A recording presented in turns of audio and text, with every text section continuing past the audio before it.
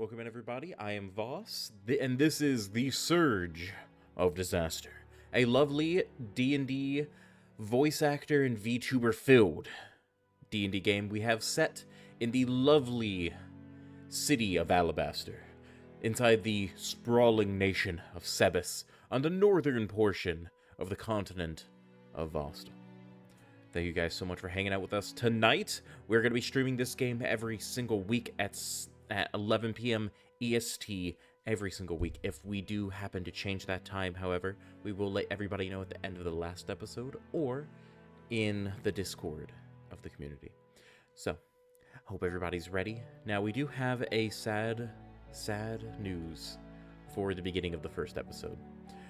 During this entire run, we will not have our lovely Plucky, played by Jackal_Kobold, for the first episode. But they will be here, episode 2 and onwards. But, nevertheless, let's go ahead and get started. Let's meet our lovely players.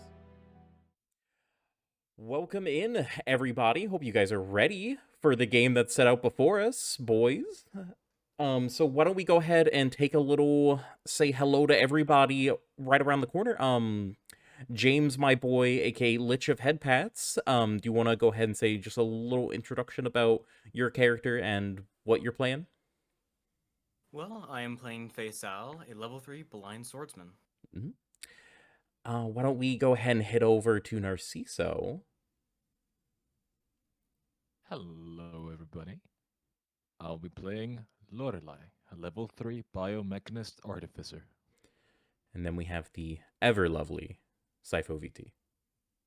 Oh, thank you. Hi, I'm playing Ina, a level 3 ranger in the Medicine Conclave. Now, all of our lovely cast here are playing subclasses from the setting itself, so I hope you guys are intrigued to see what they have to offer. They are going to be all subclasses and mechanics from the, hopefully, if you're watching this in the far future, it'll already be out for you. But it is currently in development as of this stream's date. It is in production, and it is quite a ways into production. But it'll still be quite a while until I can get that pushed out. So hopefully, you can get your hands on it. But it probably won't be the case if you're watching this anywhere near where it goes live. But you can at least get a nice little tasty hint as to what's going on with everybody here. So, why don't we stop lazing around, boys? Let's tell a tale.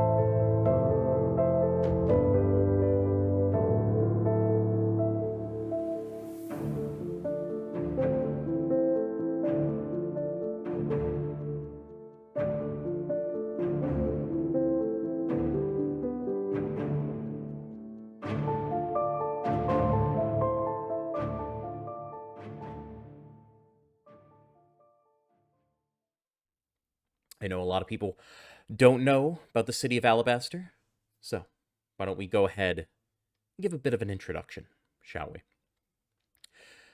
Alabaster, the magic capital of Sebes, is a bustling metropolis that never sleeps. Upon entering the city, the first thing that catches your attention is the unique blend of sounds that fill the air.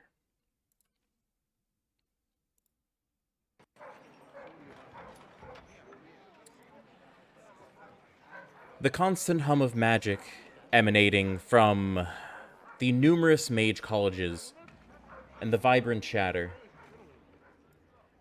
of the various races that make up the city's population create a symphony of sounds that is both mesmerizing and overwhelming. The scent of exotic spices and the fragrant flowers waft through the streets, mingling with the aroma of freshly baked bread and roasting meats, making one's mouth water with anticipation. If you were able to make your way through the streets, you couldn't be able to help yourself but marvel at the magnificent architecture that surrounds you. Towering spires, intricate bridges, and grand archways, all crafted from gleaming stone and marble, stand as a testament to the city's wealth and power. Every building seems to be more grandiose than the last, with intricate carvings and glittering mosaics adorning their facades. As people pass by the many shops and stalls that line the streets, they are struck by the dazzling array of magical trinkets and artifacts on display. Each vendor is more eager than the last to show off their wares, offering everything from enchanted baubles to powerful relics capable of reshaping reality itself. Or at least, that's what they claim. The vibrant colors and intricate designs of these magical treasures are almost hypnotic, and most find themselves lost in their allure. Despite the frenzied activity during the day and night, the city is surprisingly clean and well-maintained. The well-kept stone streets almost gleam in the sunlight, and the flowers that adorn many windowsills and balconies are meticulously maintained.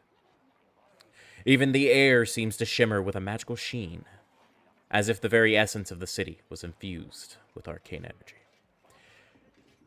At night, dancing lights seem to appear in the streets and dance in the darkness, like delighted will-o'-wisps under the stars. As those who approach the city's main castle, they are always struck by the imposing nature of the structure. The castle looms high above the surrounding buildings, with its towering walls and intricate battlements giving it an air of invincibility. But beneath the castle lies something very dangerous, for it is there that the largest prison in the nation is located. The mere thought of the vast underground complex is enough to send shivers down the spine of most criminals. For once you enter, there is no escape. Despite its size and power, Alabaster is the city that embraces all who come within its walls. The people are friendly and welcoming, for the most part, and various factions and buildings that call the city home are interconnected in a vast web of trade and diplomacy.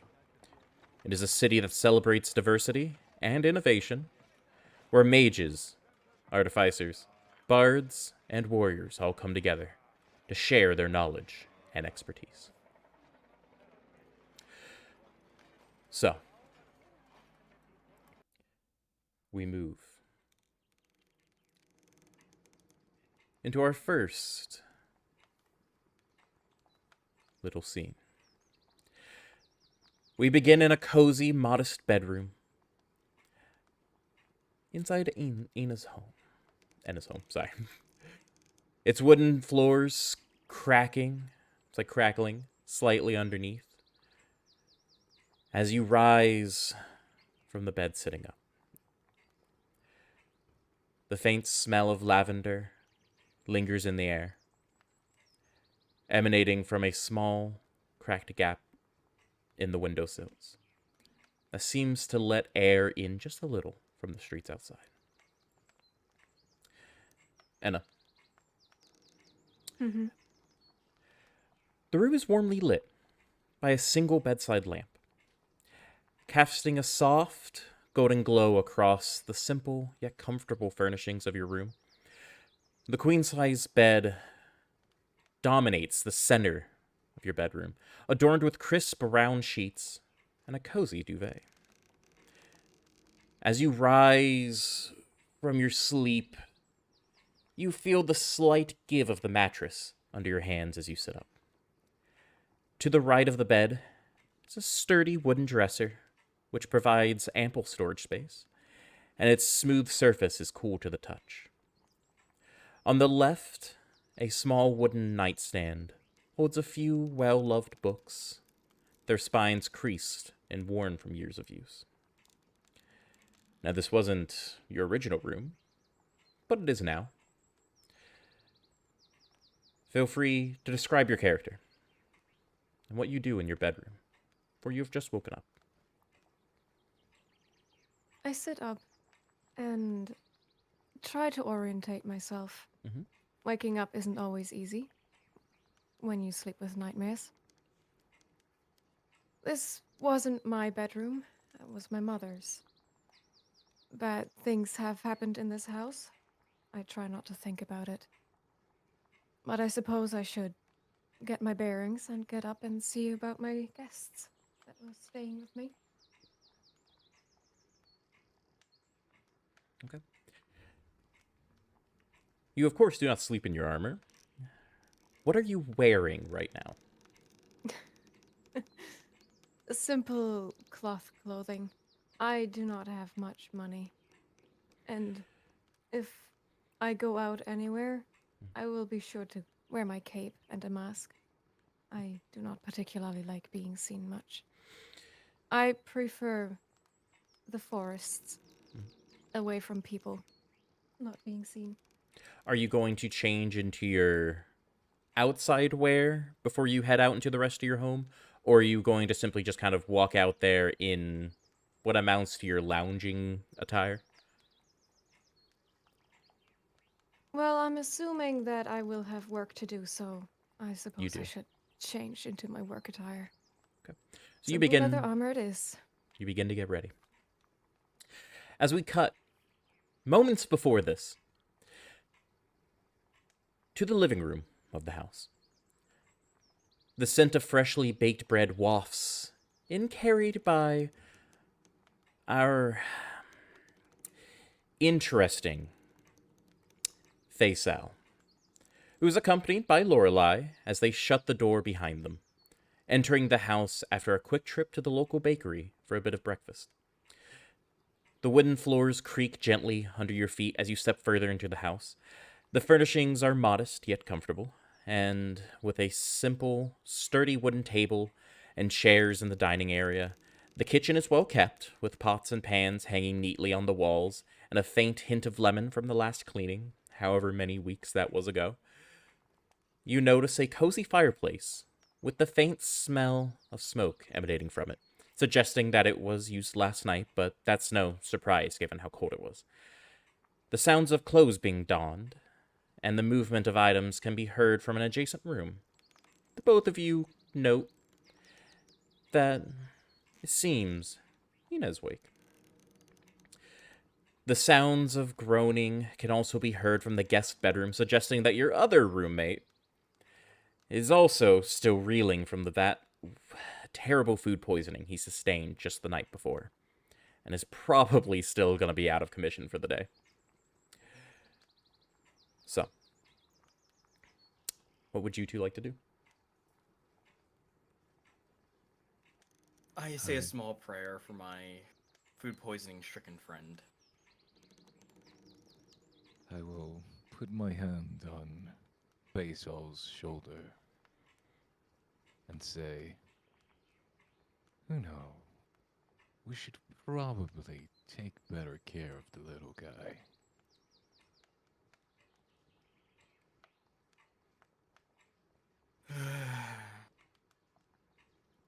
He does need to watch what he eats more.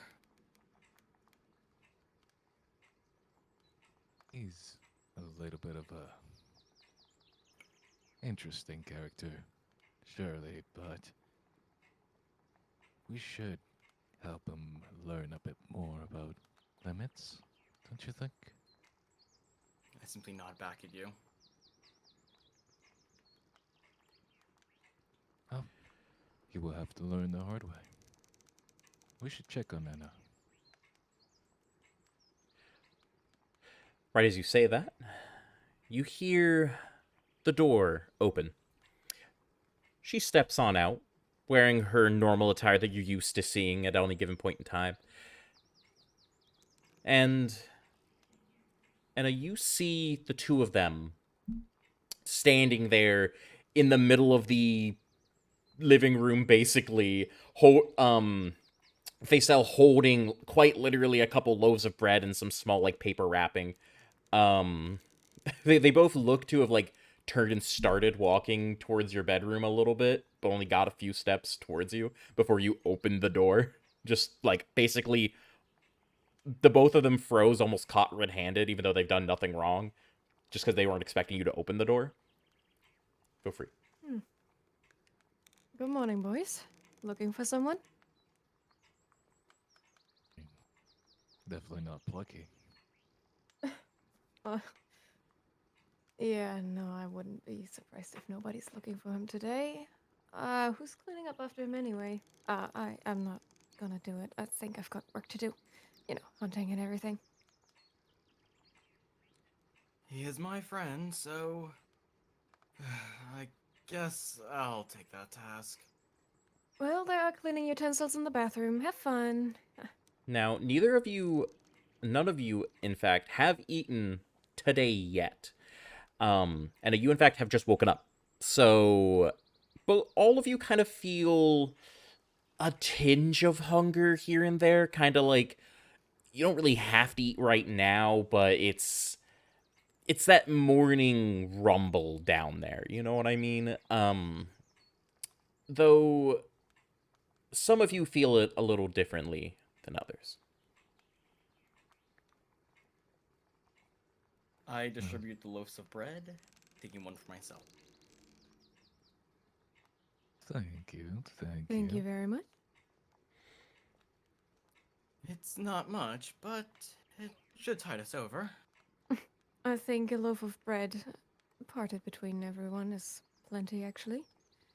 I've been through worse.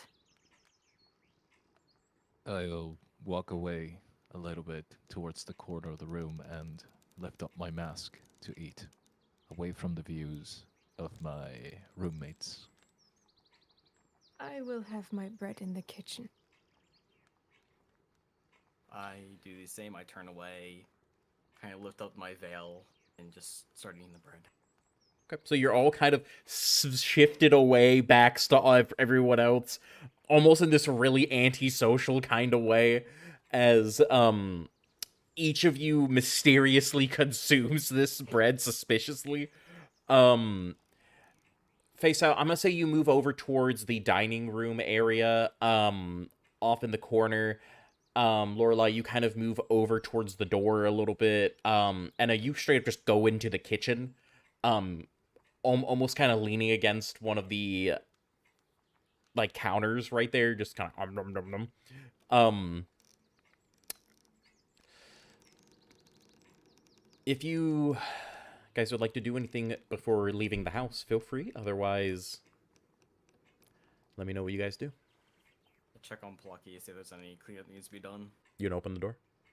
Yep. He's in the spare bedroom where you normally do sleep, but last night, sleeping on the couch was better. Yeah, seems about right. You also do see that the bathroom door is open as well, but you know that he's not in there. It wasn't open when you left. If he was in there, I think I'd be able to hear him. You would. You can hear him from the spare bedroom. I'm just letting you know. I peek into the room to see if he is alright. You see him nearly dry heaving on the side of the bed.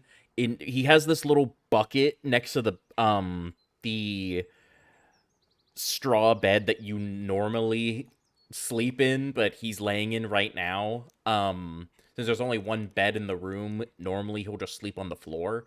But besides the point, you see him just kind of dry heaving currently into a bucket, that you presume he's probably emptied a few times today. He does, you know that he's normally like a purplish, he's looking very green. Which you kind of think for a second, for an amphibian beast folk, that might be normal, but probably not for him.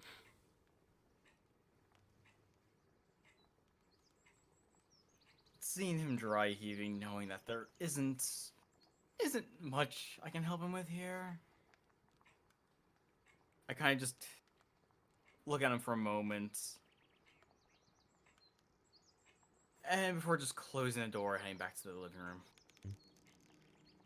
Okay. You head back to the living room. Everyone is finishing their bread right about now. Faisal, you could eat yours a little faster than most, but that's besides the point. Who knows if you Yeah. scarfed it down or otherwise. With my veil, take the bread and I just drop it down. Yeah. Basically. Right down the hatch. Yeah, right on that. Thumbs up. So, You What do you all guys- after eating our bread? what are you guys doing? I'll finish up my bread and begin to tinker with my automail arm. Beauty must be I- preserved, of course. Beauty.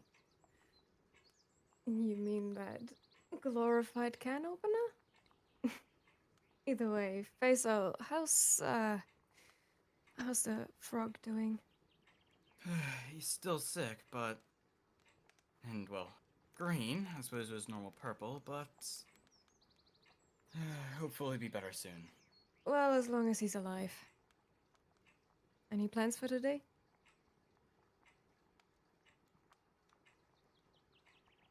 I take that as a no. Can you go ahead and roll me a history check, please? All of us? No. Just then. I don't think... honest... Damn. Faisal, can you roll me a history check, please?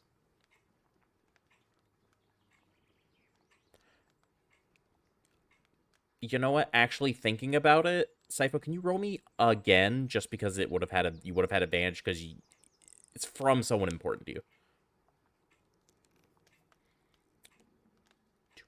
Beautiful rolls. None of you kind of remember what the fuck you were supposed to do today. You guys do remember you were supposed to do something today. It's on the tip of your tongues. Anyway, it's on the tip of your tongue, face out, but not... And you don't fucking remember shit. Not with a 2 and a natural 1 on the disadvantage. So Face out, you remember there's something you're supposed to do today. There's something you're supposed to do, and I told you about it yesterday. You don't remember. It's When in something doubt, important. Go to the Hand of Hope. Like, I mean, when in doubt, I'll go to the Hand of Hope. Yeah, I suppose it's worth checking out. I swear, I think there was something we were supposed to do. The night was long. I don't remember. If you say go to the Hand of Hope, I suppose that's a good idea. Maybe the walk will help clear our memories. Well, let's hope. Let's hope. Give me 1 second. I'm fixing up my thumb here. It's a little weird. I will intently stare at the arm. Why don't we take this moment to, since we're all inspecting each other currently, why don't we do some descriptions? Faisal, why don't we start with you? Go ahead and describe your character since we didn't do that earlier. I think this will be a good time. I wear reinforced leather armor, along with my head being covered with a white hood, along with some other white garments around my body. My face itself is covered by a black veil at all times. Okay. I wield a rapier and have a shield in my other hand.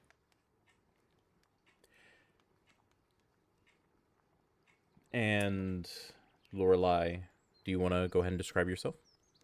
Of course, of course. I have flowing red hair. Down about to my shoulders, I would say. Maybe a little bit past it. I wear golden jewelry on my neck. My one organic arm. And at my feet. I think most likely my most standout feature is my mechanical arm, which I am currently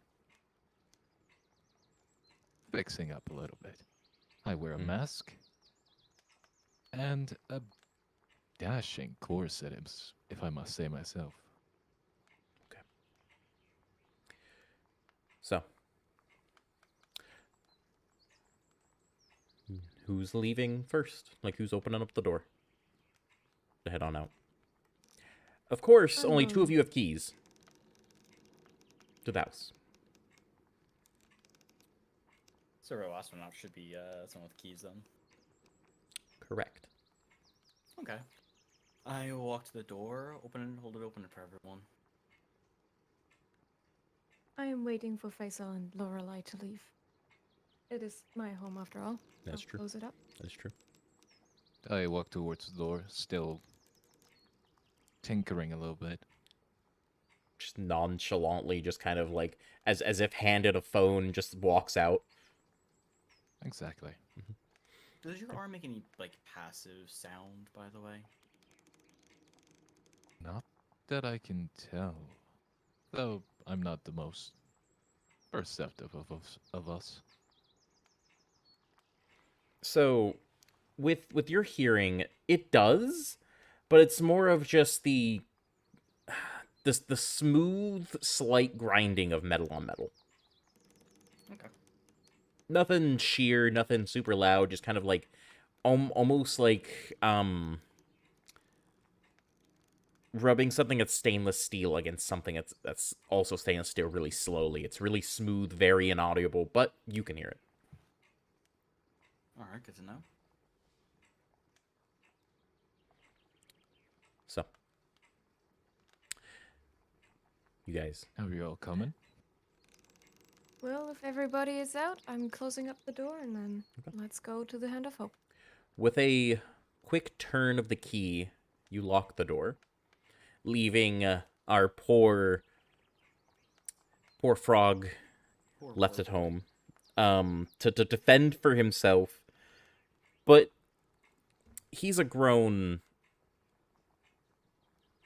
Hopefully he won't burn down the house. But inside his state, shouldn't. So, let's go ahead and continue. As we move out into the bustling streets of Alabaster, some time passes as you make your way towards the Hand of Hope's Academy. However, you stop a good bit down the way as you notice commotion near the entrance of a large building on the way.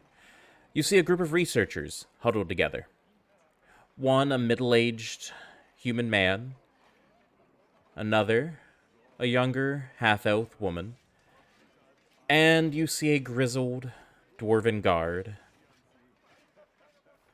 The researchers appear to be frantically taking notes and examining strange, magical remnants left on the walls of a nearby building.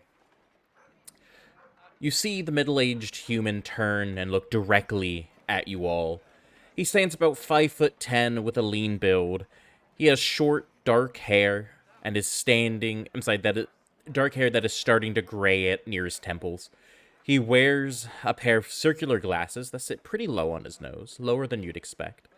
He's also well-dressed in a very well-pressed lab coat. But before you can really decide whether to run, hide, or approach him, you hear him yell out to you instead. He goes, "Pardon adventures! You might be just the people we're looking for," he says, a gleam of excitement in his eyes as he rushes on over to you. You hear the pitter-patter of his boots on the paved cobblestone as he runs up. He goes, "Pardon the intrusion. However, I am Professor Alistar. We're studying the recent surge of wild magic that's been plaguing our fair city, and we need as much information as we can gather. Have any of you experienced a surge firsthand?" You could say so. Yes, I would say we did. Marvelous. Please, do tell. You see him kind of pull out a notepad and his little quill. I will ignore him and just walk towards the wall that the other researchers are analyzing and begin to check it out from all those different beautiful angles. You walk over there. As the other two, you can see kind of walk up behind him, hearing that you do know something about this. You now can see them a bit clearer now. You see the young elf woman is in her mid-20s. She has a slim build and stands about 5'6". Her long brown hair is wavy, and you see it pulled back into a messy ponytail. She appears to be dressed much like the professor. Beside her is the guard. You see him, he's a grizzled old dwarf with a thick beard that he keeps neatly trimmed. You see his face is weathered and lined, with a scar that moves right across his right eyebrow and gives him a bit of a fierce and intimidating look. He stands at just under 4 feet tall, but his muscular build and battle-hardened demeanor makes him look a fair bit larger. He wears sturdy leather armor that has very clearly seen better days, but is still serviceable. He also has a battle axe that hangs on his side. The girl, as she kind of steps on over, almost leaning over his shoulder, kind of begins to take notes, or begin to attempt to, anyway, as she's starting to listen in on your conversation. And the guard simply just watches, not arms crossed, but kind of like fingers daring to interlock a bit on his sides of his belt. His stare as he looks at you all could probably cut clean through stone. You're not sure if that's because he's frustrated or if that's just the way he looks. The professor looks at you all very, very interested as he awaits your story. The two of you are over here. It happened during the night. I'm sorry, my memory isn't the best. It was all over the place. If I remember correctly, we were sitting in a class and everybody turned invisible. We heard a massive explosion and went to check it out. After that, we left the building and tried to help as many people as we could. We weren't too successful, however. Most things were under control. You see him nodding furiously as he and his assistant are just fucking writing every single word. Every single word. Possibly even adding to it. Honestly, just like almost like a teenager embellishing their essays. He's scribbling up a storm as he kind of looks over to the only other person here as well. His gaze almost begging for another story. Over to you, Feso. I didn't see anything too different. I was in a room when everyone... He seemed kind of, like, tap his chin for a second. You Well, do I remember the night suppose- vividly. Hmm? You do remember the night vividly. But I suppose everyone turned invisible. I didn't quite see it myself. But I remember someone suddenly appearing in the room before vanishing. And that happened right before we heard a massive explosion. Then we hit the streets to survey and see what we could help. Although, as my companion here mentioned, we were not particularly successful. I just remembered, wasn't there also that strange melody, or was that just me? When that person appeared in the room. You're right, with all the chaos that happened, I almost forgot about that. I think there was a strange melody playing as well in the hallway before the person disappeared again, and then everything broke loose. The massive explosion, and then yeah, we try to help others. You see Erupting him. chaos. You see his face kind of stop for a second, almost puzzled, as he looks around at you all. You are all wearing your faction's insignia, correct? Yep. Yes, Okay. And it's in the traditional place, right? yes. Okay. So he notices the wrapped black ribbon around your wrists with the symbol resting right on the front face of the ribbon. The symbol appears to be a bronze badge in the shape of a shield and a sword crossed behind it. And he thinks to himself, he goes, "Oh, yes. Yes, I think I remember that." As he, between every word, he's almost,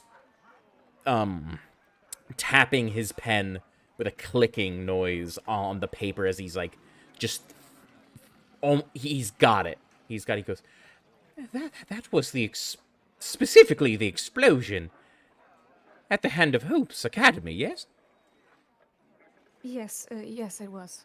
You see him nod as he scribbles down once again, peering over his glasses, like clean over, like they're wiggling in like right over his nose, almost as if they're daring to fall off.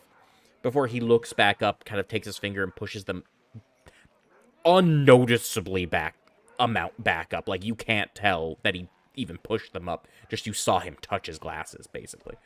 As he goes, "Fascinating. Thank you." Here, as you see him close up his notebook, put it back, and goes, "Yeah, I can't sit here and let good pedestrians assist me in this work without any form of compensation."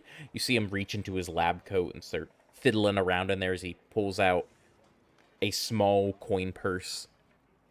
As he begins to pull out a few coin for each of you. Oh, thank you very much. Pulls out 1 gold for each of you. And just hands it to you. I'll take the 1 coin. Thank you, we appreciate it. Yes, of course. I do so much. I do so much appreciate the assistance in my work. Hopefully we'll be able to get to the bottom of this in no time flat. As he turns around to see Lorelei.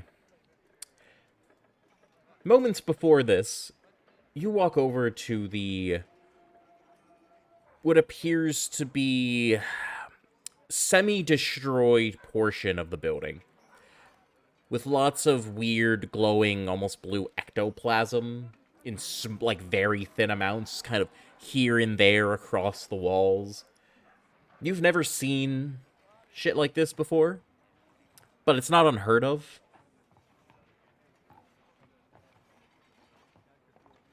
I will go ahead and touch it, move it around my finger a little bit to see how it moves. Squishy and almost like snot. I will turn to one of the researchers. Beardman, do you know what this is? Do you say beard man? Yes.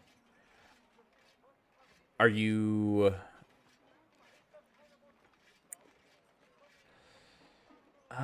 hold on 1 second. Are you specifically talking to the dwarf? Yes. I turn to look at him and raise my voice a little bit. Beardman, You see him turn, slowly look at you, and just... Huh. What do you want?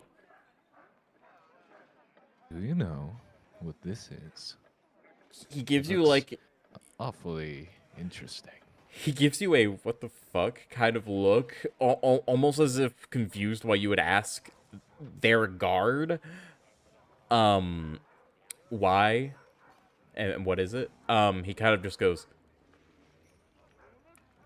"I don't know," as the professor quickly turns to look at you now that their conversation is finished.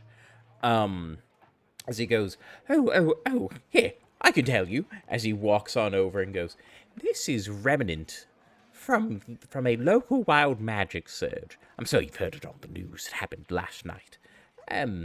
Should be in the papers? Maybe? I don't know. It doesn't matter. It seems we had another incident here, and, well, this is the remnant of it. Hopefully I can take a few samples, experiment with it, and maybe come to a conclusion, but every surge is different. I'm looking for a link between them. A link. Well, things do tend to be linked to other things, and other things tend to be linked to others. No, I wish you the best in your little investigation. May I ask you another thing? By the way, you notice down at your fingers the ectoplasm has evaporated completely. Curious. Almost like as if it flaked away into like a dust, almost, is what it feels like. But you didn't really notice until now. It was almost too subtle. I'll wipe it away. Ain't much left to wipe away. It's more or It's a less for little your own dust. personal comfort. It's not a texture I enjoy. What is your question? How do your glasses not fall off your face? You see him, like, his head, like, literally his body stays stationary, but his head moves back, almost as if, like, huh? Kind of way. As you see him kind of, like, grab the corner of his glasses with just 2 fingers, his thumb and his index, as he goes, oh, you mean these? Oh, yes, these are my reading glasses. They stay on my face because of, you see him take it off, and there's the little, like, normal legs to it. He goes, the legs keep it from falling. It attaches to my ears. Interesting. You see him put it back on. I will walk towards him and say, "Oh, thank you for answering my questions." I'll pat him on the head, and I'll walk towards my companions once more. You pat this grown-ass man on the head. He doesn't stop you as he's more concerned. However, as you put your hand on his head in the first place, the dwarf has already halfway drawn his battle axe, but as you move your hand back, he slowly slides it back in its holster. As you walk past them, he moves in, the dwarf moves in between you and the professor. Seeing the dwarf almost draw his weapon, I put my hand on my rapier as well. He doesn't change anything. So, Lorelei, if you could not start a fight by accident, that would be fantastic. As a rule of the thumb, don't just touch people. I don't know if you knew that. Don't do it. Anyway, let's I carry was on. I was simply curious to the texture, let's say. What? The texture of his hair? There's much to learn about biology, especially in those who have lived here for a long time. I That's not creepy touched at all. the base of my nose between my eyebrows, furrowing it. Lorelei, do you have any... Do you register social cues? Well, I've not been around too many people, so perhaps Yes, that's one of my faults. evidently. Anyway, let's carry on. That was strange. So, as you move through the city, your travel's not impeded as you venture through the bustling city of Alabaster. You finally arrive at the large, open, tall wooden gate of the Hand of Hope's outer grounds. This walk from your house to that strange little interruption to the gate has taken a couple of hours. Not too long, but it was a good walk. It was a good walk. It would have probably been much, much shorter if you would have either had a horse or a coach. But that doesn't really seem in the cards right now. So, took quite a bit of time. It's still early in the morning. Most definitely. Very, very early in the morning. What are you guys going to do? Are you guys going to go ahead and head on in? Or do something else in the meantime? Well, no reason to walk on aimlessly. Might as well just go inside the Hand of Hope. Okay. Yes, let's not wait around. I'm sure Nessa has something to say. She always does when I come here. Roll me another history check at advantage. Both of us, or No, just her. Eureka, it hits you. You remember, after saying her name, for some reason, it immediately just boing right in your brain. You remember that yesterday, you had been given word by Nessa to meet her back here in the morning. She had a very important job for you. You don't know what it is, but it was to meet her there in the morning. Convenient, you're here. Damn it, how could I forget? Nessa wanted to actually meet us today. Oh, how could I forget? Well, good thing we are here anyway. Let's go in before they get us in trouble for being late. Shouldn't keep your mama waiting. well, They are not my mom, thank you very much. we did have an interruption on the way. Exactly, we helped science. We waited around for science. For I'm science. just gonna open the door now. It's already open. I go inside. There you go. All of you are following, correct? Yes. Yes. Awesome. You all have done this many, many times before and ventured here. This is almost a second home to you all. However, let's describe it anyway. As you step through the tall wooden gates of the Hand of Hope's outer grounds, see, surrounding the academy,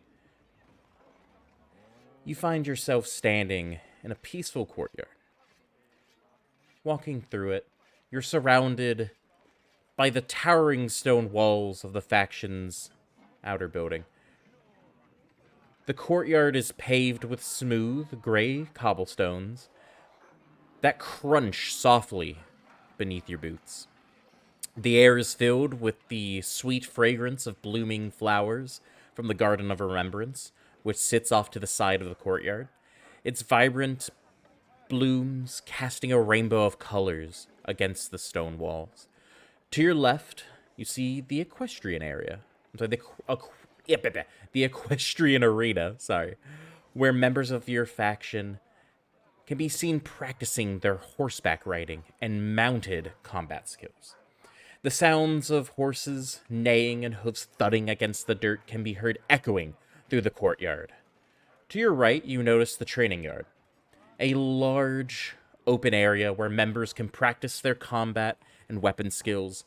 The sharp clang of metal on metal can be heard as swords and shields clash in mock battles.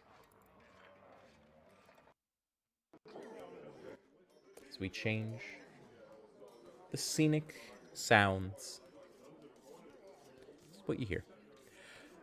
The center of the courtyard stands, in the center of the courtyard stands a large stone fountain, its water trickling down from the top tier and splashing just gently into the shallow pool at its base. The fountain is adorned with intricate carvings of fantastical creatures and scenes of battle, a testament to the faction's commitment to justice and protecting the innocent. As you make your way towards the Academy's main building, you pass through most of the courtyard, taking in the sights and sounds all around you. same as you do almost every single day. The warm sun beats down upon your skin, for those that can feel it, and a soft breeze rustles the leaves surrounding the many trees outside, filling the air with almost a gentle whisper as they shift. The sense of community and camaraderie is quite palatable here, as you see almost a reflection of the Hand of Hope's commitment to working together in all of the intricate groundswork that they put so much effort into.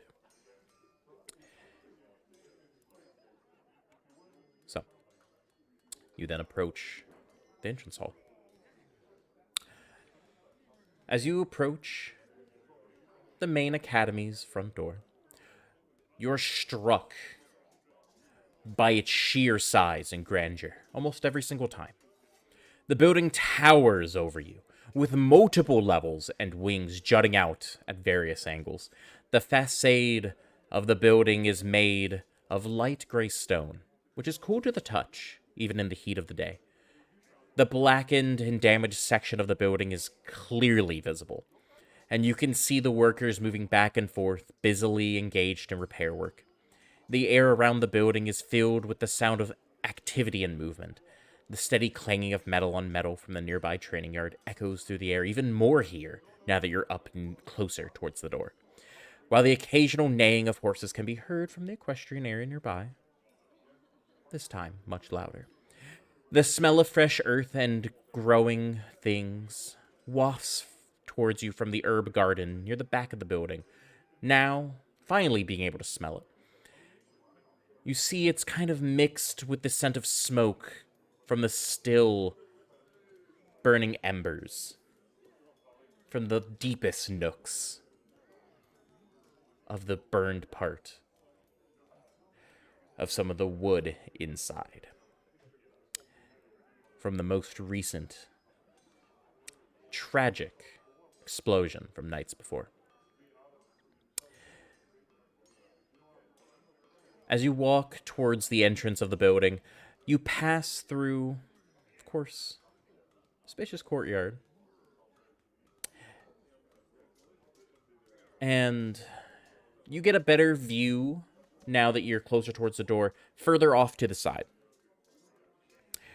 You see just barely over the walls, where the building turns, you can see just barely back there.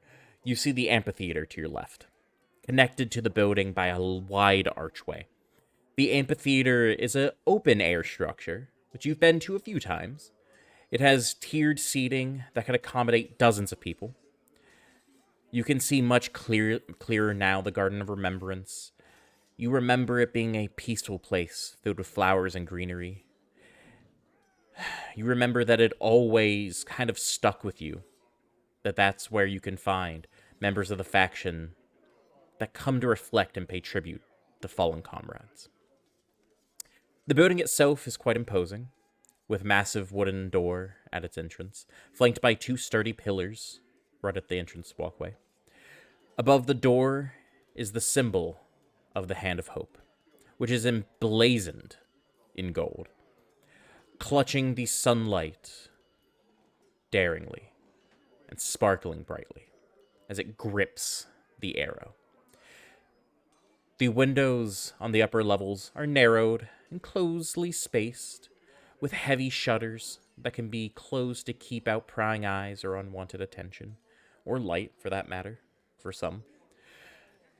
You see large stained glass windows are interspaced throughout the building's facade, depicting scenes of heroism and triumph over evil. Even from the outside, the vibrant colors of the stained glass catch your eyes, casting colorful rays of light onto its surroundings. These windows not only serve as decorational elements, but also illuminate the interior with a warm and inviting glow. You see, despite the ongoing repairs, signs of progress can be clearly seen. Scaffolding surrounds the damaged area, with skilled craftsmen meticulously working to restore the last bits of the building to its former glory. The sounds of hammers and saws can be heard intermittently as workers repair and replace damaged sections. So,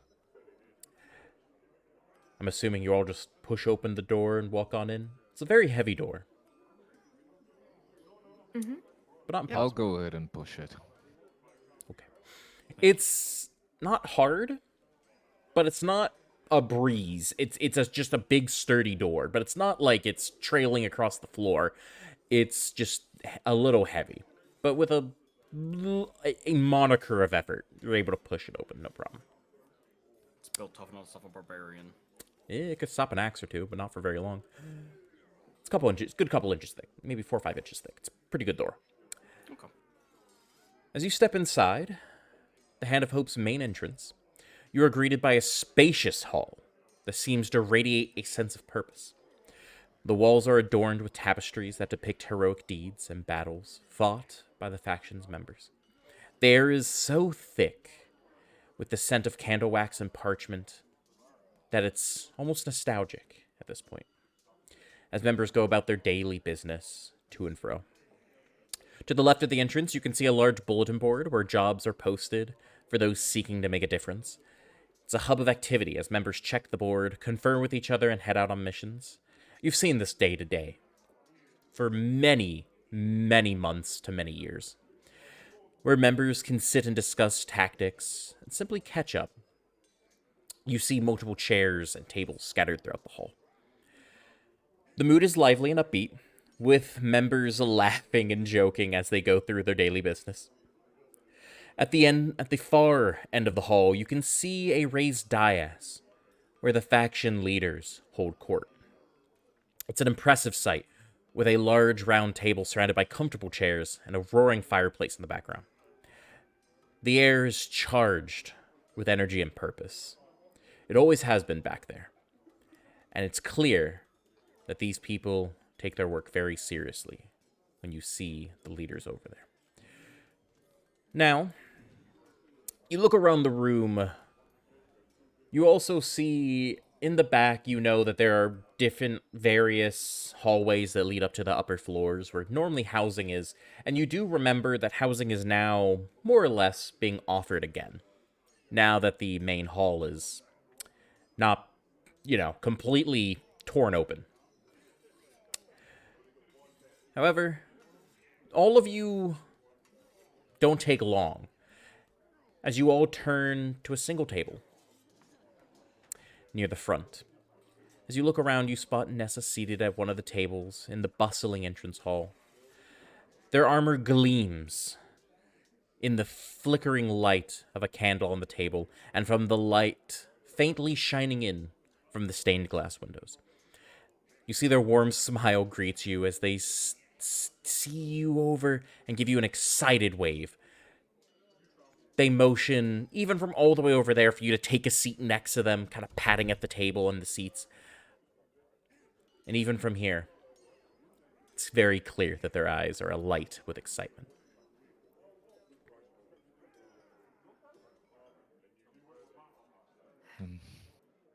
They Well- seem excited.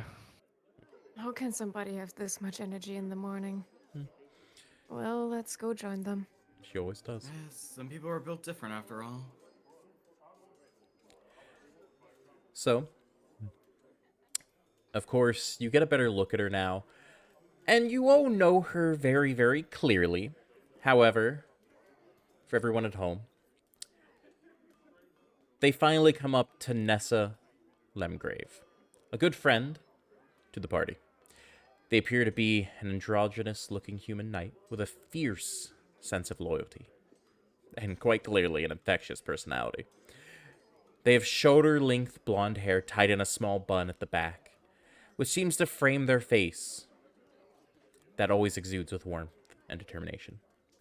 You clearly can see them always wearing their ornate plate armor, which sports intricate engravings adorned with the symbol smack dab in the center of the Hand of Hope. Underneath their armor, you see that they don a black gambeson. They wear pretty much the same thing most days. You rarely see them out of their armor. Then again, they're very busy. You all walk over, and as they see you, they give a relieved sigh as they look on over at you, almost finally being able to exhale. Do you all sit down? Mm-hmm. Okay. It's a small round Yeah. table. You all, there's plenty of seats around it, spaced out, little stools, as you all take a seat. You see them say, "Oh, thank the gods that you're here. I do hope that you managed to get here without any trouble." Well, we were held up by a bunch of scientists in the street. Something about one of the surges from a few nights over. They seem to kind of have a weird, like, confused face adorning them, as they kind of look over at all of you and go, "A weird scientist." Well, they are researching all of the, you know, incidents that have been happening recently. I'm happy that none of you forgot to come meet me this morning. I was really hoping that something wouldn't pull you all away. It's good to see Oh. all of you. We barely remembered. Pleased to hear no. it. She's giving you a very half smile. She's trying. I remembered we had to come here. So, hey, at least we made it on time. Well, anyway, it's very clear that there's stuff on their mind. They seemed almost uncomfortable to talk about this with you, but they give you a very worried look as they begin to tell you. So, as to what I asked you here for, we've received a distress call from a nearby village. There's something causing mutations and wild magic surges. So I guess that's appropriate. And the villagers are in desperate need of help. Now, the Hand of Hope believes this to be a serious threat, and it must be dealt with. And we're counting on you to investigate it and put a stop to it.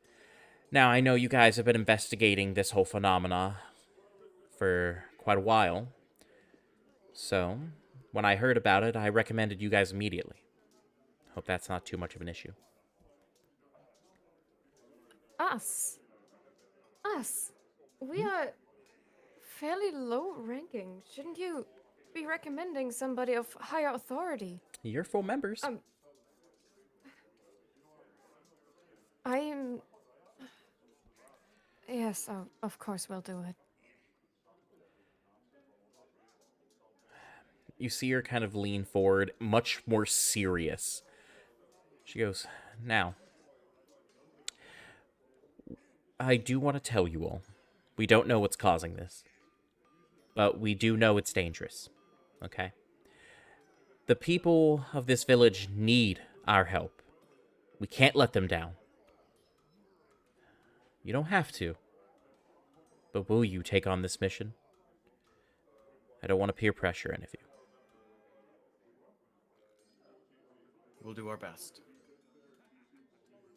We were all there that night, and I think we all want to get on to the bottom of this. As you say this, you see that they have a... You see for a moment as they look at each of you individually, and then right back at you as you say this, you see their eyes shining with conviction, and their hands seem to clench the table on the side so hard from excitement that you fear they very well may break the table. And as you say that, they reassure you. "Thank you." As they begin to look at the other two who haven't said anything yet, primarily Anita, because Lorelai, they know you don't actually work here. But they say straight eye contact with you, Ina. They say, "I have faith in you. You're some of the best and brightest we've had." And I know you won't let us down. Please. Go to the village and find out what's going on. Fix it. We need you.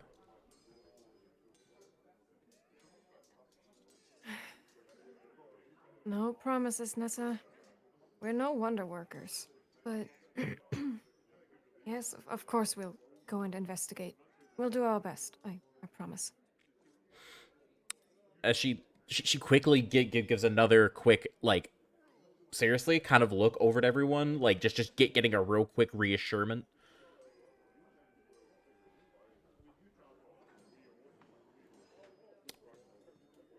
Do the other Simply two of nod. you okay I nod? nod. I am simply looking at everyone else go. I'm not really super paying attention to what's going on. Let my gaze wander a bit. Seeing that the two people that she was giving the job to agreed, you see her kind of move back. She does like two very, very short little fist bump, not fist bumps, like little fist pumps, towards like her midsection, like, yeah, as she seems like almost overjoyed as she proceeds to go into her bag, whip out a map, and slap it down on the table. Slides it over to Ina. They go, I was really worrying that, not that you guys wouldn't take it, but that you guys would have reservations. I can't wait to see you save people. Here's a map, from here over to Plymouth Village. That's where you're gonna need to go. It's not too far from here. It's about a day's journey. Just take this, go over there. Should be good. Now I do recommend, get stocked up before you leave.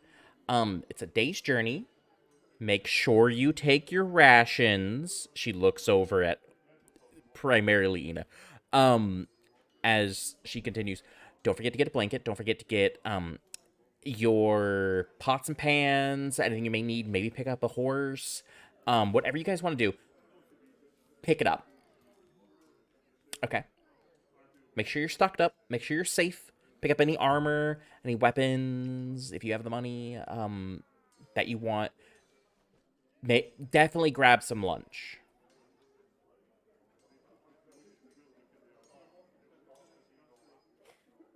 Right. Thanks, Mom. You're welcome. You will hear Lorelei slightly chuckle. Any other words of wisdom you would like to share with all of us? Don't die, I'll Nessa? cry. Right. Mm-hmm. Of course. Please don't. I will cry. We'll try our best. Like, a lot. I trained you better than this. If I die, I'll be sure to haunt you with some tissues. Right? I'll We'll be need fine. I'll need more than a few. Oh, maybe a pack. Give me a whole tree. We I can very work on well may drown in my sleep. that. Nessa. You see her playfully like shifting side to side by the by their hips. It's very clear they're amused. Oh, you can't be serious. Of course we're not trying to die. Good. I wouldn't expect you to. Lorelei bumps into the conversation, asking, "How would you use a tree Make paper. as?" Lots of paper. Plenty of leaves on a tree. Mm-hmm. That too. Oh, this doesn't seem too efficient. All right. That's Make do. not the point, Lorelei. Well, We'll pick at up least on you. humor later. That's fine. At least you got friends, I don't think that's the point of this mission, is it? You're not sending us out just so I make. Oh my goodness. I consider it bonding as well as saving a whole fucking village. Please tell me that saving the village is the priority here. You see her shake her head side to side, like, eh. You can't be serious. It's important. Come on, it really is important. There's lives to be saved. There really Of is. course. We heard word from a messenger that was just in the area, and it was too, well, since they aren't, a fighter, it was too much for them to handle. But of course, because of all of the weird mutations and shit, it's dangerous. So they came back here, reported to us. Well, technically reported to the guard, and they reported it to us. And you know how our leader is with taking jobs. I don't mind it. I would do the same thing. But I hear a lot of people are complaining that we take too many. We do take a lot. We don't have the manpower for it. But I thought Are this you was a goodie for saying- you. Are you saying that the guard straight up refused to do it? Aren't they the first ones to respond? Well, it's not in their city. Remember, this isn't in Alabaster. It's like a day's journey out. It's, just due south. Well, Have you ever been but- to Plymouth Village? I don't think I have. I've been there once. It's a nice little village. A lot of farms. Like, a lot of farms. Like, a lot of farms. It's a small little place. Like, a couple dozen families. It's really not many people. They're nice folk, though. I was there passing through on a mission a couple years ago. It was pretty nice. Anything that we should expect to encounter? Besides... Apart from chaos. Besides maybe the occasional priest of Elixtra? I don't think so. I mean, that's their only god in the village, so... I mean, but they're fine. Fertility and all that jazz. So. I mean, they were nice. Do they have any guards or soldiers stationed there? They should, but given the situation, I don't think they do anymore. I mean, I'm not happy Anymore? about it, but that's why I'm giving it to you, because I want you to save people. I would go do it myself, but I am quite literally already obligated. Like, I have to be somewhere in like an hour. Yes, of course. Let's not take up any more of your time then. I pat Ian on the shoulder. Let's be off. Right. She's Shut gonna... Intrepidus.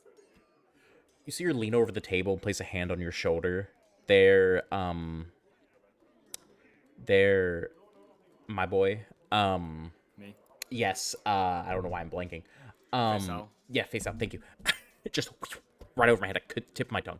But face out, she puts they put a hand over on your shoulder as they go, take care of her, please. She's in good hands. Thank you. Nessa, I can very much take care of myself. You can't talk to people. I have to shove you in front of everybody. I choose not to talk to people. I do it on purpose. What's the fun in that? You're never gonna... When are you ever gonna find, like, a boyfriend or a girlfriend or something? Well, maybe I don't want to. I have other things to do. Okay, then... Do you have then, any idea do you want a how many cat? people are lost? I'll find you a cat. Maybe I can find you a dog. I can find you a rat if you really want. Some people are into that. Nessa, I think it's best if we're either off way, now. let's go. We have a village to investigate and people to save. She rolls her Shops eyes. to visit. Nessa looks over at Faceow and goes, Faceow, just... They seem to mouth over to you, get her to talk to people. I'll just shrug. And just... As I get up to start walking away. They proceed to put one hand on their hip, lean over a little bit, give you a thumbs up, close one eye, and do a little tongue stick out in like a, you got it, as you walk away. I just will- like the nose bridge pinching gesture. I will proceed to tell them No worries. I'm sure. And I will open up eventually. Eventually, You know. yeah. One day, I'm working on it. Also, you should drink more water. Your tongue is pale. She kind of looks down, sticks her like they kind of look down, stick their tongue out, kind of like grab the tip of it, kind of look down, like can barely see the tip. He's like, I don't think so. They let go. Like I drink plenty of water. I think. You know what? You see them reach into their bag, pull out a decanter of endless water, and go. Just kind of shrug as they open it up and go, sprinkle. It's just a small stream of like small like droplets just kind of almost spritz on out like a water hose on mist, just straight out the horn's end right into their mouth. Perfect. I'll be off. Are we Have ready a to good go one, then? Parent Hawk. Come on, I am. Kendall. No, we've got a job to do. I'm coming, horny.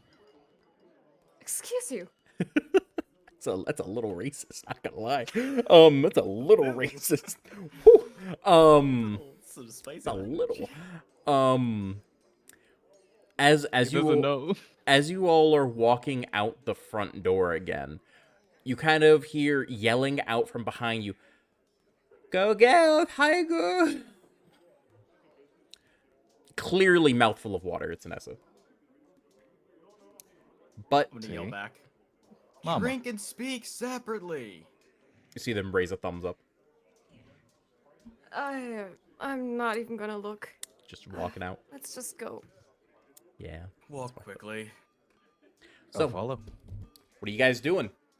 You leave through the courtyard, walking over the cobble. You rook back out into the, outer walkways of the city. What do you guys want to do? Where do you guys want to go? How many days of journey is it again towards the village? Towards the village. You guys are going to. How far was It's it again? 1 day's journey, but if you guys want to 1 stock day? up on anything, you guys can. Okay. Let Let's me go generally not ahead and get you guys something really quick so you guys have it. Give me just one quick second.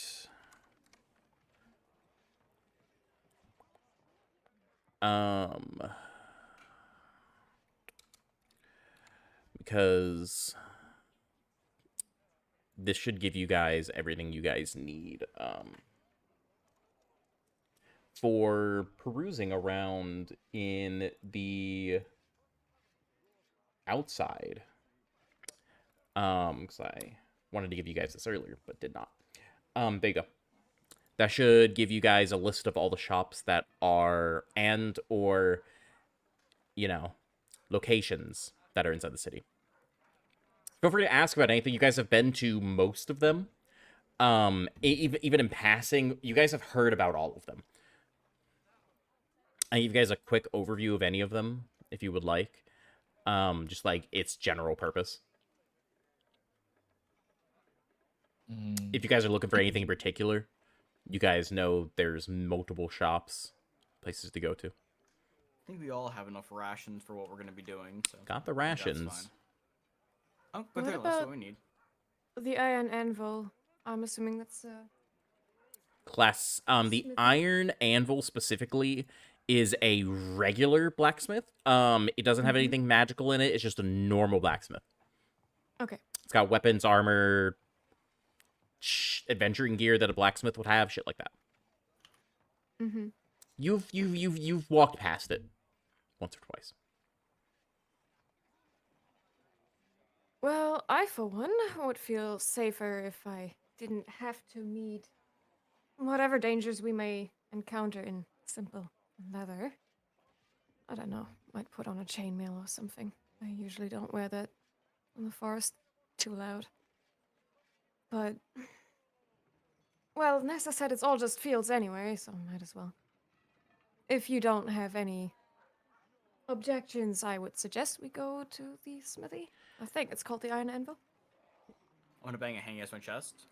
Well, studded leather has always done well for me. Although a bit of chainmail never a bad choice. I'm awfully curious to see what they have on stock. I could stock Who up on knows? daggers. Maybe you'll get a new can opener for your arm. All right, all right. Let's just go. Now, feel free to also stop anywhere if you guys want to pick up any magic items on your journey. Want to pick up anything to eat, because you guys are starting. After that long walk, the bread is kind of digested, because bread really isn't going to fill you up that much. At least not after this long. It's hearty, but it's gonna go through you early in the morning pretty quick. Especially by the time you've been walking around the city for multiple hours. Um, so yeah, you guys do arrive over to the Iron Anvil. However, you guys are starting to feel a little hungry. A little hungry. You guys know of multiple restaurants if you guys do want to go get something to eat that's proper. You're more than welcome to just eat your rations if you really want to, but I'm sure, as you're aware, that tastes like shit. I mean, it's not like bad, but it's edible. it's edible. It's deeply edible. It's deeply edible. However, that can be figured out afterwards. Your first destination, you all agreed, and moseyed on over. Not too far from here, but still a decent walk over to the Iron Anvil. The Iron Anvil is nestled in a bustling street. On the side of one of the more popular roads in Alabaster. Its exterior radiating a warm and inviting atmosphere. The building itself is a blend of craftsmanship and magical enchantments. The walls are made of sturdy stone, adorned with intricate patterns of glowing runes that seem to shift and change, showcasing the magical nature of the city. A wrought iron sign depicting a blazing anvil hangs above the entrance, its edges emitting a soft, flickering light. The sound of rhythmic hammering resonates from within, captivating passersby and hinting at the skilled craftsmanship taking place inside. The scent of smoldering coal and burning metal permeates the air, a testament to the hard work and dedication of its owner.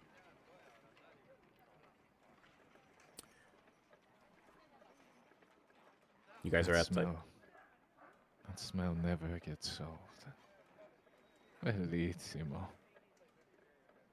The smell of hard work and dedication.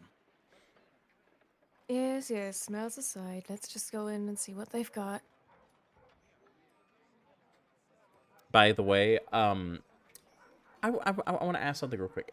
Lorelai, can you speak Elvish? No, never learned. Damn, that's a shame. Has nothing to do with this. It's just a personal thing. Damn. I was wanting to do something. Never mind. What language do you know? Common. That's it? Solely common. You're just speaking gibberish. I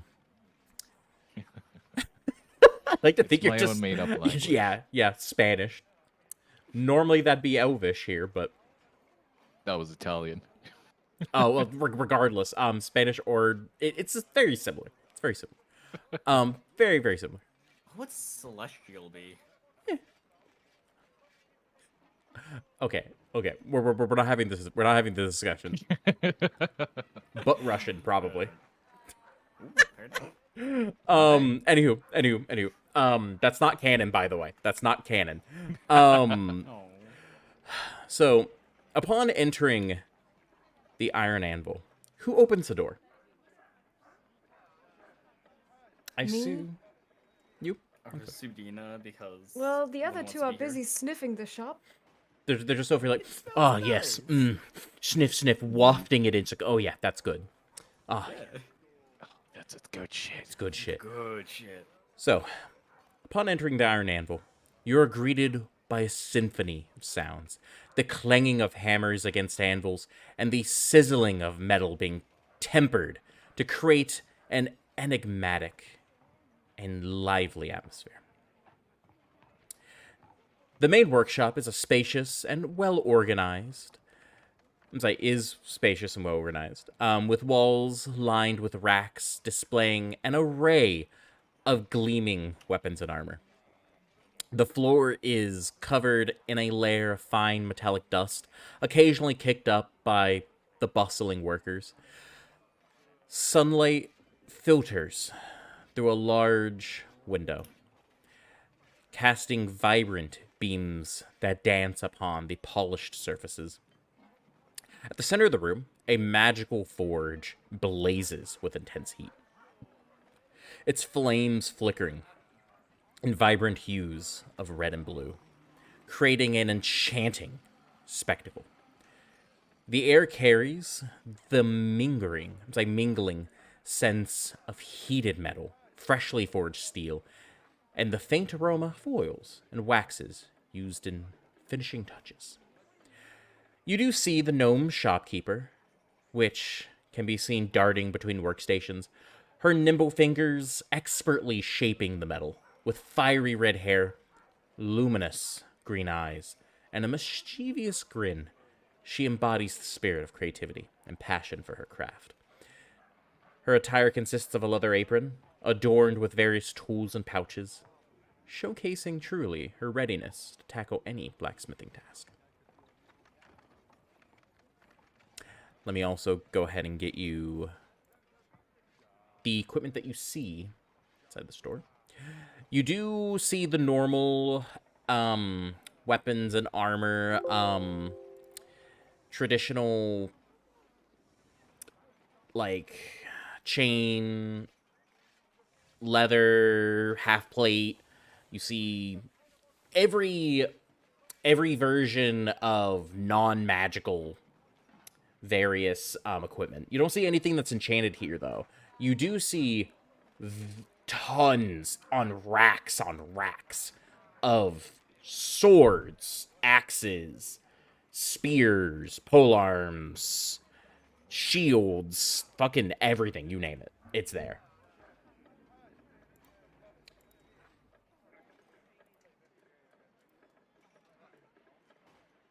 I will approach. These are also, I'm sending it to you boys now. If you guys want to check that, that is the non-weaponry things that they have. It's all kind of stationed over on shelves with little price tags underneath them.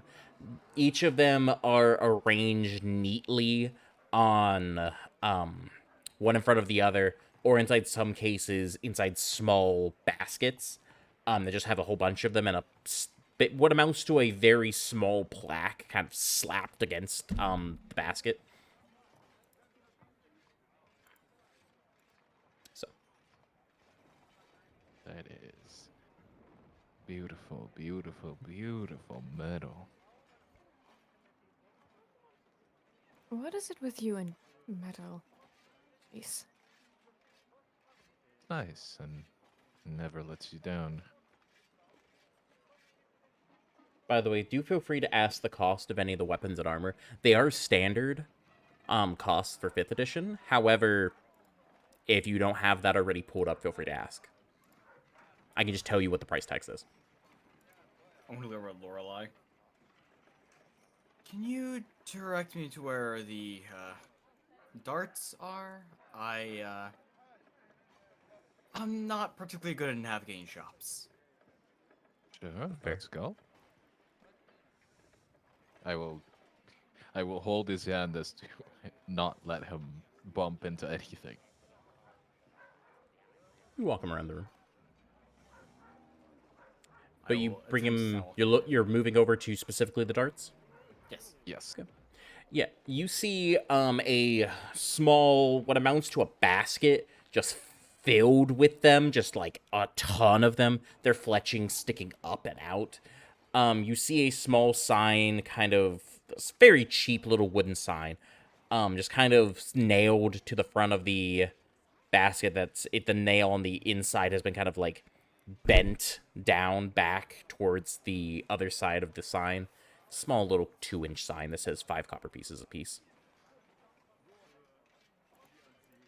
Kind of place my hand on like the fletching of it, like on top.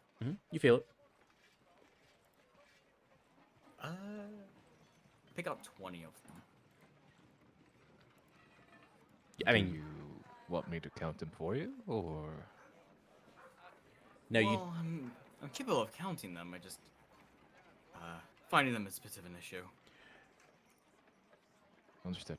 Now you do know that they exist. Don't know how much they cost. I pick up Specifically. one then. Pick up one then. I look. I'm guessing I can hear where the blacksmith of the shop is. Yes. Yeah. Kind of call out. Excuse me.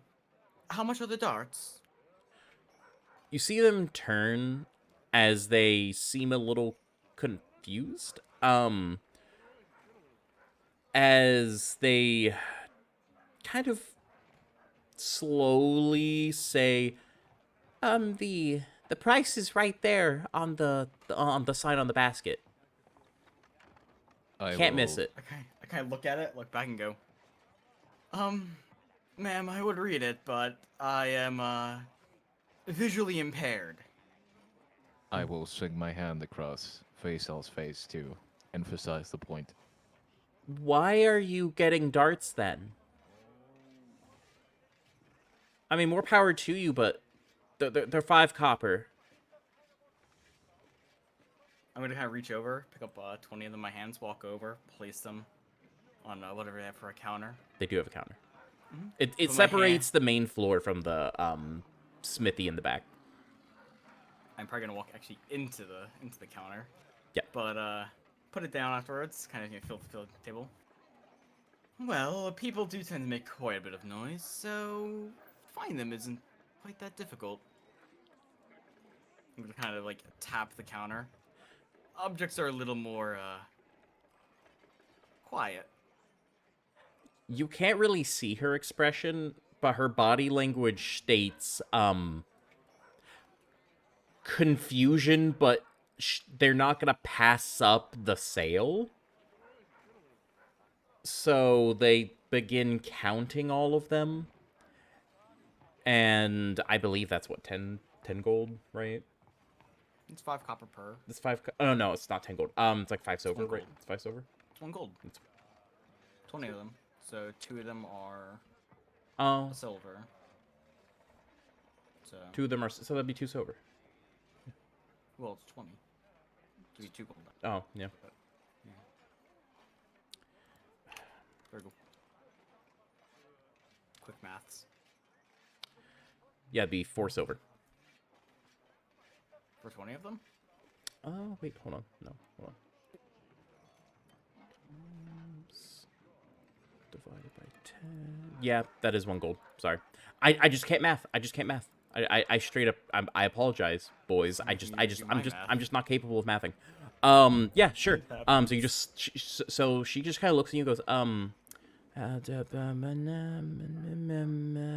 gold. I kind of reach into my pouch, pull out 1 gold, and slide it over the table. Pleasure doing business with you. They look down, look back up at you, look down. They're surprised you managed to pick out 1 gold correctly. But they grab it and they go, it's a pleasure. Don't hurt yourself with those. Okay. Put them in a bag from one of my side pouches. Having a few like cut on my chest. Well, I kind of put a hand on my sword. I do have quite a bit of training with sharp objects. Well, more power to you, I guess. Hope to see you again. Thanks for coming by. I don't get many blind folk coming through here, so I don't mean to be rude. I hope it it's all isn't. good. Nah, they're all good. Okay. Well, Blind warriors are a bit of a rare thing. type. Yeah. Yeah. Oh, yeah. You see her kind of turn around and she goes, "Hey, Nickel, get out here. I need you to refill the dart bucket." you see, well, the rest of you see, the door to the back kind of open up as a small child walks it out, or what you assume to be a small child, walks out and goes, "Huh?"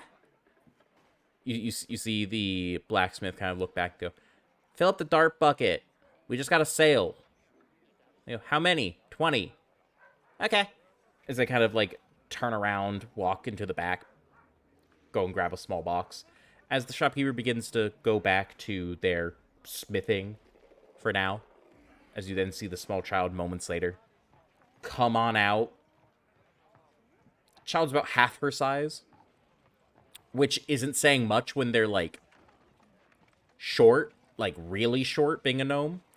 And this box they're holding is almost as big as they are. As they kind of walk on over, place it down, and begin slowly refilling the bucket very, very difficultly, just because they can barely reach the top. I walk over and help them. You walk on over as the kid like drops one in there, looks back down, grabs another as your hand reaches in as well, goes, hey, are you looking to buy more, or are I you, look over. what are you doing? Just thought I'd help a little bit. I'm watching you. I nod. Well, I did just buy 20 of them. I don't think I quite need any more. Mom says it's not good to steal, so as long as you's not doing that, it's okay. I kind of tap my holy symbol, my waist. I agree. Timo would be quite disappointed in me if I were to do such unsavory acts. You know, I don't know who that is, but okay, sure.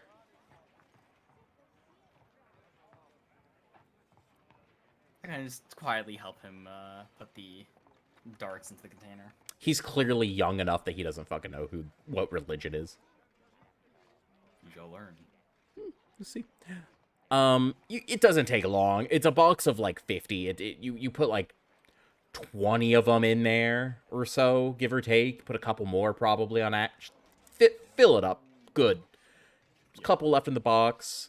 You see him look. He's less doing it as he is just watching you do it, because it's a mixture of he can barely reach it, and number two, he wants to make sure you don't steal anything. As once you stand back up, after things filled up, he kind of looks up the basket, looks over at you suspiciously, and looks back down and goes, "Thank you," and grabs the box, quickly turns around, and speed walks to the back with it.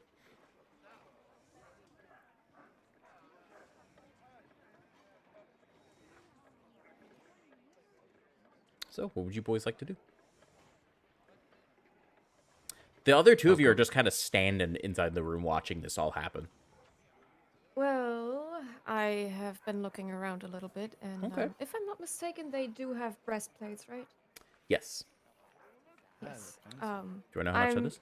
Or do you already have that put up? Expensive.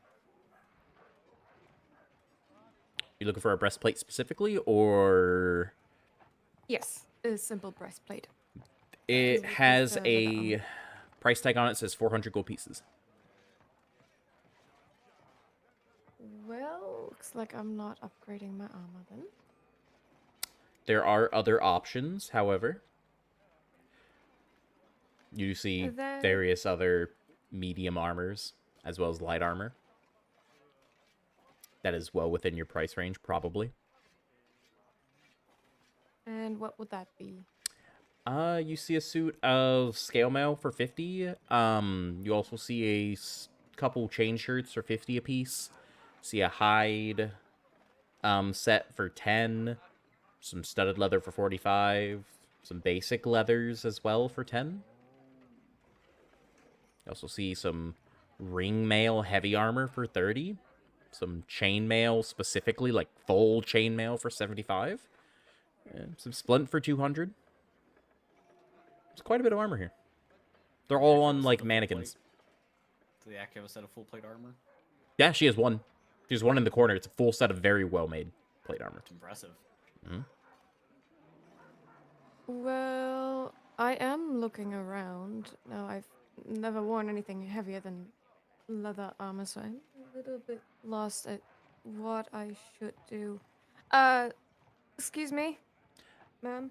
Yeah, yeah. You see her put the hammer down as she shoves another piece of red hot metal back into the hearth as she kind of walks on over, takes off her gloves, and kind of tosses them over on an anvil. Yeah. I am in a bit of an unfortunate situation. You Mm-hmm. see, I'm a hunter. I never wear anything heavier than my leather armor. Mm. Unfortunately, now, though, I will be forced to get something a bit more sturdy. Something that won't get me stabbed in the back right away. Are you looking for Um, medium armor? yes. Okay. Yes, I Okay, do. so something metal. You're not looking for leathers. Let's see. What's your price range? Uh, let's say 200? Ooh, 200. Do you know how to wear heavy? No. No. It's It's no, it's it's a medium lot of work. max. It's too big for most people. I would say a good set of you see her move around to the mannequins as she kind of rubs at her chin a little bit as she goes, this one, as she walks on over to a set of scale mail Mhm. that she has over on one of the mannequins. You saw it earlier, but you weren't quite sure. It seems to be a very, very well made set of scale mail with interlocking little plates that go one over the other, cascading down the breastplate, as well as some shoulder guards and pauldrons, essentially. Um, and it's even fit with, which it doesn't normally come with, some gauntlets as well, kind of tied to the mannequin. Um, which usually most places you won't get. But the the scale mail is a brilliant, nearly polished steel. It Mhm. has a couple of the scales on it are painted various colors here and there, almost like an intricate fish-like design. It's very pretty, very pretty. Um, she kind of looks on over at it and goes, I actually was commissioned to make this one as a specialty order. However, they canceled on me last minute. This one has been sitting here for a while now. I Mhm. don't get a whole bunch of adventures in here. Normally, I'm, making nails, uh, dealing with guards, repairs, this, that, and the other. So a lot of these sets kind of sit here for a little bit. Mhm. I've discounted this set twice now. Um, I'm willing to give it to you for 50. Sounds good to me. I'll take it. Now do keep in mind it does jangle. It does jangle quite a bit. Um, Yes, unfortunately. yeah, but that's really what you're gonna get when you start wearing heavier sets. Unless you wear maybe a chain shirt, you put a gambeson over top of that, you'll be fine. It's not really gonna jangle too much, but this will stop at arrow before a chain shirt will. Well, I'll take getting killed over a little jangle. There you go. So, I'll take it. Okay. I'd rather not die. All right. Here. Let me just. You see her undo a couple straps, pick it up, drape an arm through the where the arms usually go through, as she kind of like holds it all up on one arm, which is surprising because it's like 45 pounds, but she's surprisingly fit. Like her arms are looking like she lifts a little bit. She's an 18-inch strength. Well, no. She is a blacksmith though. Um so picks it up, moves on over, and sets it down on the counter. You see her walk to the back side of the counter, hop back up on a small little step stool to get like more eye level with you, closer to it anyway. As she leans over the counter a little bit and goes, "All right, that'll be 50 gold, and if you would like, I'm more than happy to help you put it on. Straps are a little hard to get to. That would be great, actually. Yeah, of course. I hand over the 50 gold and let her help me change into the You see her scale mail. count it out before she moves it all into her hands and then puts it away into another pouch and then puts it underneath the counter. As she walks on over, goes, "All right, honey. Why don't you slide out of that leather and I will put I'm gonna have you put your arms up. We're gonna slide this over, and then once your arms are in, I'll fasten these straps, and after we get everything else, tied all in correctly, you'll be good to go. Maybe like 10 minutes, max." All right. Sounds good to me. I'll do as you say. You begin taking off your leathers. It takes you a little while. Lorelei, are you doing anything? Or are you just looking around being just delighted? I am lost in a world of beautiful shapes and metal. Excellent. So, Faisal, what are you doing? You're at this point, you're kind of watching, Ina get I- out of their leather, and the shopkeeper helped them put on the schema. I'm just looking around, listening to all the neat sounds of the chainmail and all that. Excellent, excellent. So, as you do that, it takes a little bit, but you get it on. You do get it on, and it, after they do that last shot, fits a glove. Fits like a glove.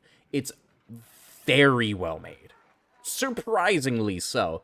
You kind of feel around it. You feel like you could take an arrow to the chest and probably survive. It's also really shiny, but that's besides the point. Like, probably a little bit more shiny than you would like, but it's okay. Well, as long as it keeps me alive. Thank you very much for the help. Oh, yeah, of course. Have a nice day. You do still have your leathers.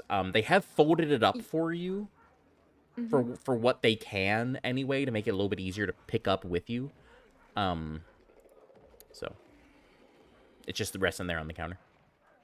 I will walk towards Ina and say, "Ah, Ina.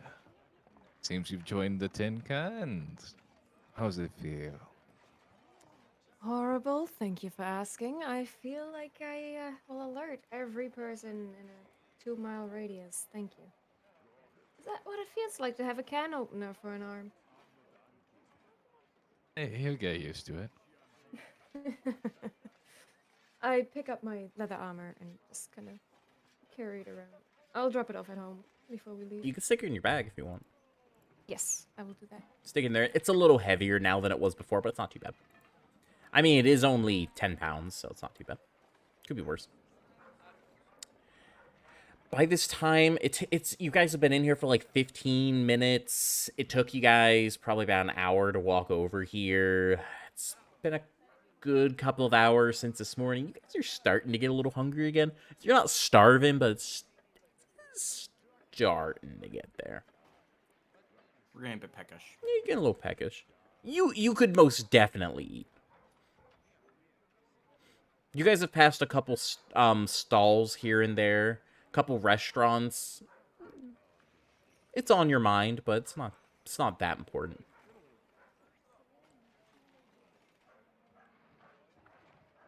Before we go on a little gastronomic journey, would you guys mind if I go ahead and go get a medical kit? Not at all. That actually sounds like a good idea. Where I'll do be you want to go prepared. for that? Does Nature's Remedy have that sort of stuff? You think that they probably will. Get a good I'll hunch. be, They probably will. I'll be heading over to Nature's Remedy if that's all right by everyone. Sounds good to me. We can head there next then. All of you have been there at least once. At least once. Lorelei, you've been there a few times. picking up various herbs and ingredients and other bullshit. You've been there a few times. Everyone else, though, at least once just picking something up. Maybe a healing potion here and there, whatever it may be. However, it takes you guys a little bit. The hustle and bustle of the streets is ever so lively. You guys are hearing carts move by, people walking to and fro. The sights and smells of various restaurants, bakeries, weird stores, magical or otherwise. It's an experience just walking to and fro. You guys see strange decorations here and there on some people's houses, as well as a massive variety of different races out in the streets. Nothing that's surprising to you all. You guys have been here for a good while, but nevertheless, it's what you see on your way. However, it doesn't take you too long. Probably just about another 30 minutes to get there, but you arrive to the Nature's Remedy. The air here becomes infused with a delicate aroma of herbs and wildflowers. The shop sits nestled between taller buildings, much so, in fact. But its vibrant exterior truly sets it apart. The storefront is adorned with wooden carvings of intricate vines and blooming flowers, skillfully crafted by local artisans. Hanging baskets overflowing with colorful blossoms sway gently in the breeze, catching the eyes of passersby. A small wooden sign painted with intricate herbal symbols and the shop's name swings lightly above the entrance, creaking ever so softly in the morning light. It's starting to get to afternoon, though. What'd you guys like to do? I walk straight to the counter. No time to waste. You walk inside, the door opens with a and you hear a little ding ding as the bell on top of the door chimes. Upon entering Nature's Remedy, your senses are instantly captivated by a symphony of scents, sights, and sounds. The air is infused with the soothing aroma of dried herbs and freshly brewed tonics. Sunlight filters through large windows, casting warm rays that dance upon polished wooden shelves, displaying an array of neatly organized glass jars, vials, and pouches. The shelves are lined with labels bearing intricate calligraphy, each one detailing the herb's properties and suggested uses. Soft, melodic instrumental music plays softly in the background from a small wooden music box, creating a tranquil atmosphere. Hold on one second. I don't have music for this, so we're not gonna bother. I thought I grabbed it, but I didn't. It's fine. It's fine. You get street sounds for now. But just imagine soft melodic instrumental music. Use your mind. The floor is, however, covered in lush green moss, providing a soft cushion underfoot and adding to the natural ambiance. As you walk deeper into the shop, you notice the occasional chirping of caged birds near the counter, which adds a touch of whimsy to the overall experience. You walk up to the counter, and you see the shopkeeper. They appear to be a middle-aged Bunlin woman with a warm smile, and from your past experiences, a pretty kind demeanor. Their hair is a pale silver color, and they seem to appear to keep it pulled back in loose braids at the ends. She also wears a flowing green dress made of silk, and she always has a couple sprigs of lavender tucked behind her ears. As you walk up to the counter, she looks up at you and goes, "Oh, hey, how's it going? What can I do for you?"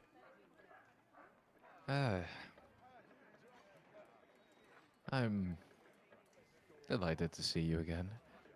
Seems age doesn't seem to affect you that much. Well, flattery will only get you so far, but I like to think I'm doing okay. Anyways, I'm looking for a medical kit. Do you perhaps, by any chance, have any in stock? Yeah, I do. Actually, they're right on over there.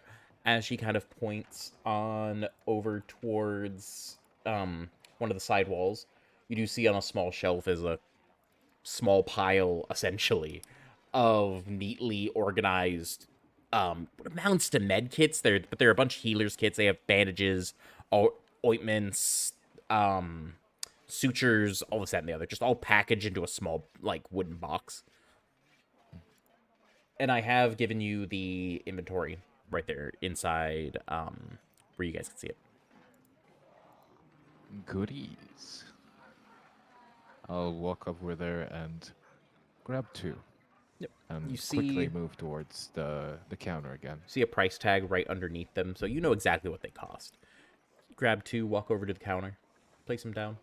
Without a second thought, she looks down at them and goes, "Oh, pick it up too. Okay. That's gonna be 10 gold, please." Here you go, as I rummage through my little pouch. Nice. Put them down very gently. So you're Don't kind of want to disturb her now.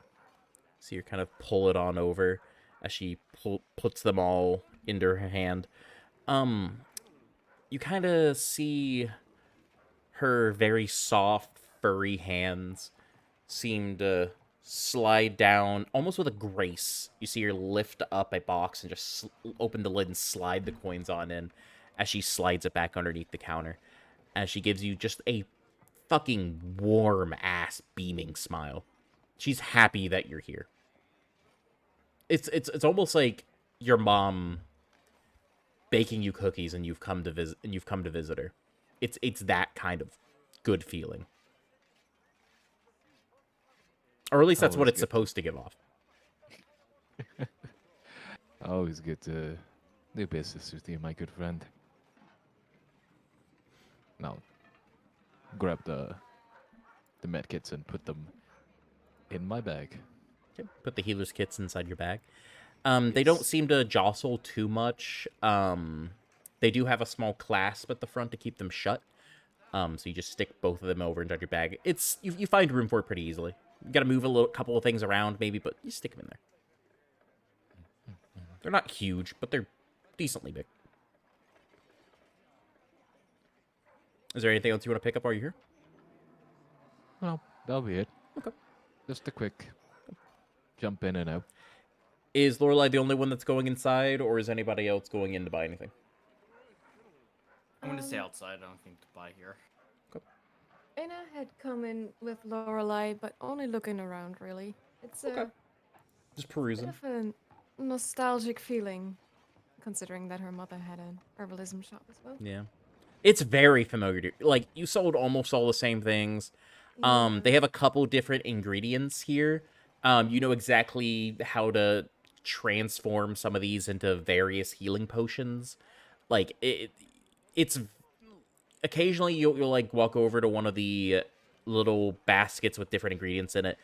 Maybe pick up one, kind of crease a little leaf, maybe just in nostalgia, not hurting it any, but just kind of like feeling it, puts it back. You're just kind of perusing.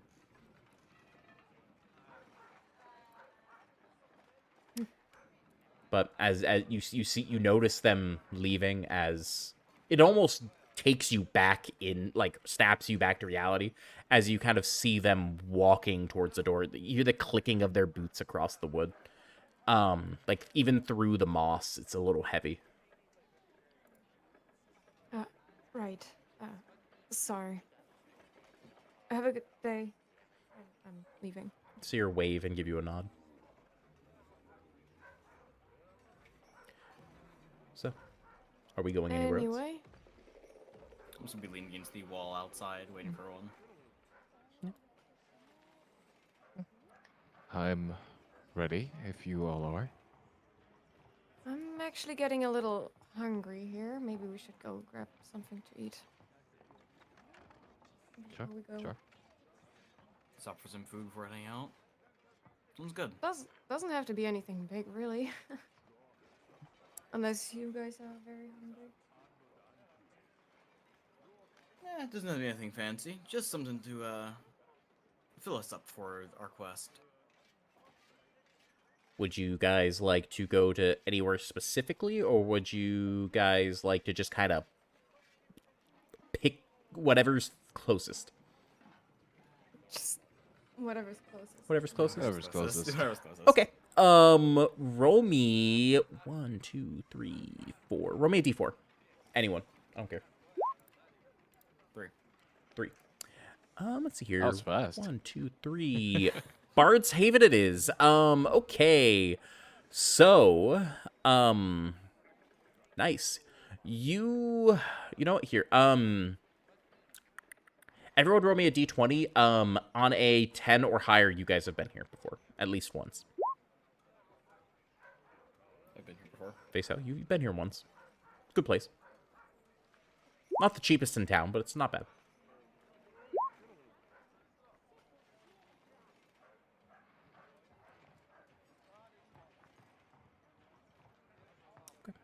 Neither of the other two of you have been here before. Now, face out, you do know this place doesn't serve a lot of food, but it does serve food.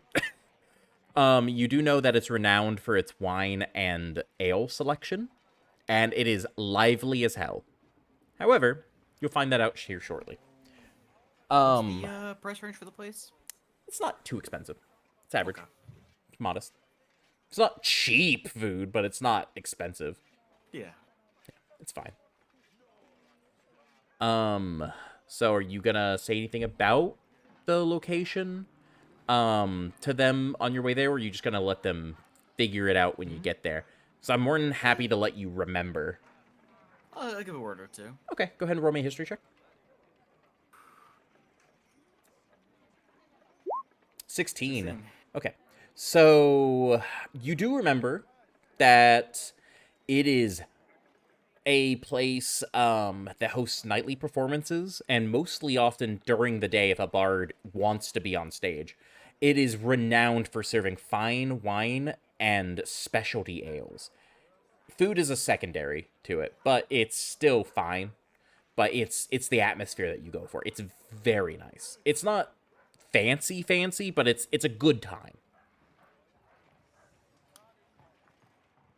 So look to my companions. They do serve food, but the big show is their fancy drinks, mainly specialty wines and ales. Do hold on one second. This is, for context, this conversation is happening on the way there. You do know where this place is located. You're leading them there. This is the you know that it's nearby, like within a 10-minute walk. So that's the reason why We're going there. we're going. Yeah. Go ahead. It's quite close by and has an absolutely wonderful atmosphere. They quite often have bards playing during the day, and they hold nightly shows. Interesting. Whatever gets us fed. I'm not a picky eater. What kind of foods are we talking about if they're serving more wine than food? You want to roll me another history check? I wouldn't even know the menu if I don't roll history. Damn.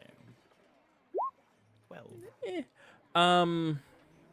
Steak, stews, meat, hodgepodge, various okay Generic foods. tavern food. Generic tavern food. It's not too bad. The thing you remembered was their wine selection. It was good. It was really good. Like, that's what you went for. You went there to relax a little bit. A little bit. It doesn't really do it, but the taste was good. The taste is what you went there for. It was good wine. It's like grape juice. Good wine. Your normal tavern fare. Steaks, stews, the like. Sounds good to me then. So, Get off After- to the Let's do tavern. this. after a short walk, you arrive right outside. So the Bard's Haven stands tall and proud in the heart of Alabaster, its exterior adorned with exquisite craftsmanship.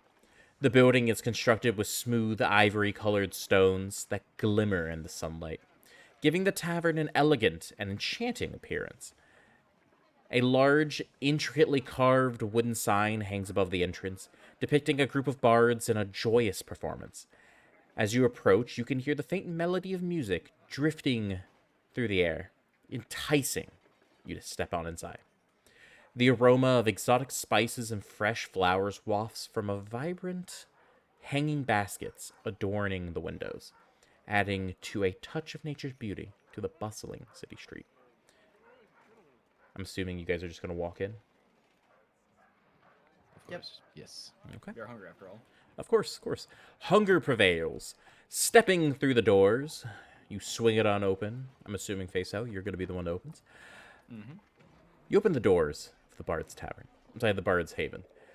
You are enveloped in a welcoming atmosphere that feels both cozy and magical. The interior is bathed in a soft, warm glow from the array of brass instruments hanging from the ceiling. The walls are adorned with tapestries depicting epic tales of heroes and mythical creatures, their vibrant colors adding to a sense of wonder to the space.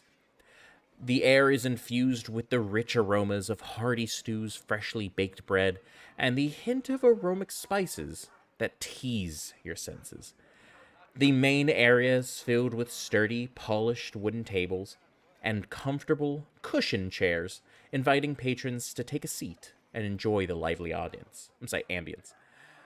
The focal point of the tavern is a raised stage, adorned with a crimson velvet curtain, where talented bards captivate the audience with their melodic performances. The room is alive with the harmonious blend of laughter, animated conversations, and the occasional burst of applause, creating an energetic symphony of sounds that fills every corner of this tavern. You do see on stage, there's a group of kobolds and one dragonborn. All of them are the same color, even the dragonborn. The dragonborn is a singer, and they're playing pretty okay. They're singing a song that none of you kind of recognize. It's probably an original of some kind. The kobolds are all surprisingly doing really well. They seem to be pretty in sync with one another. You see, you you see no sign that denotes what their band name is, but you do see a small, what looks honestly like a wide-brimmed hat, just kind of resting on the edge of the stage, clearly begging for donations. However, it doesn't seem to be very filled, though a good couple of people, especially with their tables closer to the stage, are actually paying attention. And it's not bad, like I said earlier. It's pretty good for the most part. It's not perfect. You've heard better, but it's not. It doesn't make it any worse being in here. As you walk around, you can see the various staff tending to people. You see a couple seats, just kind of a couple tables just open here and there. From the last time you've been here, Faisal, you just sit and a waiter will come up to you. I lead the party to one of these stalls and I sit down. It's a small booth with a couple of seats on both sides. I will walk towards the hat, and I'll drop 5 gold pieces in it. Artist to be respected, after all. To be Fair enough. celebrated. Fair enough. All right, all right. As you do so, you see the dragonborn who's saying there. Keep in mind, he's a bronze dragonborn. You see him kind of like wink at you in a way as he keeps singing. He's singing something about adventuring in a dragon's lair. You hear bits and pieces of like defeating heroes. It's almost as if you're hearing the tales of adventure from the dragon's perspective. It's kind of weird, but it's not off-putting, surprisingly. It's interesting. Creativity is a beautiful thing. It yes, is. yes, yes, yes. Either way, let's just hurry up. Yes, it's awfully noisy in here. Cluttered. It's incredibly noisy in there. I will just hurry up and sit as far in the corner in the booth as I can. I don't blame you. So let me go ahead and get you the menus real fast. Give me just one moment. And I will be able to get those to you. I just have to pull them up. See, boys, for those watching at home, we rushed to get this fucking game out in time. So pardon for the slight pauses. Won't have that problem next time. However, doesn't mean it's necessarily a bad thing. I just didn't have these handouts ready. It won't take super long. Our poor DM slaved away for. Oh, a I decent chunk of slaved the away. day. I slaved away for days. Let's see A here. round of silent applause for our dear. Thank you. It was damn near magical.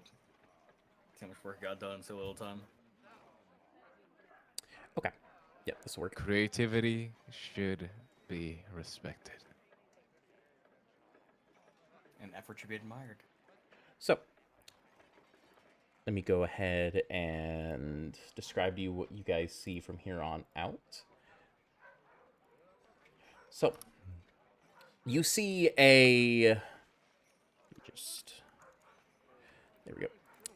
You see one of the staff members, which appears to be a human with short blonde hair and blue eyes, female, maybe in her mid-20s, kind of walks up to you.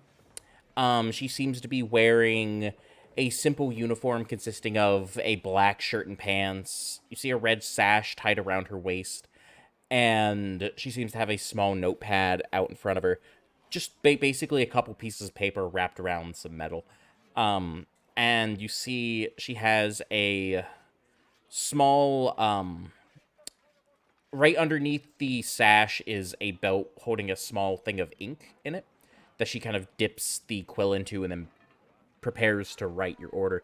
As she walks on over, flips the notebook open, dips the ink, and goes, "Hey, how's it going? I am Talia. I'm gonna be your server today.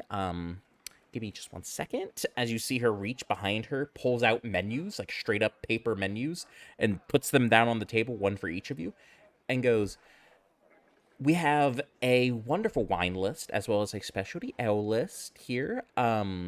If you guys would like to get a drink, I'm more than happy to. All of you look of age, so should be good. So have any of you been here before?" I look up. Yes, I've been here once before. I was just telling my companions about this place. Okay. So in that case, I hope you said good things. I can only hope. What did you buy last time you were here? What did you sample? The Dragonfire Drought. Oh, Dragonfire Trout, you say? That's a goodie. Now that ale actually is one of my boss's favorites. For any of you who don't know, it's a spicy ale that really does pack a fiery punch to it. It is a blend of jalapeno peppers and dragon peppers. It's we usually get a lot of newbies who don't try ales usually. You know, the ones who don't know how to don't know what specialty ales are, and they come in and they think they're big and bad, and we tell them to get the Dragonfire Drought, and they lose it. I always have to bring them something much lighter there afterwards. But if you could handle it, you know, she gives you a small little soft punch on the arm, playfully, obviously. She's like, "Been good on you. I can bring you one over if you want." I'll look over the menu. Yes, that'd be delightful. And a harmonious hodgepodge, please. Of course, one harmonious hodgepodge and a Dragonfire Drought. And is there anything else I can get you guys? Same for me. Harmonious hodgepodge. Why is it so hard to say? It's okay. It happens for the best of us. Would you like anything to drink? No, I'm good. Thank you. Okay. And what about you, miss? The crescendo chicken skewers. And do you guys just have water? We do not have water with us. We just don't I serve see. it. But if you want something that is close, like one of our lighter beverages, a siren song is actually really good. I have one usually once a shift. It's light enough. Yes, sounds good then. Okay. I'll have that then. So that's one siren song. And the skewers. All right. I'll get these right on out for you guys. I'll be right back. Thank you. As you see her fold up the notebook and take a couple steps on out, her infectious, almost customer service attitude kind of dissipates slightly as she immediately walks away and turns from you, kind of looking immediately more business like than anything. As you see her walk towards the back. You guys are now left to speak amongst yourselves while you wait, as well as listen to the delightful songs being sung on stage. It's weirdly enough shifted from the last song that they did, which ended while you guys were having this conversation with her ordering. Strangely enough, it's somewhat kind of shifted to a much weirder song choice as they have begun singing about what it's like to live in a cave. It's very clearly more in line with something you assume the kobolds wrote.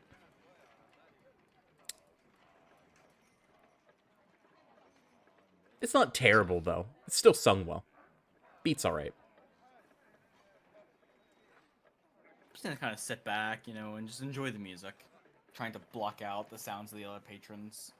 Fair enough. I pull the hood a bit further over my head. This is awfully noisy in here. Are people actually enjoying this? I'm just tuning it out mostly. You even gave them money to reward them. You're tuning it out?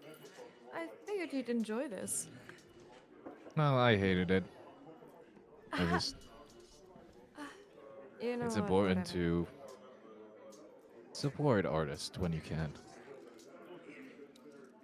I guess.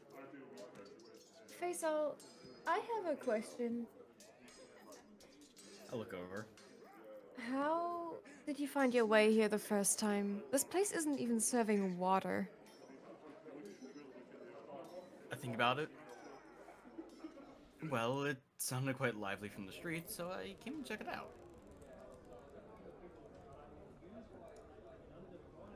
That is it? Well, and the smells of their ales and drinks are quite nice. So it was your nose that brought you here the first time. A little bit of hearing, a little bit of my nose. I see. That, and it was quite close to where we were, so it came back to mind. Fair enough. You do finally see your waitress come right on back with a small tray of drinks. You see two of them appear to be a fiery red with some golden accents in it. And one, however, seems to be very fruity looking. Lots of yellows, blues, reds. Very high chroma colors in that one. But the other two are very deep and very dark, almost like a Bloody Mary would be. As she walks on over, brings her arm down, holding the tray, you see her take the two darker beverages, put one in front of Lorelei and one in front of Faisal. She goes, 2 Dragonfire Trouts and 1 Siren Song. She places the last one in front of you, Ina. The drinks are cold, which is pretty good. They're in very nice round glasses that have some small intricate glasswork around the outside. It's very nice. It's very nice. It's not just the cheap mugs you normally get at a shithole tavern. It looks like they take pride in their drinks. But you see her kind of take the tray and kind of bring it closer to her chest. She goes, "If you guys need anything at all, whatsoever, let me know." Okay. Thank you very much. Of course. Your meals will be out here shortly. Feel free to listen into the bards on stage, and we will do everything we can to get that out for you as soon as we can. And she walks away. Take a big first sip. It's it's spicy. Usually. Usually. I kind of like, you see me kind of lift my tasty. head up. You see me lift my veil as I just get a large swig of the mug. Kind of putting the glass back down. Ah, just because I remembered. Can everybody roll me a perception check, please? Oh. Oh no.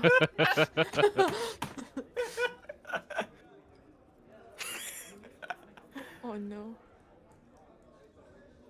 no. Eat. Just tell me if I gotta DM them what they see. So, the both of you notice them lifting up their veil just a little bit as they tip the glass, and they spill it all into their armor. Just all into their armor. Just everywhere. Like, it permeates.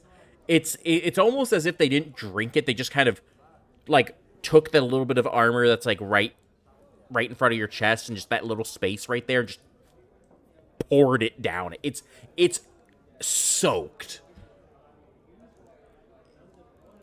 However, face out, it's pretty good. A little spicy, pretty good. A little spicy. A little spicy, pretty good. Also, how fast is that dry, by the way? It's gonna take a little bit. It's gonna take a bit. Also, I thought it was, You are is that- soaked. I'm not sure that's how that works. For drinks Okay, it your is. lore. For drinks Oh, it is. Shame. Food it isn't, but drinks it is. I'm gonna look down and go, Now, however, you don't really notice anything because you taste it just fine. You're fine. Cutaneous absorption. Interesting. Never really paid attention to how you process things. Huh. I guess we all have our secrets. it's best not to think about it. Someone who studies biology like yourself might go a little mad. Oh, That's not concerning in with the enough slightest. time. With enough time, I can figure out anything, I assure you. It's not We'll see concerning. about that. Concerning I in will the slightest. also start chowing down. I will slightly lift my mask. It's Alright. so the drink is very spicy. Can you go ahead and roll me a Constitution saving throw? Like, it's very spicy.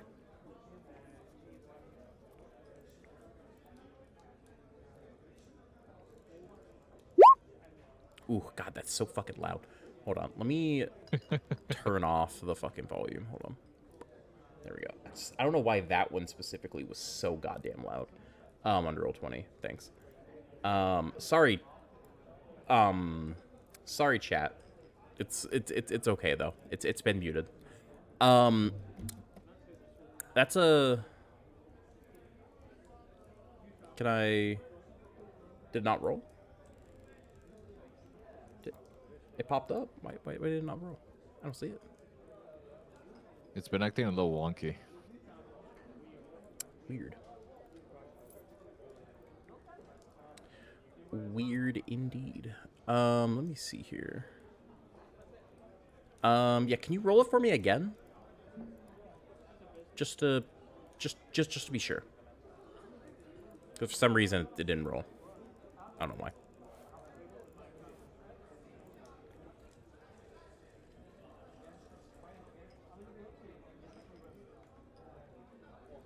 Could you roll me the con save, please?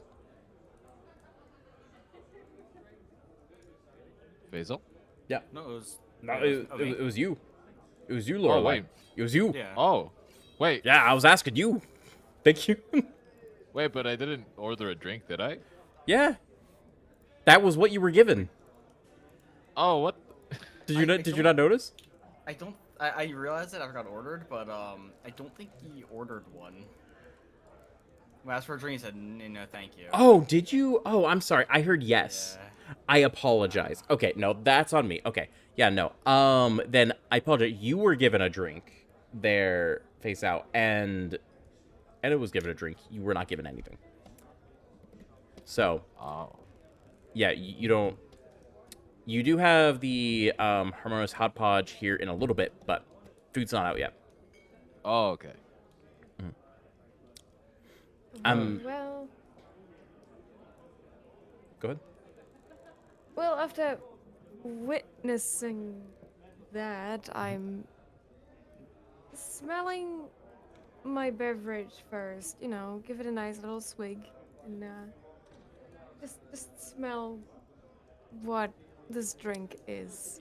So it smells off the nose. It has a lot of fruity notes to it. It seems to be also somewhat irresistible in a really fucking weird way. Go ahead and roll me a charisma saving throw. You know what? No. Roll me a wisdom saving throw. Yeah.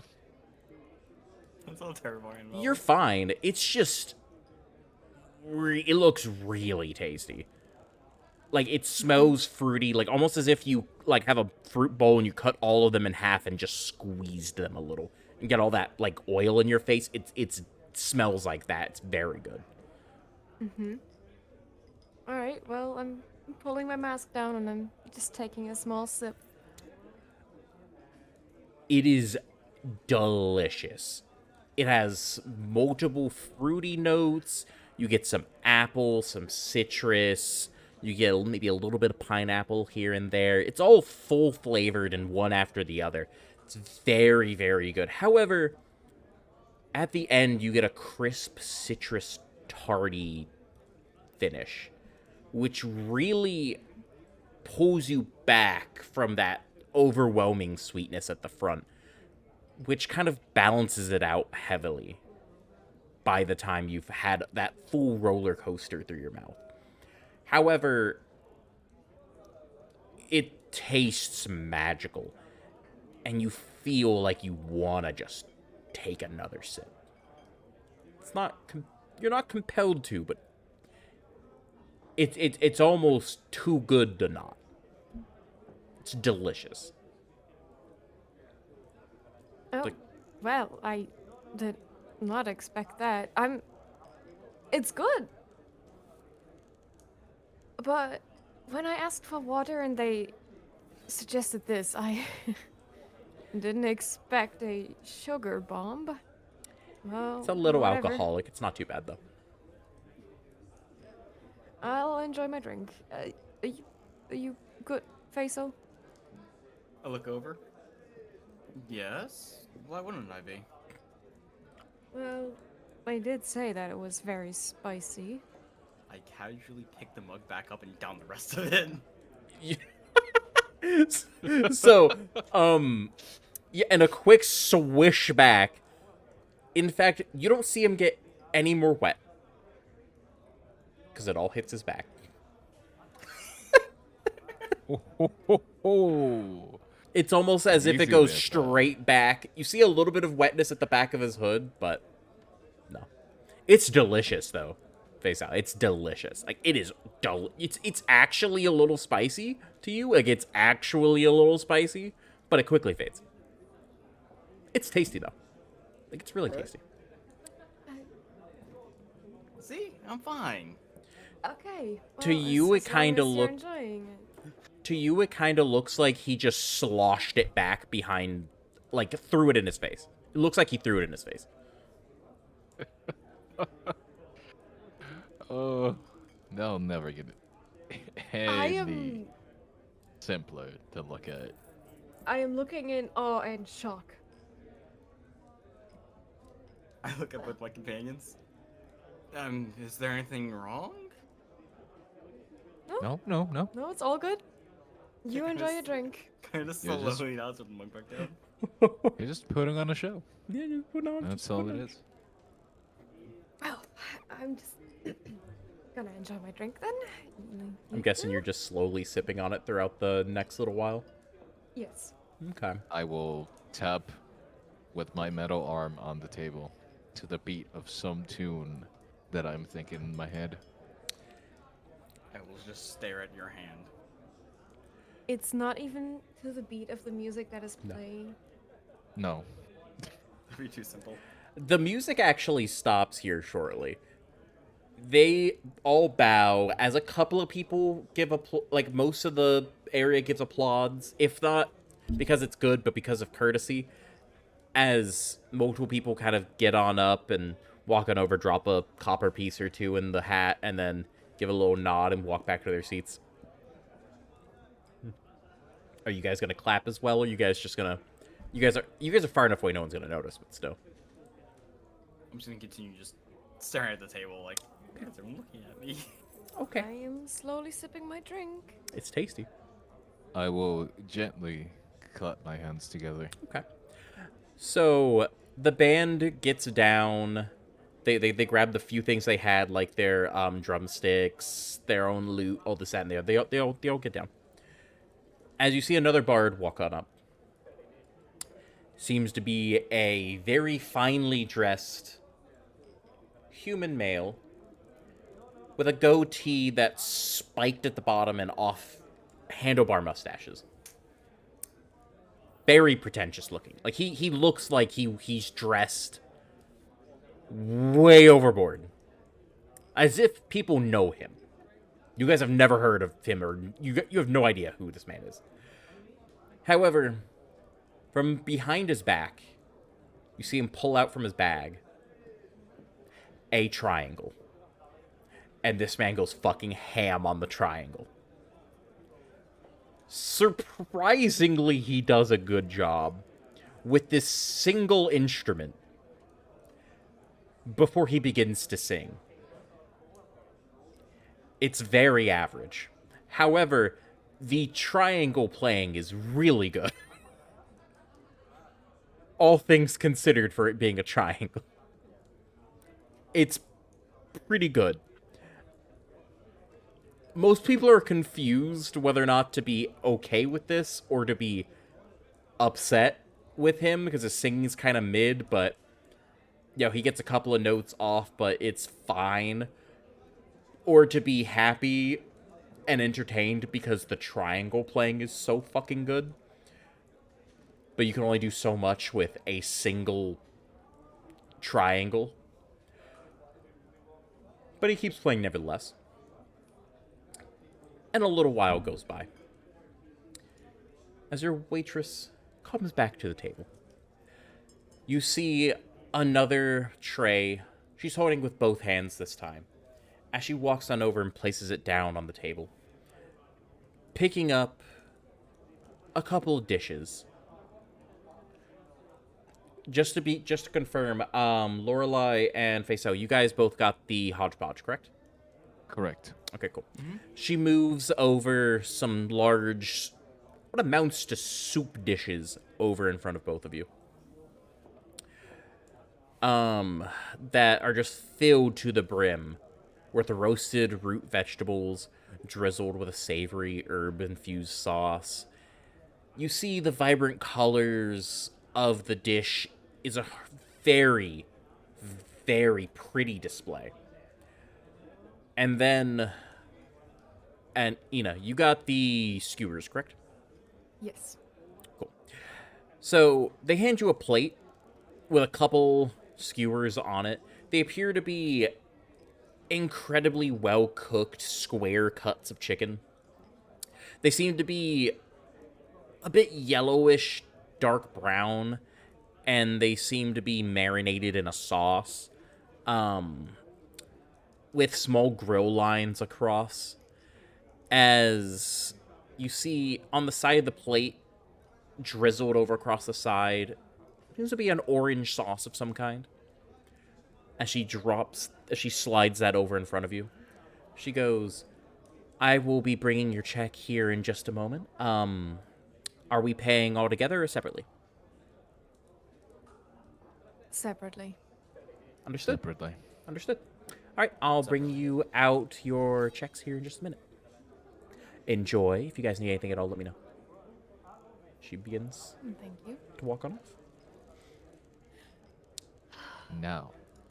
Now I will take a bite out of it, lifting my mask up very slightly, just enough to Delicious. get that in there. Absolutely delicious. It's a really, really weird blend initially to your imagination, but the way they roasted it and the way they cooked it is fucking phenomenal. They did it perfectly. The blend of flavors is reminiscent of being back at home, and this goes for both of you. It's reminiscent of being back at home. It's being able to go outside on a warm summer day. It is fucking tasty. Honestly, it is absolutely delicious. You see the sauce that drizzle on top with those little bites of those that you get. It's very, very savory, a little salty, but it adds a lot to the vegetables. When you don't have a bite that has, it's a little bland, but it's with it, it just all comes together. It's very, very good. I get a little bit down, then I just kind of lift the plate up and start kind of shoveling it down. So to both of your horror, you hear the weird sloshing sound of him taking the bowl and just using a fork and just shoveling it down in there. You have no idea how he's eating this quickly. It is bizarre. Like, he must be vacuuming this shit down. Like, he must, whatever race he is, he must be just shoveling it down through his throat. Must have a big mouth. What ASMR? Must have a big mouth. Yeah, I gotta No. figure out. Yes, but my master always taught me to eat very quickly, punctual, and be on time. It's like an anime character, I'm telling you that right now. It is that fast, just down the hatch. Or I'm someone who's ignoring been in it. the military too long. I do not see anything. Between looking at the bard going ham on his triangle and Faisal seemingly simply devouring his meal, I simply mention under my breath, I now understand why they only serve alcoholic beverages. Well, their beverages are quite good. Yes, no doubt. I'll have another sip. You have another sip. You see, after a moment of you guys doing this, you see your waitress come on back as she kind of points at the empty glass in front of Faisal and goes, would you like a refill on that, by the way? I kind of shake a hand. No, thank you. One was quite enough. It Okay. was quite delicious, though. Well, if you happen to want a different drink, or any shots or anything, just let me know, okay? I nod. She leaves. She seemed to have only stopped by because she was walking that way anyway. Are you gonna take a bite out of your skewers, by the way, you know? Yes. So, as you bite into it, it is tender, like very tender. It's almost like you put your teeth against it and you pull the skewer and it just rips on out. It is gone. As you taste it, it's a very zesty blend of spice and almost citrusy notes on it. It is seasoned very, very well. You kind of like take a little dip in the tangy citrus sauce, and it is the best way I can explain it. It's like McDonald's Sprite weird, but it's in a good way. It's fascinating. It's really interesting, yeah. Like, it's not bad by any means. It's just like you didn't expect it to taste this way, but you're not displeased by it. It's good. It's very good. If I bite into chicken and it tastes like McDonald's Sprite, we're gonna No, have a problem. it's like that where you're like, huh, that's weird. You know, I once had a soda that tasted like Windsor Green Mint. there you go. That was quite bizarre. Surprising, but good. I'm not saying McDonald's Sprite is good. I'm just saying, it's surprising, but good. It's Huh. different. Well, It's different. I'm simply quietly eating my meal and having my drink while being mildly annoyed by the cacophony of triangle. Yeah, triangle playing. At the end of the musical bout, because you guys sit there and eat for quite a while, or at least one of you do, the triangle playing actually gets really intense, like death metal triangle playing damn near, as it's just intense. The man gets into it like hard. He stops singing at one point, just does a triangle solo that lasts 10 minutes. It's crazy. As eventually sweat beating down his brow, he rips off his hat, throws it on the floor, gets down, slides to his knees, triangle blaring. People are getting into it, actually. People are getting really into it. People are standing up and applauding, like whistling, and everything. Man's going crazy. Sweat is beading down his face. His mustache has fallen. Man's is just going ham on this shit. Eventually, he finishes. The entire fucking tavern goes wild.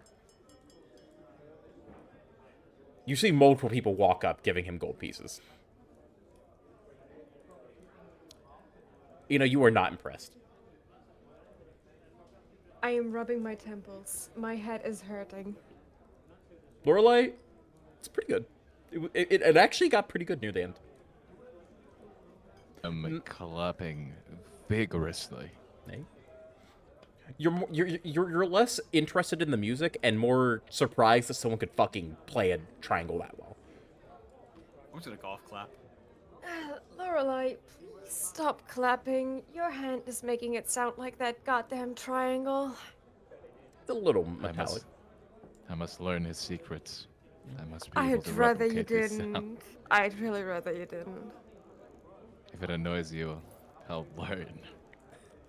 I think if you did I will that, kick you out of my home. Go sleep on the road then. I think you might wake up without an arm. You know, I do like my arm. I'll... Whatever you say. Lorelei, you do remember you have your own house.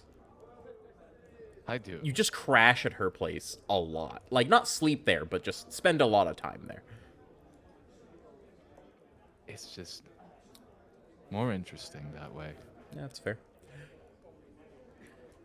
Eventually, your waitress comes back, hands you all small slips of paper with handwritten prices on it. As she stands there patiently. Faisal, I know you know how to do math. God. Are any of you going to short them? No, I'm not an asshole. Any of you short? I am handing her a gold piece and tell her to keep the change. Same. Gold piece with Fair me enough. as well. Fair enough. Fair. Let's go Same. stuff. Oh, okay. That's yeah. Yeah. she'll take all three and go. Shit. Thank you. Please come again soon. If you guys do happen to stop back on by and want recommendations, I am here to serve. All you gotta do is ask for Talia, and I will be right here. If you guys ever come by again, I will take care of you. All right. Yes, thank you. Okay. Noted. Well, I hope you guys had a wonderful time. Thank you guys all for stopping by. As she steps onto the side. Well, if we're all done, let's get the hell out of here. I cannot hear Wait, another triangle wait. or I'm going to lose it. Wait. My gold pieces are an uneven number. I don't like this. The triangle guy is like next to the stage counting everything that's in his little cup. I'll put 4 gold pieces in his little cup. You're gonna walk on over to the man and just drop it in his hand, basically. Yes. I'll hold his hand as I do it, and I'll tell him, "That was beautiful. This is what art is. He's gonna look at Keep you. doing it." He's gonna look at you dead in your eyes and go, "I know somebody was going to recognize me eventually. Thank you, you beautiful, beautiful individual." Without a word, I will return to my group. Okay. You walk on back. You almost feel a kiss blown in your direction. You almost feel it, because it Can I happens. feel it? Can I feel it? Is You do. that, like, You that notice it obvious? happening, yes. I am wildly uncomfortable and I'm leaving this place as fast as I can. Listen, 4 gold pieces is not anything to scoff at. That's a lot of money. Whew. I think we spent more on prep for this this quest than we're gonna get on this quest. You're not getting paid. Yeah, true. So you guys head back out onto the streets.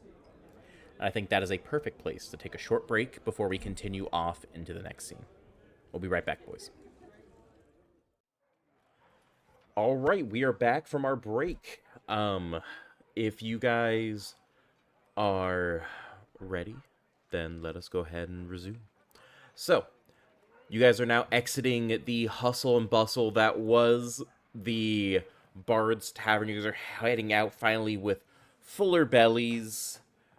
Ale has been sunken down, and you all have finally filled yourselves with that aching feeling you guys had after going around to place all morning. If you guys would like to go to any other location before heading on out of the city, you guys are more than welcome to. Otherwise, you can just let me know what you're doing. I don't think there's anywhere else we have to go. I'm all packed up. What about you all? Let me just deal with my headache from that triangle player. Do not Uh, insult him so, please. That was pure art. Right. Art. That's what you'll call it. Anyway, back to Nessa's task. Do you guys remember what the town was called? Because I don't. Did anybody take the map? Did we mark down where we had to go? There was a map? I was. Nessa showed us a map, yes. Oh, I was a little bit distracted on making sure Nessa was okay. Can all of you Perhaps we roll should- me a quick history check, please? I was aware that there was a paper slid across, but I was not aware that was a map.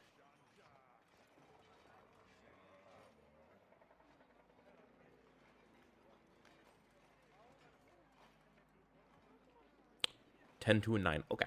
So, none of you remember, except for you, Anna. None of you really remember that much about it, as you guys were all kind of so heavily caught up in the mothering that Nessa was doing towards our fair tiefling.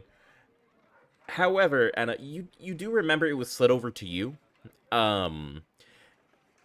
However, you don't remember picking it up, but you do remember it not being there just after a little bit. Mm-hmm. You're not quite sure what happened to it, but it's almost as if it slid in front of you. You were so distracted, and then just it wasn't there anymore. Can I check my bag for the map? You check inside your bag. You kind of move a couple of things around, but you see rolled up is, in fact, a map that was not there before. Kind of jammed down into one of the side openings on your bag. As if you knowing some things about Nessa, You probably suspect that as you were getting up, she probably just moved it and slid it straight in as quickly as she could, seeing that you were going to be, missing it. I see. Well, it seems we have the map after all. Uh, okay, well, we had a meal. We stocked up on some equipment. We visited Perhaps we. fine establishments. Yes, fine establishments. Right. It was a headache. It was what it was. Well, the food was quite Just- good, I think. It was, yes, the food and drink was good, but just people really enjoy listening to those things. The triangle, the My beauty. head. My head is pounding. Lorelei, you can't be seriously enjoying that. It was a performance of the ages. Right. Perhaps we should return to my place and see how our little friend is doing. See if he's returned to his original color. While we're there, you can drop off your original armor. That's true. Correct? Should save some weight. Yes. And we can start making plans on how to get to where we need to go. So, Could we be on then? So as you guys move through the bustling city, you guys cross through many different avenues, shop corners, various different small workshops, taverns, all of the like. If you guys are paying attention, you're more than welcome to note down a couple special locations.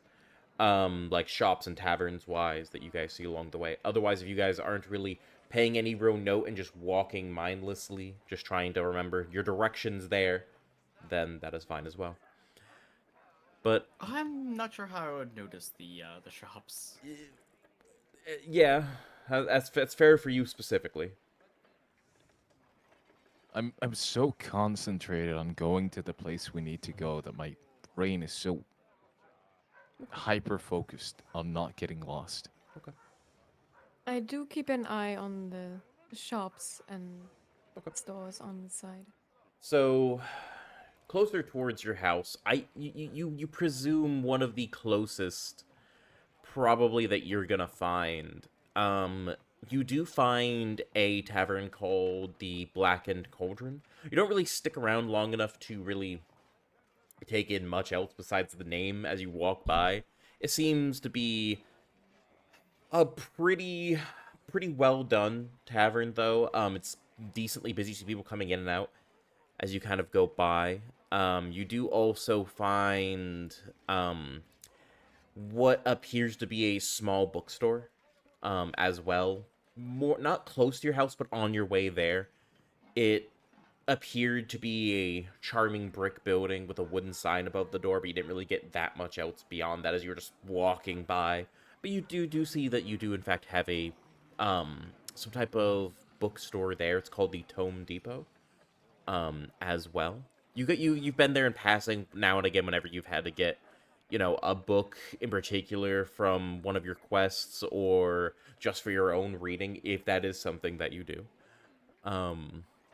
Regardless, though, those are the only two shops that really catch your eye. Everything other than that are like small stalls that you can find that sell either bread, assortments of trinkets. A lot of them, are for tourists, though. People who are coming to the city and haven't been there before. Selling, novelty trinkets that have very minor special effects. Clearly applied by some sort of artificer. However, you do return home. And you see inside your home, the outside is just another small wooden house. Its outsides are covered in a very, very thin layer of brickwork, but beyond that, it's mainly just wooden interior. On the outside, you do have a couple of windows here and there that you've drawn shut over the last couple of years. There's a very small strip of lawn that's kind of gated off with like a metal gate. you do know that your family was wealthy enough to have their own singular home in the city, but not wealthy enough to have a big home in the city. But it does have what amounts to one of those, like, really thin, a little long, but thin, shitty little grass plots in front with, like, one of those, wrought iron, thin little gates that just serve to mark the perimeter, really, more than anything else. If someone wanted to hop over it, they could pretty easily. You do have a little metal gate that just latches open and shut. Doesn't really lock, but just latches. Um, and as you walk up to it and flip the latch open, it does creak slightly as you ratchet it open. Kind of like it has like a small pull to close itself, but you push it open, everybody kind of walks on through, shuts again. As you kind of look back at your house, you see the door, perfectly normal, solid darker wood, has a normal little door handle with a small lock underneath the handle. But you've arrived back home. Oh, Plucky. Plucky, Plucky, Plucky. I do unlock hope the he's- door and let us in. Okay, you unlock the I door. do hope he's feeling better. You guys are greeted back into your main living room. You do notice that the inside is almost exactly as you had left it early this morning. You do see, you know, the main living room, the wood floors creaking gently as you walk on through. Of course, once again, the furnishings are very modest, but very comfortable. You see the dining area, you see the kitchen, still hasn't been used since this morning. You see the fireplace over there. Now, finally, you don't really smell any of the embers. That smoky smell that was emanating there from this morning. It's finally kind of, like, breezed on out through the space a little bit more. Um, you do see that the door to the side room is shut. Now, you do also not any longer hear the moaning of your compatriot. It's very, very quiet inside your home. Can someone check the bathroom? Yeah, sure. I'll go ahead and check the bathroom. If you I'll two check could, the room. yes, quietly check. Maybe he's finally sleeping. So, Anna, are you heading to the bathroom? Yes. So, as you enter the small space, the wooden floors creak softly underfoot as you step into your modest little bathroom. The air carries a faint smell of vanilla hand soap from the sink on those little bars that you buy quickly from any general store, mingling with the dampness of what you can tell to be a very recently used bath, still filled with slightly cold water. It has not been drained. The room is comfortably lit by a small window, casting a warm, gentle glow into the cream-colored tiles lining the walls. The sound of water droplets can be heard trickling into the porcelain basin of the sink, where you've noticed that a leak has been causing problems for weeks now. Nothing too severe, but if you let it go, it's gonna be. Um, you see a worn wooden cabinet stands against one wall, displaying neatly folded towels and a variety of colored bottles filled with sweet-smelling lotions and potions. Most of them haven't been touched in years and were hand-me-downs from your parents. However, as you explore the room, the texture of a fluffy bath mat that you bought on a whim out from um one of the market stalls one day as you had gotten sick and tired of feeling wet wood underneath your feet after taking a bath. Kind of just kind of rests there inside the center of the room. Its texture is usually is a very comforting sensation, but now it's wet, still drying. And you see the imprints of what amounts to frog feet, um, which presses down on the dampness. But the coolness of the sink's porcelain rim contrasts very heavily with the rest of this room, bringing it all kind of together for you. You've laid it out and kept it moderately clean over the last couple of years. However, you do not see Plucky anywhere inside this room. I see. Mhm. I will go back to the entrance of Plucky's room. So, who was checking out the guest bedroom while Anna was doing this? I am. You are? Okay. So you kind of walk over to the door. It is shut. Are you gonna just creak it open gently? Yep. Okay. As quietly as possible. So you quietly open it up. No problem at all with that. It doesn't creak or anything really too bad. Maybe just some small minor sounds from the hinges, but nothing too bad. Nothing super audible. As you kind of look inside, you see a form laying inside the bed, turned over on their side. Um, the blanket over them rising and falling gently. You hear the slight sounds of snoring.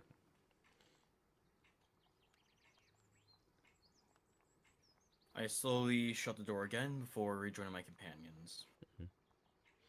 Okay. You do so without a problem. The two of you meet up with Lorelei there inside the center of the junction between the two rooms. So, Well, what did you find? he was not in the bathroom right now, though it did look like he took a bath recently. He was sleeping soundly in the guest bedroom. I see. Alright. No need to worry then. Little friend is just taking a quick nap. Yes, I would suggest giving him the rest of the day to recover. But he seemed to have a rough night. Fair enough. Well, while he's resting, perhaps we should sit down and have another look at the map. See exactly where we should go, how we get there, plan things out, check our rations, see Okay. if we need any more. I mean, after that meal, I'd say I'm ready for a very long journey. So, would you like to carry our frog friend then? Because Plucky does not seem to be in any position to walk right now. And quite frankly, I suggest that he keeps resting. I think it would be best for him to stay here and rest. Although we should probably leave a note for him to let him know where we are when we leave. Alright. And walking without a plan is not good at all. Again, let's have a look at the map. Nessa showed us where we had to go. Nessa told us what we were supposed to do, but we had not had a look at the lay of the land. If we're supposed to find our way there, we'll have to find the best path. Without getting lost, without straying from the path, and quite preferably without getting robbed, attacked, or anything else on the path. Quick and You're easy no way. fun. Those things spice up the journey. Lorelei, I have seen far too many wannabe adventurers in the forest, straying from the path, stepping into traps, trying to pick fights with the orcs. I'm quite frankly very tired of it. Let's make this quick and easy, alright? You're What the awaits boss. us in that town, it's gonna be more than interesting, I'm certain. It's your house, your rules. Good. And let's sit down and have another look at it. Make a plan on how to go about it. What do you say, Faisal?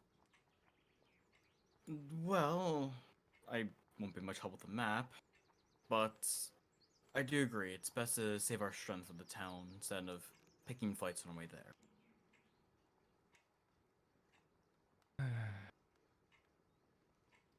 I'll sit down. Good. I sit down as well and I put the map that Nessa had given us on the table. Okay. I'm assuming you guys are sitting down at the dining table. Yes. Okay. Hmm? So you guys sit down at the dining table. The chairs are cushioned, like those thin wooden chairs with like small embroidered to the chairs, those like little red cushions on them. There's one on the back of the chair and one on the seat itself. It makes it more comfortable than sitting on wood, but it's not the highest of quality, but it isn't cheap.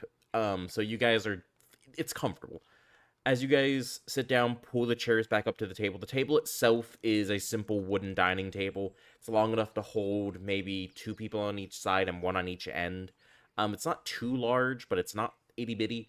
It is worn from lots of use. Lots of use. It's got a couple little cut marks in it here and there. It's been wiped over dozens and dozens and dozens of times. A couple chips here and there from things hitting it.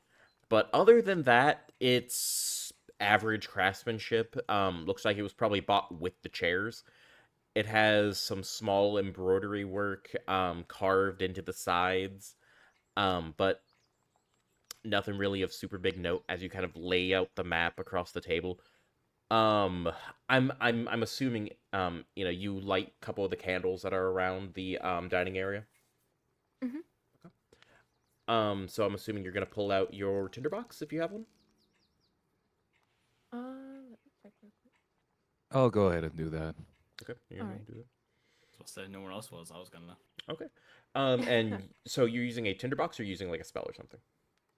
I'll use, yes, a spell. Which one? Firebolt. No, you can't do, bruh. Bruh, okay. Not in my Okay, house. please. I'm gonna recommend you don't. I'm gonna recommend you don't. Yeah, I'll use a tinderbox. I'll use You're tinderbox. using the works. Okay, okay, okay. I So, I just want to be a sharpshooter. oh yeah. Also catch half of her house on fire while you do it. So, so you pull Could be out a worse. tinderbox from your bag while Ina's placing the map down. You walk on over to the small like holders on the walls, light a couple of those, as well as the chandelier that like just it's just a big candle holder essentially over top as you kind of like step on up, reach on up with your tippy toes, light one candle, take it, and light all the other candles in the area, place it back down inside its original sconce. The light is now casted warmly and flickeringly across the entire room. It's very easy to see. It's not like a flashlight though, but it's pretty easy to see. As you finally return your tinderbox to your bag, sit back down, you all can peruse the map. It seems to be, upon inspection of the map, it seems to be a simple diagram direction of the um outside the city leading off into a couple routes lead out, but you see a big circle painted with a brush around a certain city, and that's clearly where you have to go. Um, as you do notice, the um, the path is not really super well drawn, but it seems to be just almost a map that you would get maybe from a guide if you're going somewhere specifically, where it just basically has a outline at the edge of one map where you're at, and the other edge of the map is just where you gotta go, and it just has that direction. So you have all the routes in between, but some of them lead off the page. Most of them, though, you could see a clear path which will lead you there. It primarily goes down the main road due south, but then splinters off maybe a couple of hours down the road if you had to harken a guess. But it's not too bad. You do see the name of the city once again as well. And you do notice that it is Plymouth Village once again, and it's kind of like written right above it. You can see the outer grounds of the city.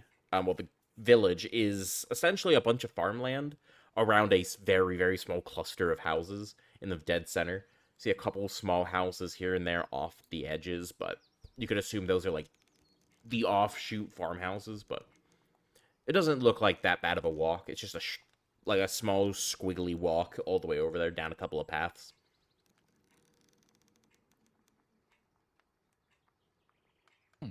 Should build a tinderbox into my arm. Anyway,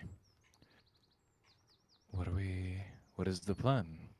Have you all seen the map? I'm thinking. I'm still having a look. So Plymouth Village. Nessa has mentioned that it was only farmland. The safest route, I assume, would be going down the main road. It's well patrolled and often used. No problems with bandits and so forth. Right. It Are will there be a bit any? more iffy once we actually go close to the town because it was also mentioned that the town itself has no more patrols left and no guards. We can assume that there might be something on the way there. I'm sure there won't be much if it's too close to the village. The bandits wouldn't risk that. You're putting a lot of faith into bandits. They are ruthless bastards that are willing to rob just about anybody that they think they can rob, regardless of their magic proficiency. True. However, they still think like humans. If they're humans. If Well, whatever we find, I'm sure we'll be able to deal with them. How long do you reckon this walk would take us? You know, Mm-hmm. I'm gonna say, like, right as you asked that, you kind of remember Nessa did say it should take about a day's journey. Not super bad, but should take a day's journey to get there. Mm-hmm. Just about, give or take a couple of hours. So, like, you saying that jogs your memory of her saying that back at the guild. Okay. Mhm. Right. Nessa mentioned it should be about a day's journey to get there. So we'll need enough rations for all of us to last us for that day. And another day at least to get back. Not to mention for the stay there. How many rations does everybody have, I wonder? I know I personally do have about 10. What about you? Faisal? Lorelei? I always keep at least 10 days worth of rations on me. I prefer traveling a little bit later, so I got about 2. Mm, if I remember correctly, Bucky had quite a few, didn't he? Yeah, you do kind of remember him placing a bunch of them inside your cabinets. Like, quite a few of them in your cabinets. You're I as a see. result of him doing his day work here and there out in the city, you do also have a very well stocked kitchen, like food wise. Well, rations should not be an issue then. I'll I'm just sure. grab an extra one from the cabinet. I'm sure I'll be fine. Are you sure that one will be enough? I'll have 3 at that point. Should be perfectly fine. Can you live off of that? You're not going to starve? Um, and you I don't would need know, much. you would know that a ration has like 3 days. Has 3 meals in it. So you can it's a day's worth of ration. So it has enough for 3 meals. They're not good meals, and they're not very filling, but it's enough to survive. I am simply questioning how long we'll stay there. I'm just saying. I'm sure they have a tavern or something. It's a city. It's a farmland for crying out loud. You do you. If That's he not needs any me, extra, you. I can always provide. I'll walk over to grab the extra rations from the cabinet. Singular. Okay. You kind of creak open one of the cabinet doors as you kind of look on inside. You see a couple tinges of pre-made packs, but you also see some open ones lying around, some hardtack wrapped in some cloth. You see some meats, like some dried jerky, essentially, wrapped in some other bits of cloth here and there. They're all kind of neatly organized, though. And you see various bits of like fruits and whatnot that have been canned as well, just sitting around in there. I'll grab the things that are together, like Okay, a so okay, singular pack, because I do not the trust pre-made ones. Okay, Plucky's Mhm. sticky little fingers. You're good. You're good. They seem to be almost like a bento box. Almost. They're in small wooden containers. Like very thin, almost like like large tuna cans almost, but they're just wooden boxes. You know from buying these quite often at general stores that they have separated little compartments in them that have your couple things of bread on one side, your jerkies on the other, and maybe some assorted dried fruits inside the last final compartment. Water is the only thing you'd have to get as well. Maybe some pemmican here and there inside some of them, you know. But none of these are labeled with what they have in them. It's just you do know that these are like the standard rations that you'd get maybe from a general store, but clearly he did not take the time to label what is in them after the fact. Of course. Mhm. That's plucky for you. All right, whichever. Then I'll grab one at random. Okay. Grab them. Yoink. So, we all set? We got a plan, we got supplies. What else will we need? Oh, did you remember to drop off that extra piece of armor?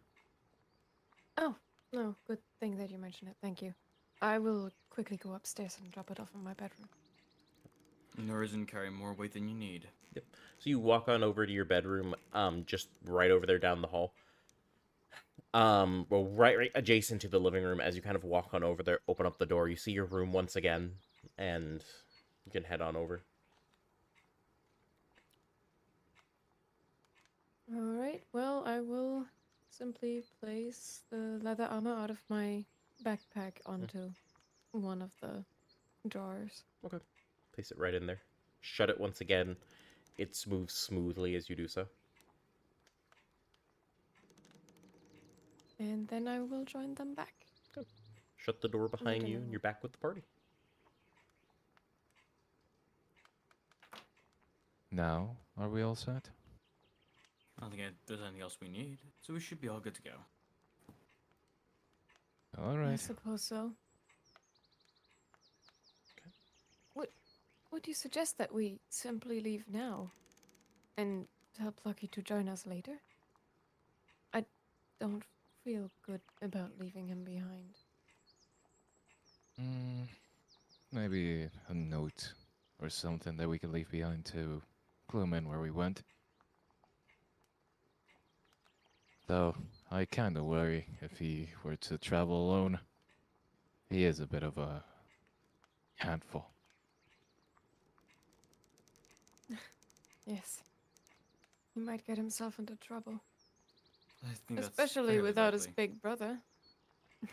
Faisal. God damn it. I think it's fairly likely he'll get in trouble. There was a reason why I kept such close watch on him, after all. I say we simply leave a note that says, "We'll be back later, in about a day." He doesn't have to know. He can just rest. You want to take on the entire quest without him? No, just a quick drop. Just a quick 1-2 day journey, then come back and check on him. We'll be fine. With three of us, whatever comes at us, we'll be. I'm sure we'll be just fine. Alright, if it makes you feel better, I'll just write a little note that says where we'll be going, or some, I don't know, whatever makes you feel more comfortable. I'm just looking for the little guy's safety. Listen, this is. I have never been far away from Alabaster. Leaving him behind, it doesn't feel right to me. I don't know what will await us out there. If something happens to us, he would be left here alone. I put a hand on Nina's shoulder. I assure you, we'll be alright. I've been in plenty of combat. Look, if it makes you feel better, just tell us what you want to do, and I don't know. we'll follow. I honestly don't know. I suppose it wouldn't hurt if we simply took a look at the road, see how things are, and then come back. Pick 'em up and go together. Map out the way, if that makes sense. Would we need a horse to go down there? Oh gods, I don't know how to ride. Would we even have the money for a horse? I'm sure we have plenty. Nessa, why would you give us this task? It's to help us break out of our shells, work better as a team, and to save people. I was doing well at my job. I work well by myself. Well is okay, Damn it. but as a team, you never know how well you can truly work.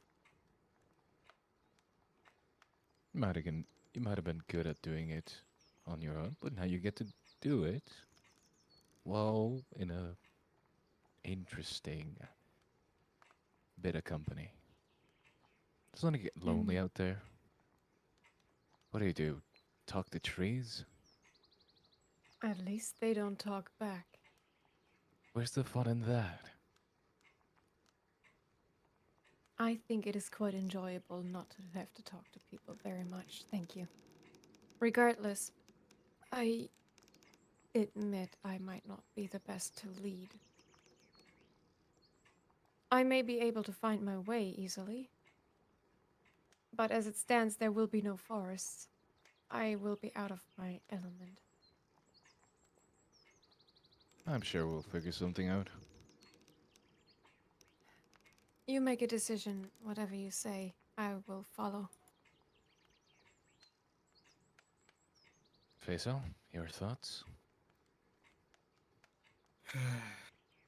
It may be out of your element, but it's a simple mission. It should be fine. Yeah, what you said. So we'll be on our way?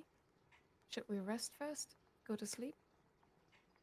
I know it's early, but we've been walking around a lot.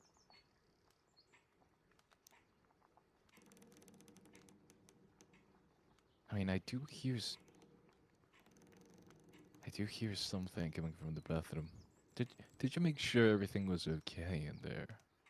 Oh, well, the sink has a leak. I was supposed to fix it a while ago, but Nope, never got around too to late. I'm on it. it.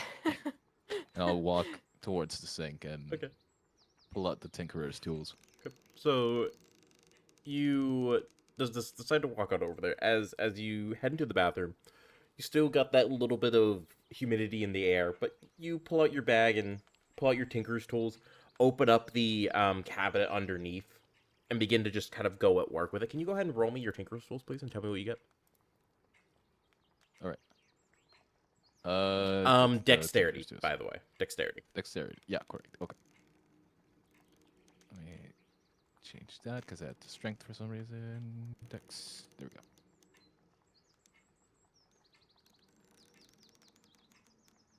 What'd you get? Okay. 13. 13? Okay. So you notice that primarily the leak is being caused from something not being tightened too much. As you kind of like look on down there after a minute or two of inspecting it, you see one of the bolts is unscrewed just a little bit, so the pressure is a little bit weird in there. As you see on the back end is a large stone that seems to add water into the system. You kind of touch that as the rune begins to glow and water just piles into the sink before slowly trickling back out. You recognize, well, there's source of water. Okay, let's trail that on up. So you look it up and you finally see the bolt as you grab out just a wrench out of the Tinker's Tools kit and you just tighten it on up. Look around the rest of it. Look for any holes or any breaks or anything. As you kind of look on through, you see some bits of rust here and there. It's going to need to be addressed at some point, but it's not urgent. You do notice down from where the tightening needed to be done, small drippings coming out. Not anymore, but was coming out. As well, kind of. It's really soaked the wood at the bottom. It wasn't ever really enough to make any substantial amount of water that people would notice, but now that you're down there, you notice it. And it's starting to rot the wood. Like it's starting to. It's just the erosion on it is starting to peel the wood apart in places. It's really spongy. Just because water's been hitting it for God knows how long. Um, However, you kind of stand up again, looking over at the sink. You don't see the dripping anymore, as it seemed to have kind of plugged anything that was quite there. Um, as you kind of turn the sink, you pull the lever, turn the sink on as the rune glows underneath the sink, as you see the water begin to spray forth down into the bowl. As you close it again, you don't see it dripping anymore, but you kind of assume if new pipes aren't added eventually, it's gonna cause a bigger issue. But it isn't urgent. It's just it's gonna need to be done eventually. Noted. Noted. There is a small pool of water down there in the bottom of this sink cavity.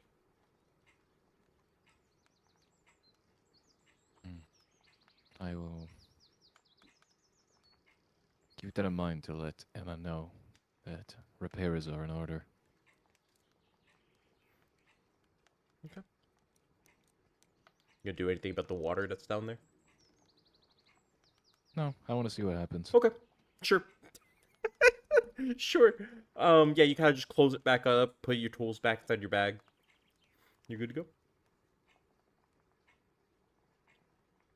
Right, I'll walk up. I'll walk back to the group. So, Okay. any decisions? Any Did you really progress? just decide that instead of making a decision to go fix my sink? I mean, I appreciate it, but really? I'm not the best with decisions. I think we can all agree on that. Faisal, it seems it's on you. Okay, what time is it outside? It's just about 2 o'clock by now. Just about 2 in the afternoon. It's not too late in the day. We can get a start on our travels. All right. Fine by me. I'm Laura, honestly bored to death at this point. great. I'm so glad to hear that our resident Tin Can is craving entertainment. I need more entertainment after that beautiful triangle solo. You can't you can't let someone taste that level of beauty, that level of comfort, that level of entertainment, and just expect them to go back to normal. That was I it. really wish I could forget about it in total. Just altogether. I suppose it's a tin can thing to enjoy it. Either way, all jokes aside, Lorelei, you wanted to leave a note for Plucky, right? If you want to prepare that. I'll get on that. Also, jokes. I'm assuming it's a joke that you actually enjoyed the triangle solo, and I refuse to believe anything else. Thank you. All right. I'll, I'll go write the I'll go write the note. Pull out some parchment. Out of one of the drawers out there inside the living room. I'm sure you know where she keeps it. What are you gonna write? Dear Plucky, my esteemed colleague, we will be gone for presumably 2 days. We're doing something on behalf of the Hand of Hope. And I believe you probably are not in the best state at the moment of writing this to accompany us. If you do feel better eventually, we will be going to a little place called Plymouth Village. If you wish to join us eventually, you're more than welcome to. However, if you decide to just rest up, get back your strength, I'm sure we'll be fine. Signed, Lorelei. You fold up the piece of paper. Where are you sticking it? I will open the guest room door Mhm. and I will chuck it at the sleeping Plucky. Okay. Go ahead and roll me a sleight of hand check for me, and just tell me what you get. Oh boy.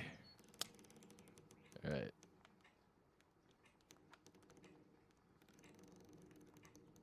16. 16, not bad. So, cool. Kind of fold it up, and you kind of fold it up once. And you kind of just take it, put it in front of your fingers for a second, and you kind of move it forward and back, and then just, yeah! And almost like you're throwing a playing card, it just through the air, and eventually just kind of lands overhead of Plucky before it opens up, and almost like a parachute sways side to side before landing right on the side of his head. You see him kind of like, just kind of like wave at his face as he kind of like, in his sleep, kind of like knocks it off to the side, but ends up knocking it in front of him as it just kind of falls off as he scratches the side of his head before nuzzling back into the blanket. Night night. And I'll close the door back. Okay.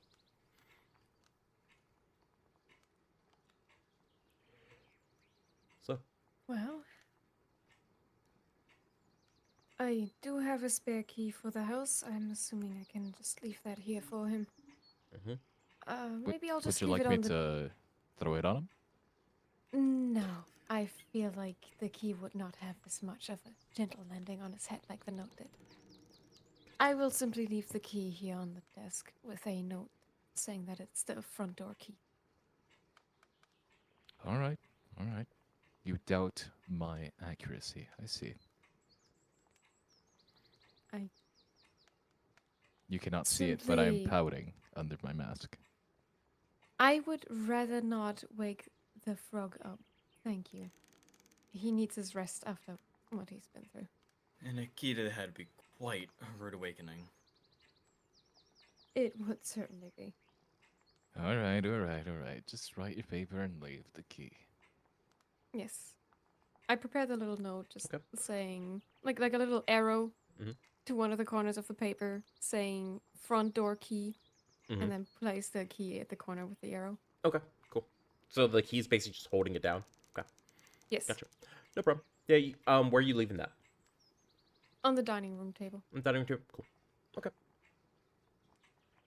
No problem. What are you guys doing Well, now? so, Faisal, you suggest we leave today? Yeah, I believe it's best for us to get moving as early as possible. Very We're well. equipped, and it's not too late in the day, so might as well get started. All right, meet you outside. I'll grab my bag and go for the door. You go for the door. The door swings open as you kind of just turn the handle and just open it on up. You stepping outside? Sir. Okay, step Yep. outside. I hold the door. I walk outside and lock the door behind me. Okay. You all exit the house as you lock the door behind you. You guys can once again hear the hustle and bustle of the streets outside.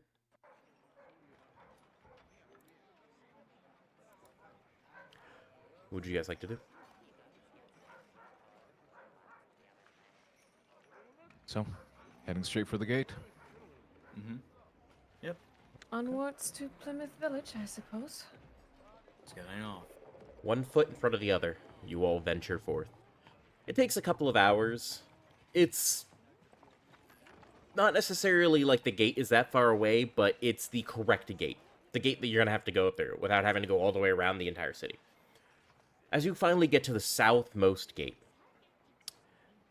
you notice that there's a very long line of people waiting to leave the city. Guards are thoroughly searching everyone before allowing them to leave.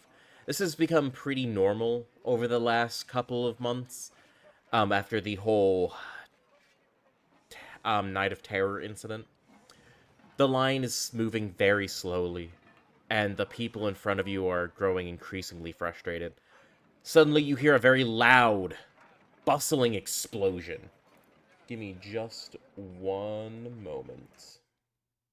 Oh no. People start panicking, screaming, as the guards from the outer walls... Hold on one second. Okay, sorry. People are screaming and panicking as you see the guards from the outer walls rushing towards the gate. A surge of wild magic has caused a small explosion near the front, and the guards are trying to keep the situation under control. The wild magic surge has caused a panic at the entrance. The guards are shouting orders and trying to push people back, but the crowd is growing more and more restless. A few people start to push their way to the front of the line and past the guards, causing chaos and confusion. One of the guards turns towards you and yells straight in your direction. It's one of the guards that are closer towards you. They say, "You there! You're in the Hand of Hope, right?" And he holds his hand up, signifying that he sees the black ribbons around your wrists. We could use some help over here. We need to get this crowd under control before things get any worse. He seems to be pushing people back and trying to get people from just running straight past him in a panic. People are getting trampled. The guard gestures for you to follow them towards the gate, where he's pointing. You can see a group of people causing shit ton of trouble. They're shouting, trying to push past the guards to leave, causing the situation to really escalate. The guard turns to you as you guys kind of move up a little bit on towards him to get a better hear on him. He says, we need to calm things down. Can you help?" Of course. Lead the way. He kind of points towards the gate area. He's like, oh, over there is gonna need most of the work. Please, just get back. Go over there. Try and calm everyone down." As he just begins to yell, Everybody, relax. We have things under control."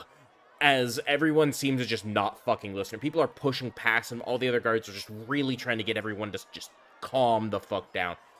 People are running over each other. You see a couple of the other guards are ringing bells in the background. People are just not having it. Some people aren't even trying to get past everyone. Some people are just scared as the situation. People are running back into the streets. People are running into alleyways. People are running out into neighboring businesses. You see people who are down the street, turning the corner, looking off at everything. Some people are huddled behind others. There are children here as well. Like, families who are trying to just leave. Some carts are being, spooked because the horses are moving here and there. It's just bad. It's just bad. What are each of you doing? I climb up somewhere, like, get a little bit of height on anyone I can. Okay. I activate Radiant Soul. I'm pulling out the wings. I run in the direction the guard mentioned to try and assess the situation by the gate. Okay. You do that. Lorelai, what about you? I'll follow Ina to make sure everything's okay. Okay. First, we're going to start with Faisal. As you two are running towards the front of the gate, Faisal, you hop up on top of a barrel. That's the best thing you can really do. It's not very hard to get up there. It gives you about 4 feet-ish max above the ground. And then you activate Radiant Soul. These spectral golden wings erupt from your back. As Blue dragon wings. Oh, yeah, no, I'm sorry, that's right. So the spectral blue dragon wings just erupt out of your back, radiating this golden bluish light that just cascades over the entire crowd. Can you go ahead and roll me a quick... let's see what would be appropriate. Let me see here. Why don't you go ahead and roll me a performance check? Just this is just to get people's attention. And let me know Normal what or you with get. advantage, because the wings. This is to get people's attention, so I'm gonna say normal. Okay.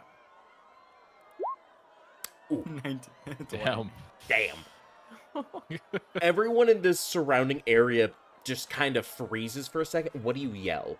I'm assuming you're gonna yell something. Yes, that's why I'm doing this. Okay, cool. What are you gonna yell?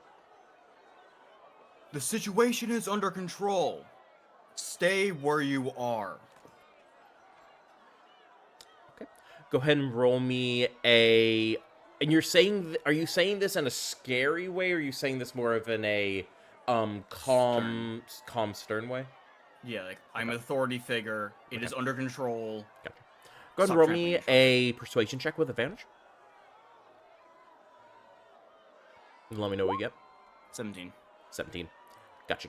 Okay. So with a 17, what is gonna happen is as... Oh, hold on. I'm sorry, boys. Let me fix... Weird. Okay, strange. So as you go on over to, as you begin to yell out there towards everybody out there inside the streets, you yell for them to calm down. You see quite a lot of them listen to you. As they begin to, like, chill the fuck out for a second, as they all don't really stop, per se, but they all kind of, like, stop panicking. As they begin to, like, kind of huddle together and move off to the sides a little bit. As you see that they are all trying their best to heed your warning, that they've got it under control. The guards around you nod in your direction as they rush towards the front, who are out of earshot of you. But the back of the line, you've gotten completely under control. So, Ina and Faisal, while this is happening, you notice the front is just alight. You see that it was very clearly an explosion that kind of almost harkens back to your memories of what happened that night. You see a large blast radius around the opening of the gate, where quite a few guards have been thrown to the sides, some of them clearly dead. You see a large amount of soot across the floors. Wooden parts of the gate are on fire, but are being put out by mages who are at the top of the gate, throwing down frost bolts across the wooden portions that are ablaze. You see a good couple of the guards who have rushed down from the gates are moving forward to the front and trying to just hold back a wall of people. Some of them appear to be more dubious than others. Most of them are just normal civilians. It almost looks like some people are trying to get out while they can, while others are very clearly just trying to run for their lives. And this is just the path they chose. Because after the explosion, it looks like everyone's disorientated. Some people are off to the side, injured, very clearly injured, while a lot of the guards are just basically holding back a riot. Some people are still breaking through it, getting off down the outer way, just rushing on out there. You see a couple of the carriages, their horses are like up on their back legs, stomping down. People are running to and fro. What are the two of you doing?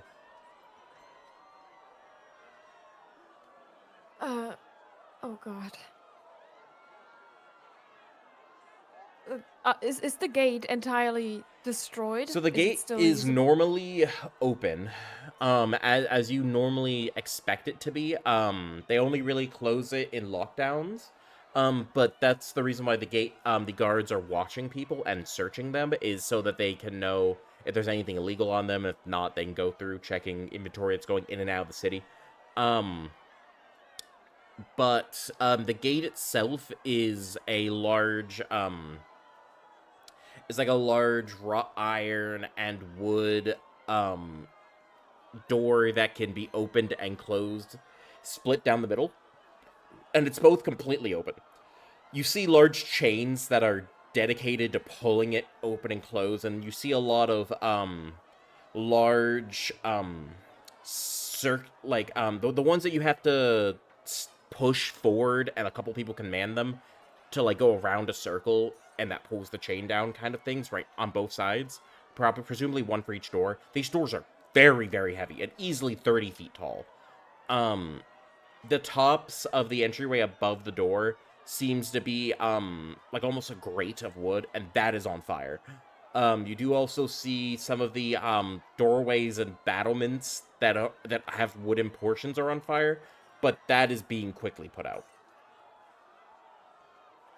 Are there any side roads and tracks that we could divert the people to run into instead of outside the gate? The other direction, like back into Okay. the city, that's about it. Because it's essentially like this, there's a large pathway here that leads to the gate. And it's an in and out. There's the walls, and then there's businesses and other like small buildings off the sides here that don't really connect to the walls itself, but the walls themselves have doorways in them, but that's mainly for the guards.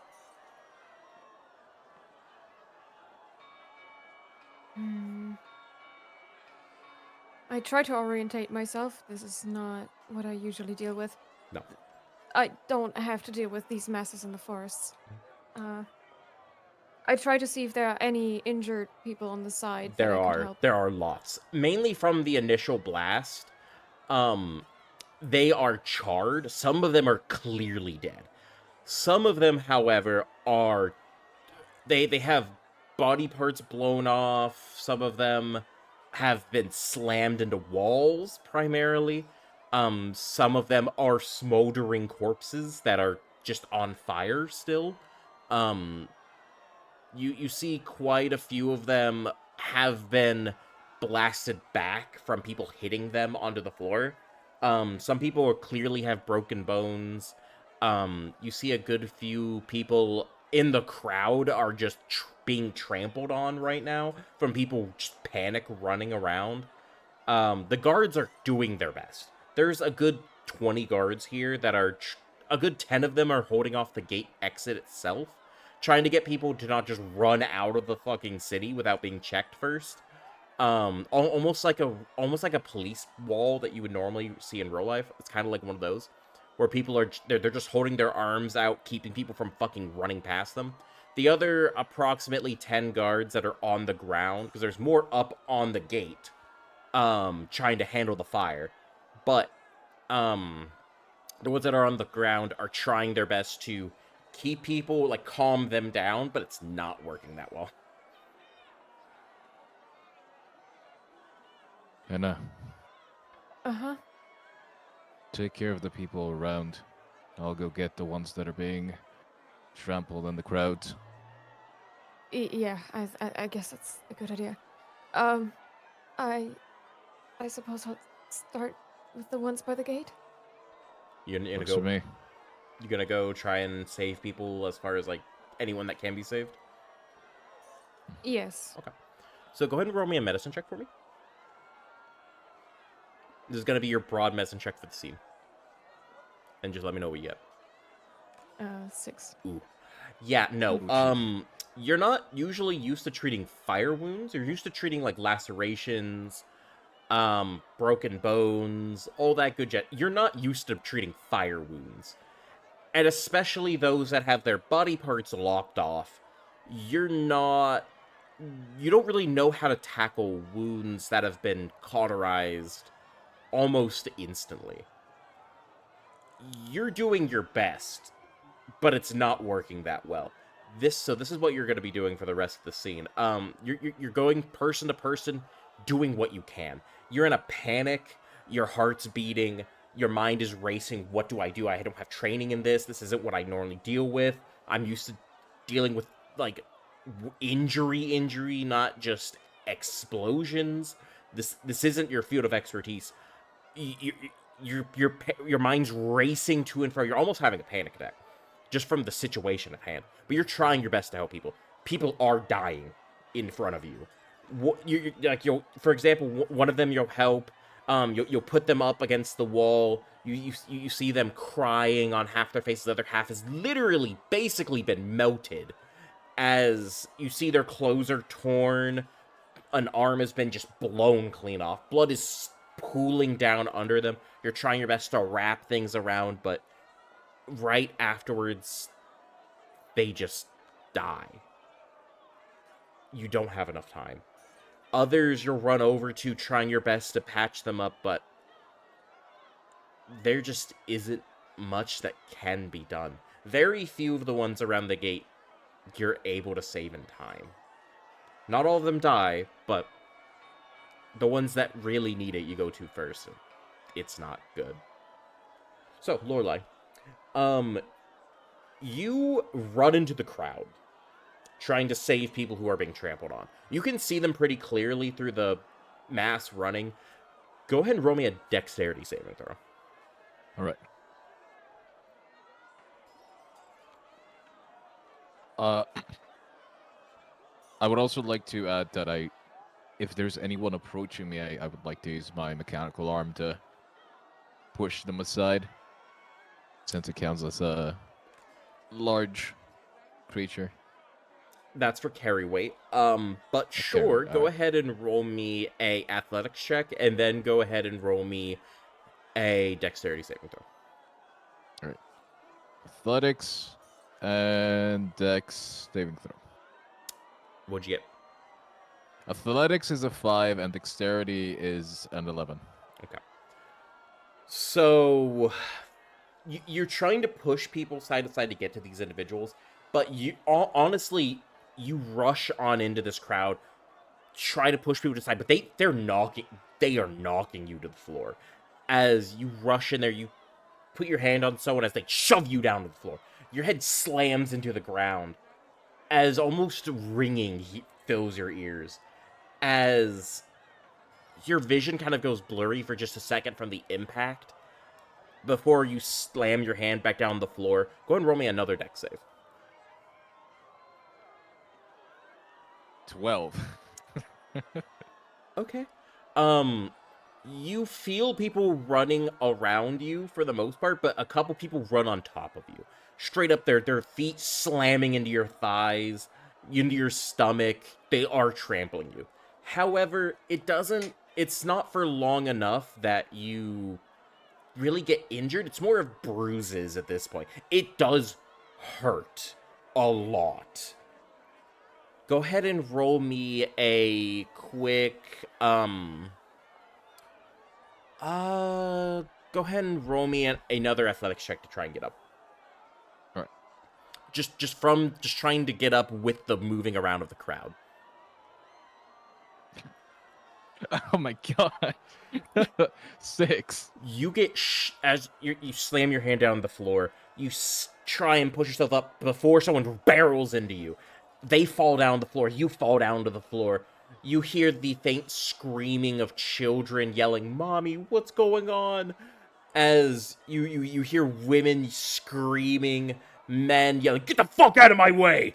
As you see it's anarchy around you. It's a sea of feet and legs. As you just almost instinctually go into a fetal position, as you're going to go ahead and take 5 points of bludgeoning damage as you get trampled once again. Oof. Go ahead and roll me another athletics check to try and get back up. Athletics. Oh my god. Roll me a dex I'm save. not getting up. Roll me a dex save. 3. What? Roll me another dex save, please. All right. 7.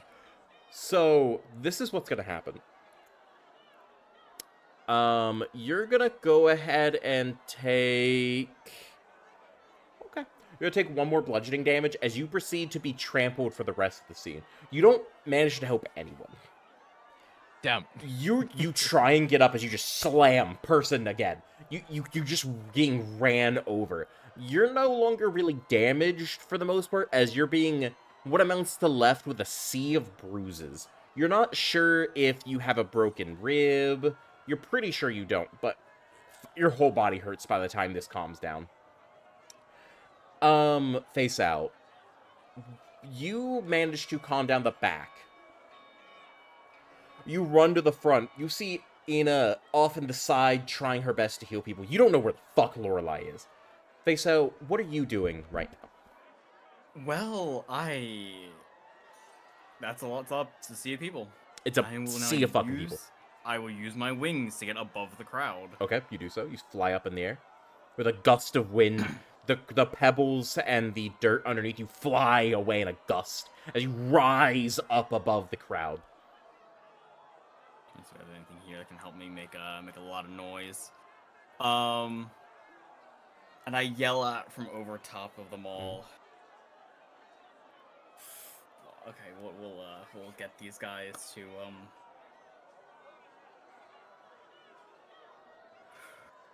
An incident has occurred. The guard has it in. The guard is handling the accident. We will need your cooperation, everyone. Stay where you are. Okay. Go ahead and roll me a persuasion check. Just a normal persuasion check. Alright. 19. Oh shit, okay. Wow. I am very So, even though persuasive. you don't sound very convincing, just the fact that you rush up into the air catches a lot of people's attention. As they all just a lot of people stop for but a bit. As the yelling quiets down heavily. As you yell that out to the crowd, it stops. Listen to the flying man. As you see everyone hold for a moment, as they all kind of take a deep breath in. A lot of people are huddled together.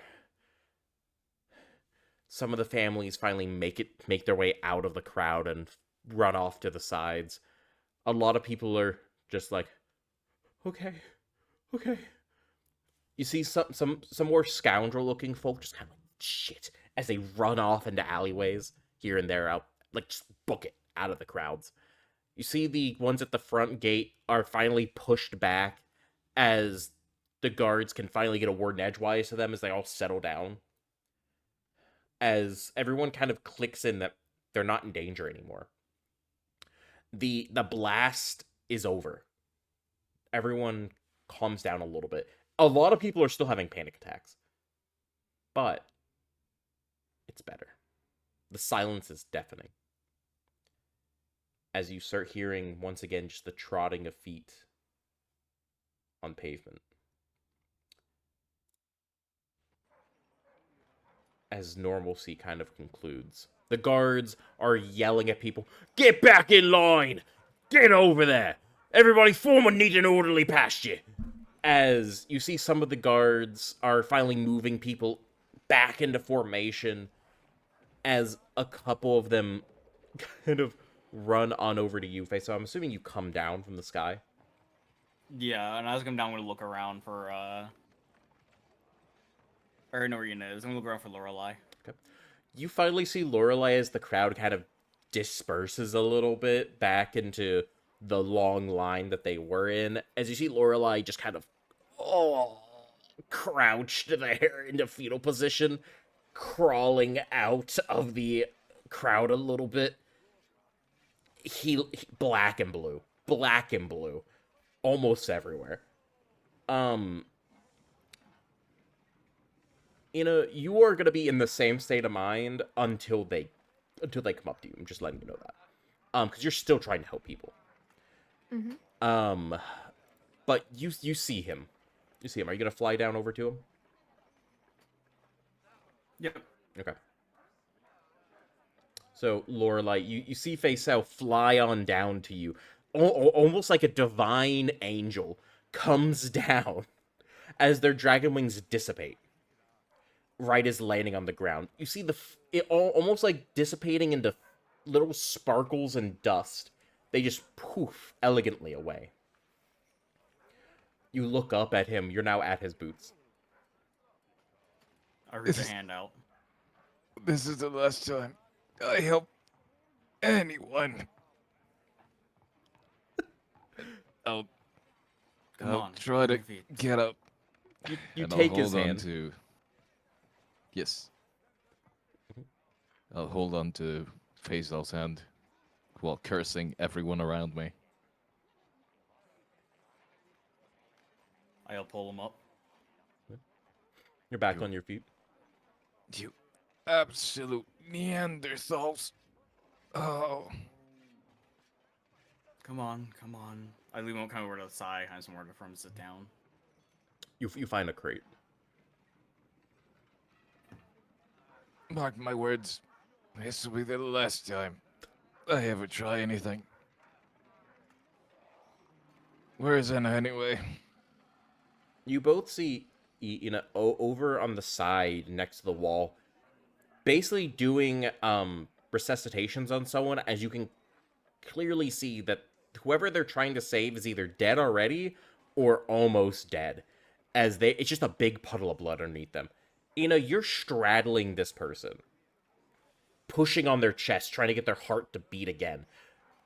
Deep down, you know they're already dead, but you're just pushing and pushing and pushing in a trance almost. It's just as if you're trying to save someone and it hasn't quite clicked that it's just not working. Faisal, you walk over to and you see them doing this. I put a hand on her shoulder. Don't fucking touch me! I can save them! Fuck off! Go get the heaters! I don't give a flying fuck what you're gonna do! Fuck off! Just leave me be! Just leave me be! I kneel down next to her. Just go away! I can't do this! I can't.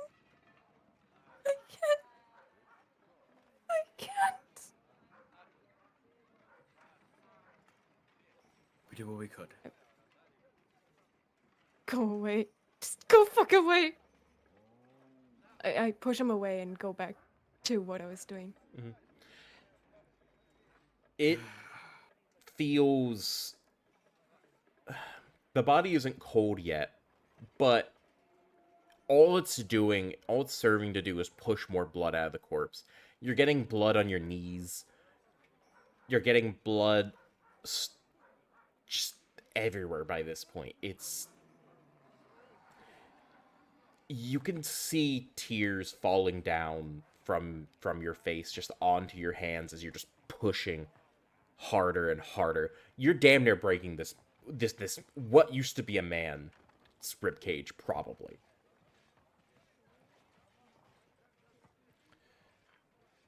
What are you two doing? Can I see this happening? Yeah. You see, you didn't hear what was going on, but you saw what was going on. I'll try to gently get up and walk over. Yeah, it's almost like an old man. You hurt everywhere.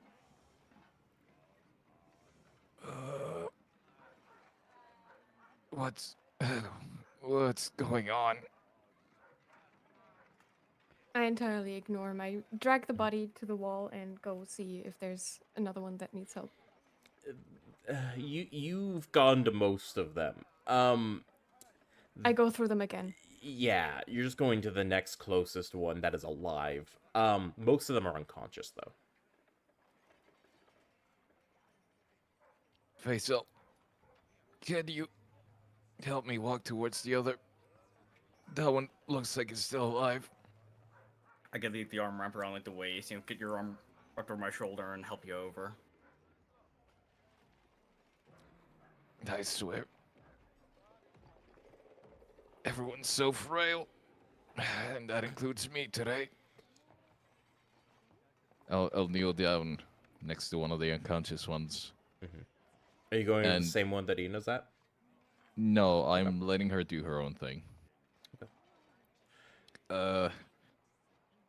I'm just going up to a different one and seeing the extent of their injuries. So this one Ina's already been to. They have wrappings around their burns, but you know that's not gonna fucking do anything. You've cauterized wounds before, often inside your training before. You know what burn marks are. Can you go ahead and roll me a medicine check, please, as well? See to what extent. 16. Oh yeah, you know this is not good at all to be doing to this.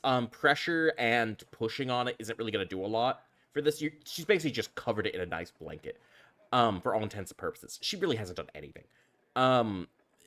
You know how to help these people, and this ain't it. You have the tools to do it. I will turn to Faison and say, all right, she is not. She is fucking this up royally. Can you maybe call her over while I take care of this one? I leave you down slowly, kind of getting you close to the body. Easier.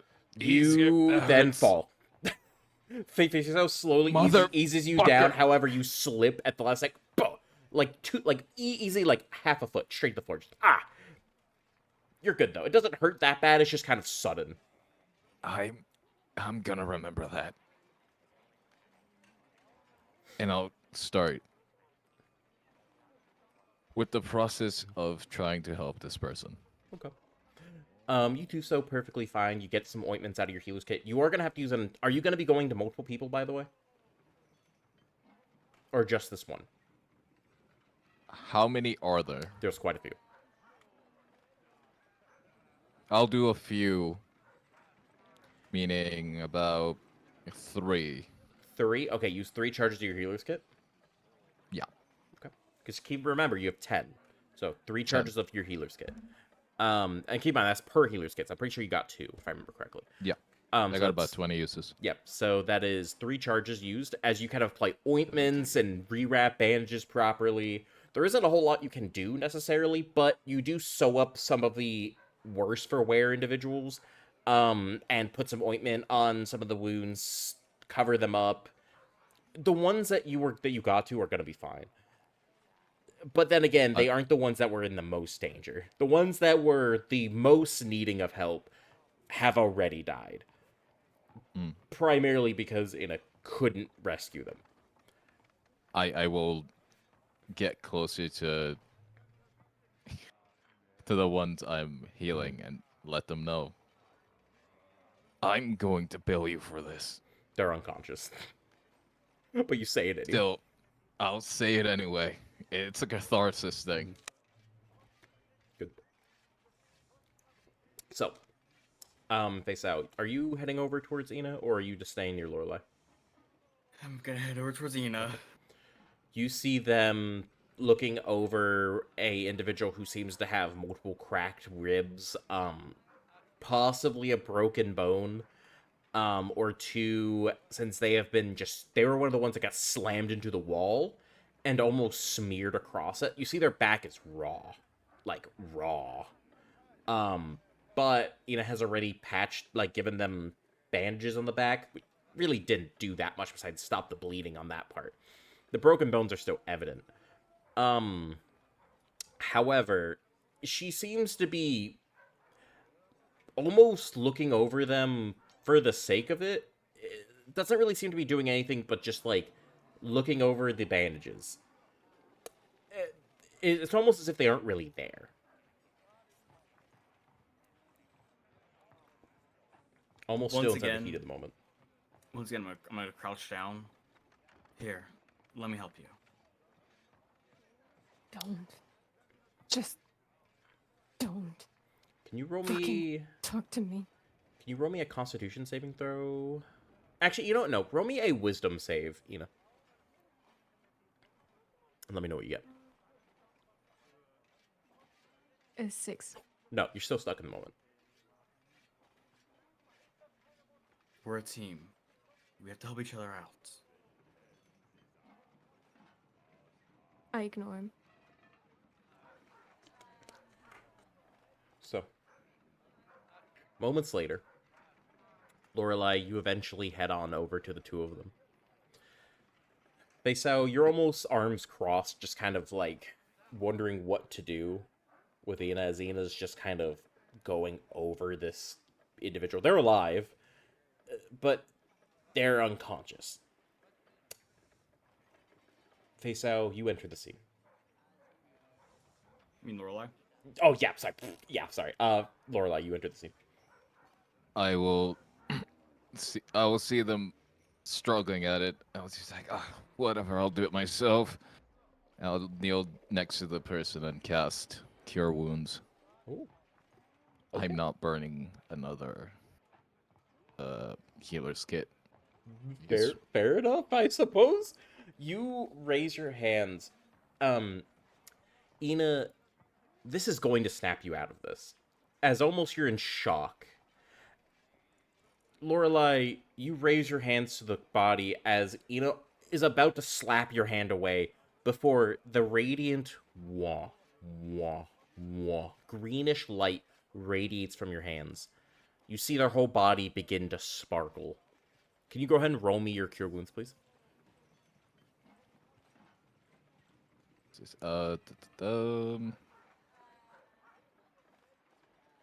Ooh, hold on.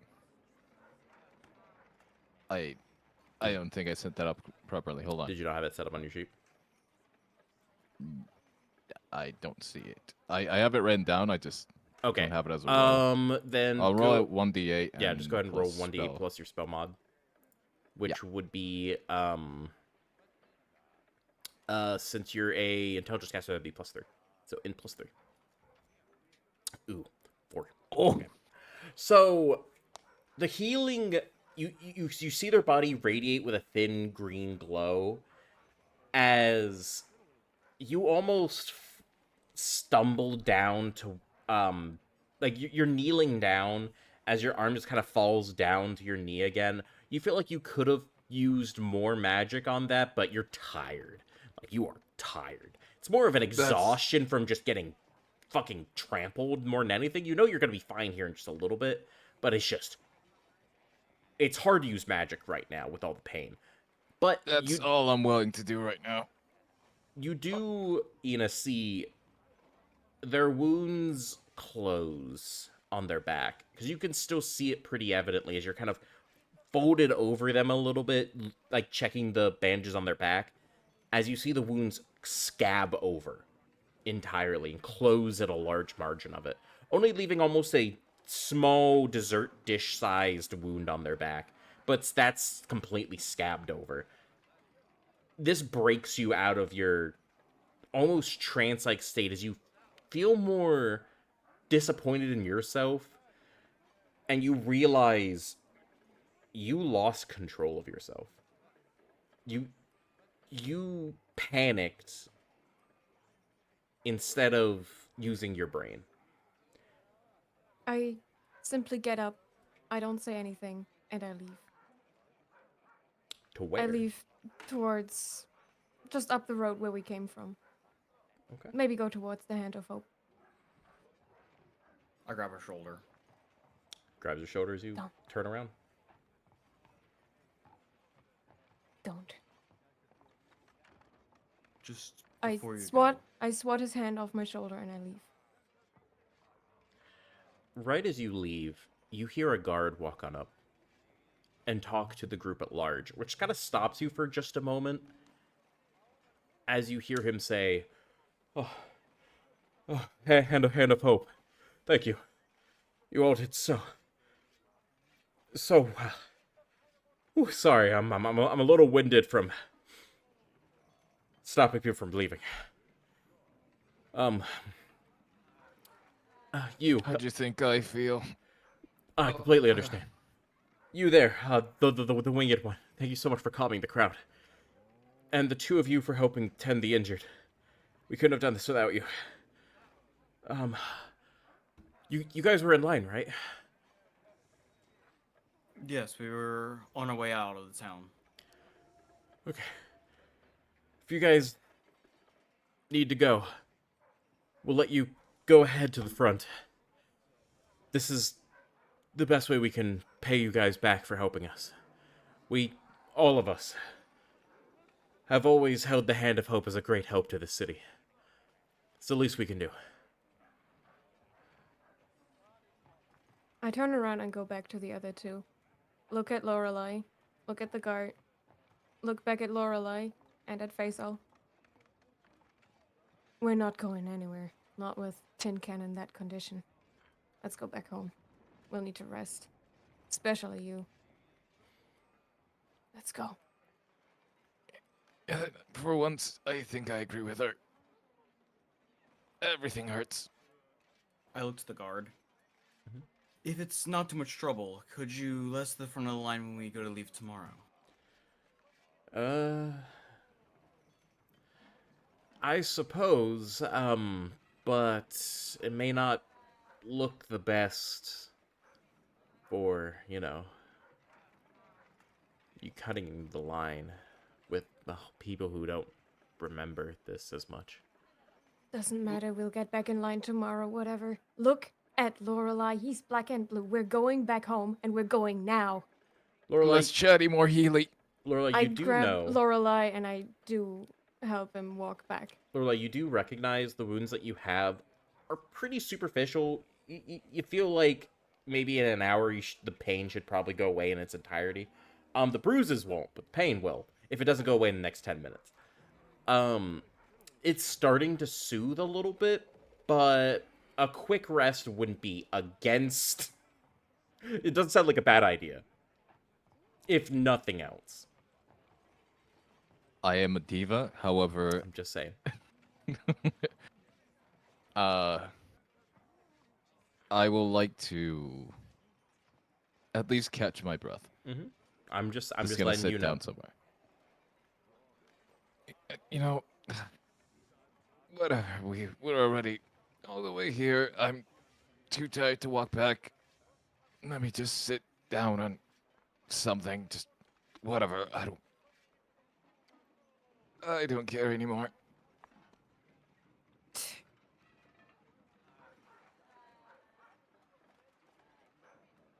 So, anyone gonna get me a seat? Anything? I look for a crate or a barrel or anything. There's plenty on the side street. Then I'll just grab one and shove it Yep. right under Lorelei's ass. Yeah, sure. You kind of just bring him over, sit him down on one of them because they're a little too heavy for you to move. But Oh. you kind of just set him down on top of one. It's not hard. There's plenty stacked on the side roads. Thanks, Horny. Ugh. It's a little racist. So, what do you guys do? I will quietly stand there. Okay. Nothing else. All right. I'm fine now. To be honest, I was just being a little bit of a diva. It doesn't hurt anymore.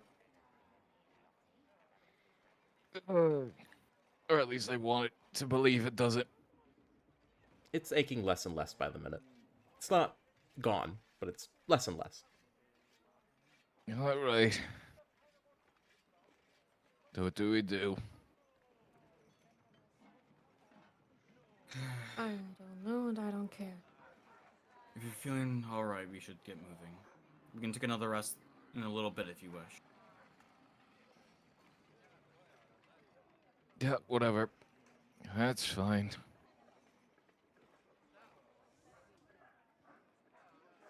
Okay. Are you guys heading out? Yep. Okay. I am I of the mind of, yeah, we're already here. Might as well stand in line or just go through it. Whatever. Just let's get this over with. I will just quietly follow them. So Faisal taking the lead. You head up towards the front of the line, which is kind of somewhat been remade.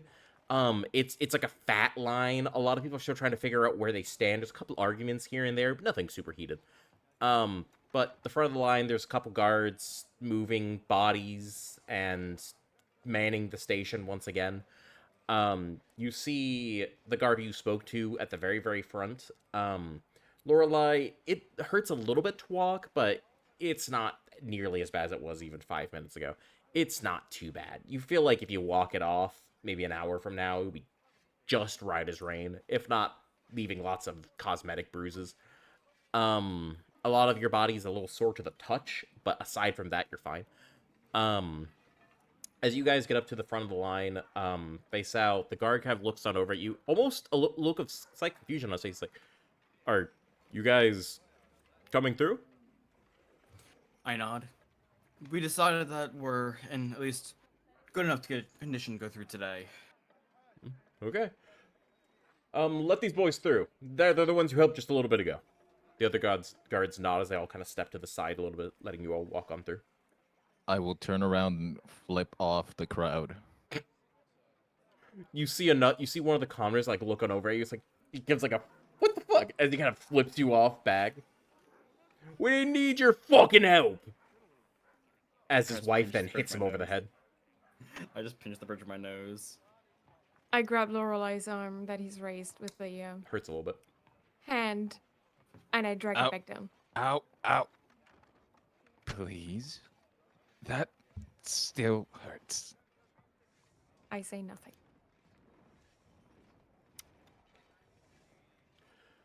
So, the journey is long, but rewarding.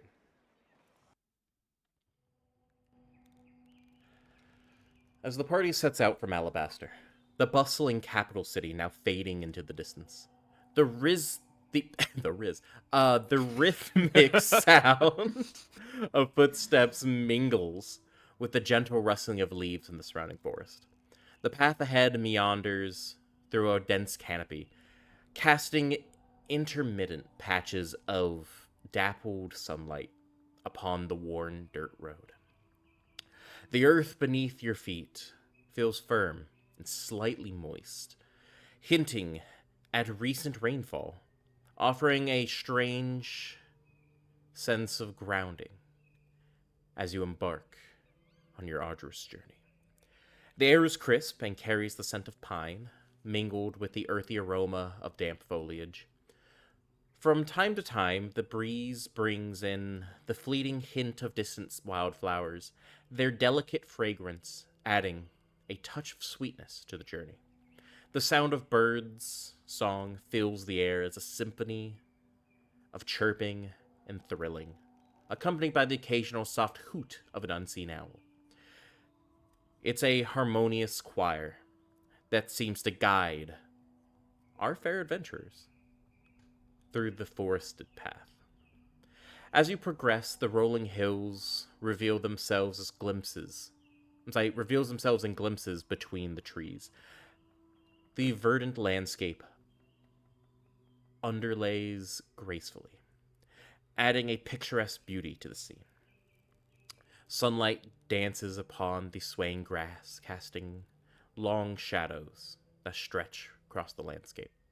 In the distance, a small creek glistens like a silver ribbon, its babbling waters offering a refreshing melody to weary travelers. Occasionally, you encounter fellow travelers along the road. A merchant's wagon, laden with crates and barrels, rumbles past without much notice, the driver's stoic expression betraying a life spent on the road.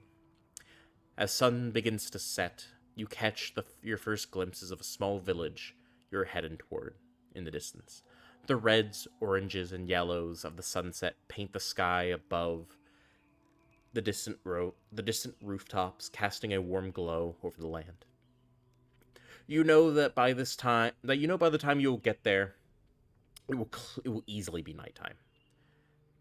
But you do know that resting for the night could invite more harm to the villagers if you don't press on. You've already wasted quite a bit of time today, and it could cause even more if you dilly-dally. As the road continues, your footsteps carry them into a breathtaking scene of transformation. The forest abruptly gives way to a vast and open clearing, as if a hidden veil had been lifted to reveal nature's grandeur.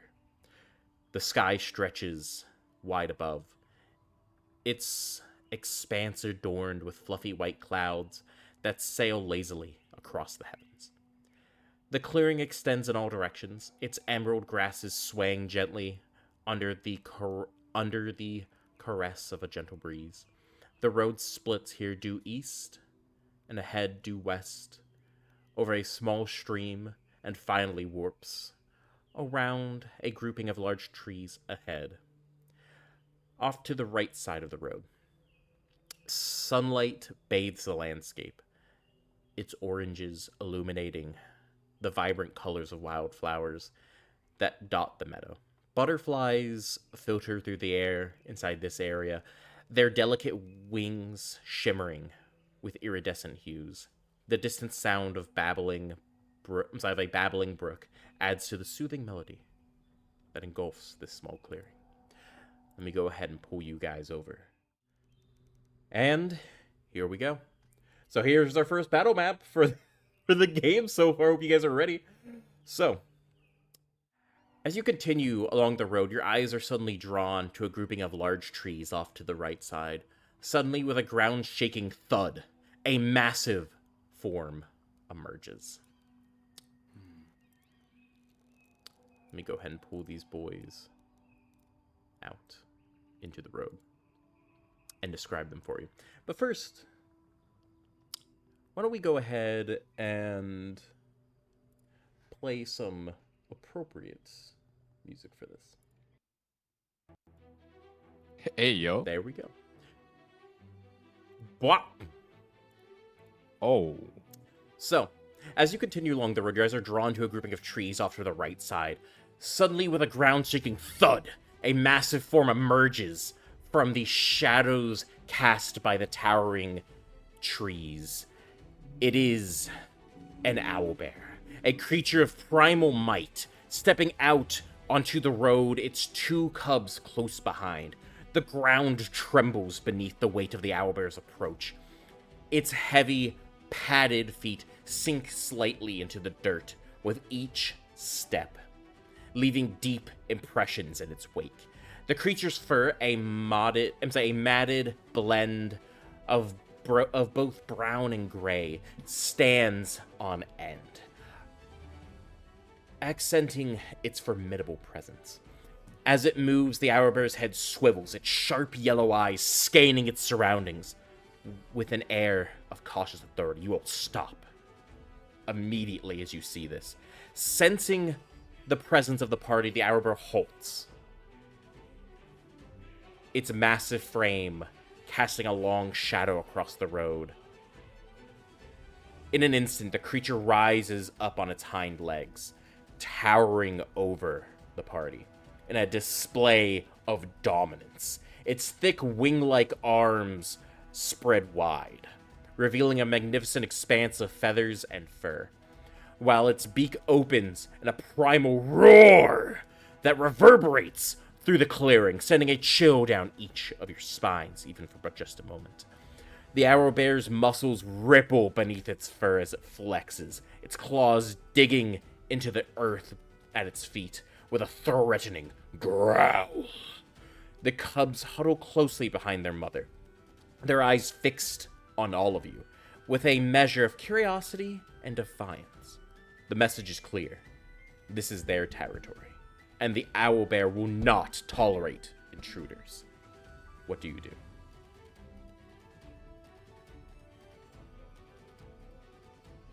I slowly back off a little bit. Same. I'll keep my distance. Kind of take a step back. Do I know anything about this creature from my studies? Owlbears are pretty well known across the board. They are incredibly well known for being exceptionally dangerous, but they are very well known for just ripping people apart. Ina, you specifically have seen many owlbear. You have never dared take one out on your own. However, and you've heard of hunting parties go out and hunt owlbear before, it's not impossible in groups, especially if there's only one. However, you do know much like normal bears, if you run, it's gonna chase you, especially if it has cubs. And really, if it was just a singular owlbear out for food, you might be able to dissuade it, but you're not sure that you can get away.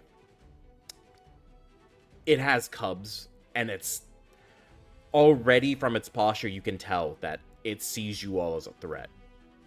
And until you guys are either dead or have gone far enough away, it's not backing down. Faisal, you have heard tales of your master fighting owlbears on their own successfully, but you have heard that these things are not to be trifled with. They're not impossible, but they're dangerous. Very dangerous.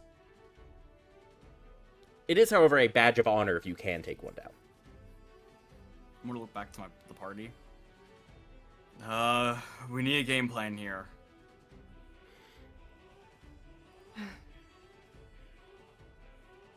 Perhaps if we maybe find a way to distract the owlbear and take one of the cubs, we Do can maybe... not go for the cubs. The Because cubs the- are not the danger.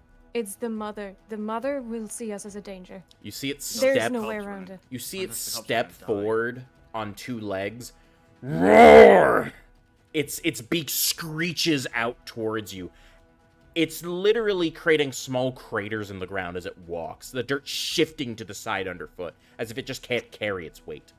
You can tell this is a big mama bear. A very big mama bear. Prepare Look. for battle. There's no way we can outrun it. There is no way we can outrun it. This mother has 2 cubs. She will kill us if we run. I take a step forward in front of Lorelei. Alright then, I'll do my best to try keep its attention. Can I You place two- place a hunting trap down? You can, sure. Okay. I will place my hunting trap in front of me. Okay. When you move off the square, please draw like a little circle on it.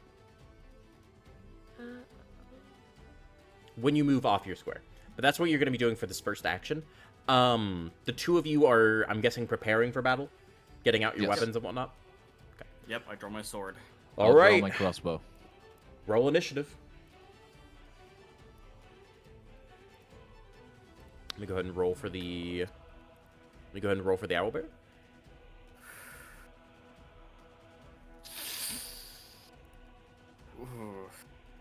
Ooh, okay. What is your initiative modifier? There, it's +4, right? +4. Okay. You actually get above the owlbear. Okay. You're good. And that seems to be everybody. So, from the top, bop. Lorelei, you are up first. The owlbear is standing on both its hind legs before it drops back down on all fours.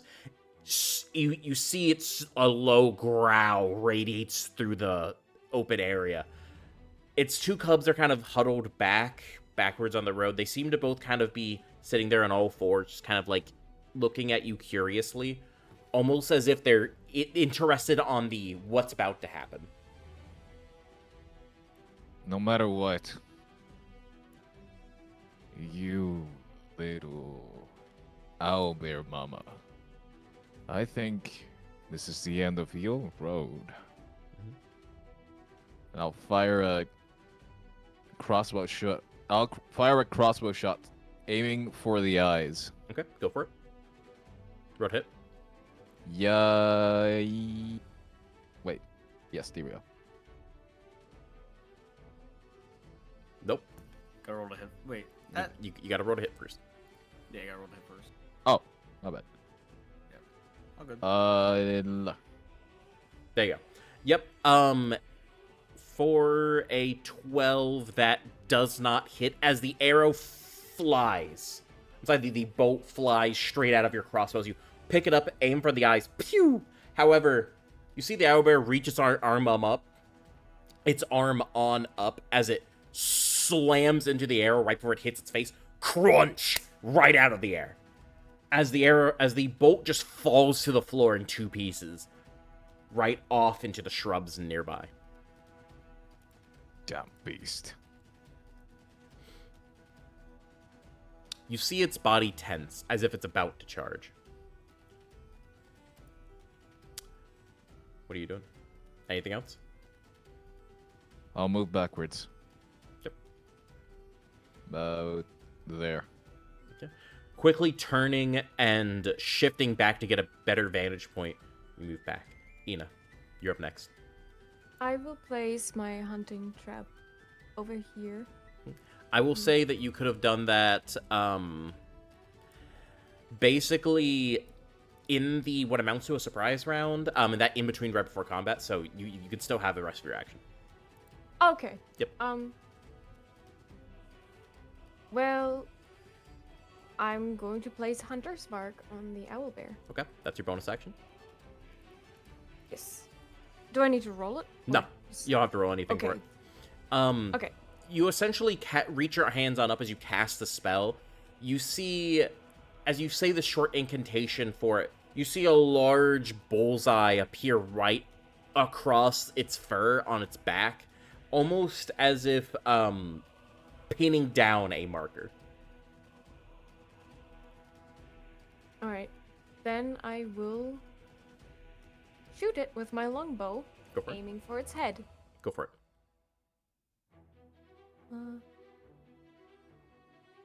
That hits. Roll damage.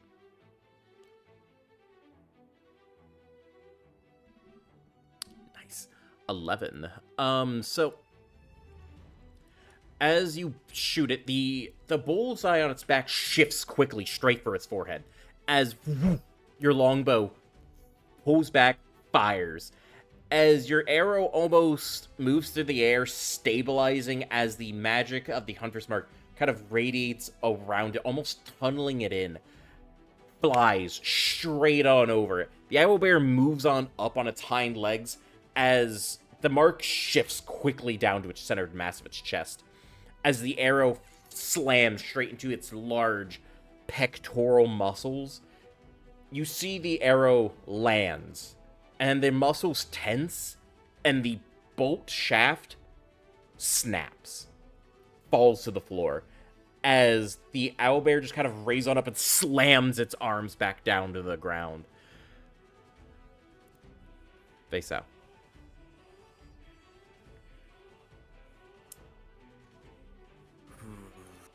I'm going to rush the beast. You rush forward. I'm going to attack with my rapier. Okay, go for it.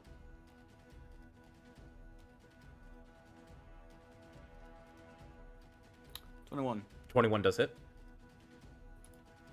11. 11. Also, I'm going to action surge to attack again. Go for it. 13. 13 misses. Anything else?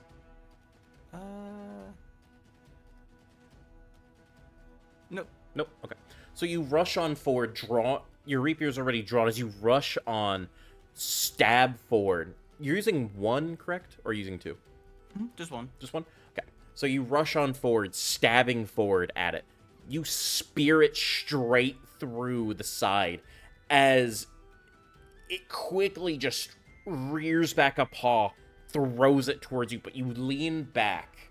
Almost, I'm sure everyone knows the Matrix dodge. It's kind of like that. You just kind of move your back completely backwards as the spear swings forward right above you. You snap back forward as you go for another stab directed at its eyes, but you see it shift to the side, its body scraping across the dirt, leaving a long line where each of its paws were, as it literally sidesteps you. However, it goes in for a myriad of strikes. Okay, so it has 2 attacks, 1 beak and 1 claw. Both miss. Both miss. So it goes in for a beak attack as it bites down towards you. However, you quickly put your rapier up as you basically slap it across the beak. As its head moves to the side, it rears a uppercut claw at you. As you just simply jump backwards, the two of you in the back almost feel like there's no way he could have seen that coming from the way he was standing. But he jumps back effortlessly as the claw reaches on up, getting nothing but air. Lorelei. I'll move over here. Mhm. And I'll cast Firebolt. Go for it. Roll to hit. Yes. Got a roll to hit. Damn it. Do you think Fireball has that bug with it? It's here. I got you.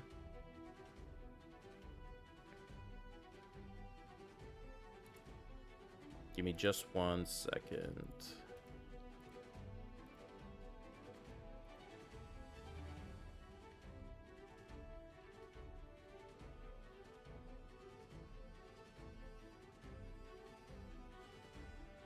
Okay, there you go. Try it now. Oh. Go and click Firebolt under your attack section. And there we go. Okay, 17 does hit. Go ahead and roll damage. Okay, is there anything else you're doing this turn? Oh, sorry. That was the extra one. No. Okay. That's it. So you move onto the side as you take your crossbow, hold it up against your shoulder, raise your free hand as you just charge forth this small bead of fire before it explodes and twists out into a long arcing beam. Just pew, straight over, slams it straight in the side of the face as a large mound of sparks and embers blast off of its cheeks. You see it shake its head side to side before turning its head to you right as it jumps back as Faso throws another rapier shot directly at its face right after this blast, but it moves back no problem, keeping its attention back on Faso. Ina, it's your turn. I will shoot it again with my longbow. Go for it. Okay, Does it hit? not with a nat 1. Okay, give me just 1 second. Then I have to crack out this bad boy. Not this early. Go ahead and roll me a d10. Oh, please don't hit me. It probably won't. 6. Okay. So you pull back the longbow as you fire. However, the arrow, you forgot to notch it properly, as the arrow right before you fire moves offline to the side, and then just the bow lets go as the arrow just kind of flies off to the side in a spiral as it falls into the floor. Yeah, it just completely misfired. Is there anything else you're doing?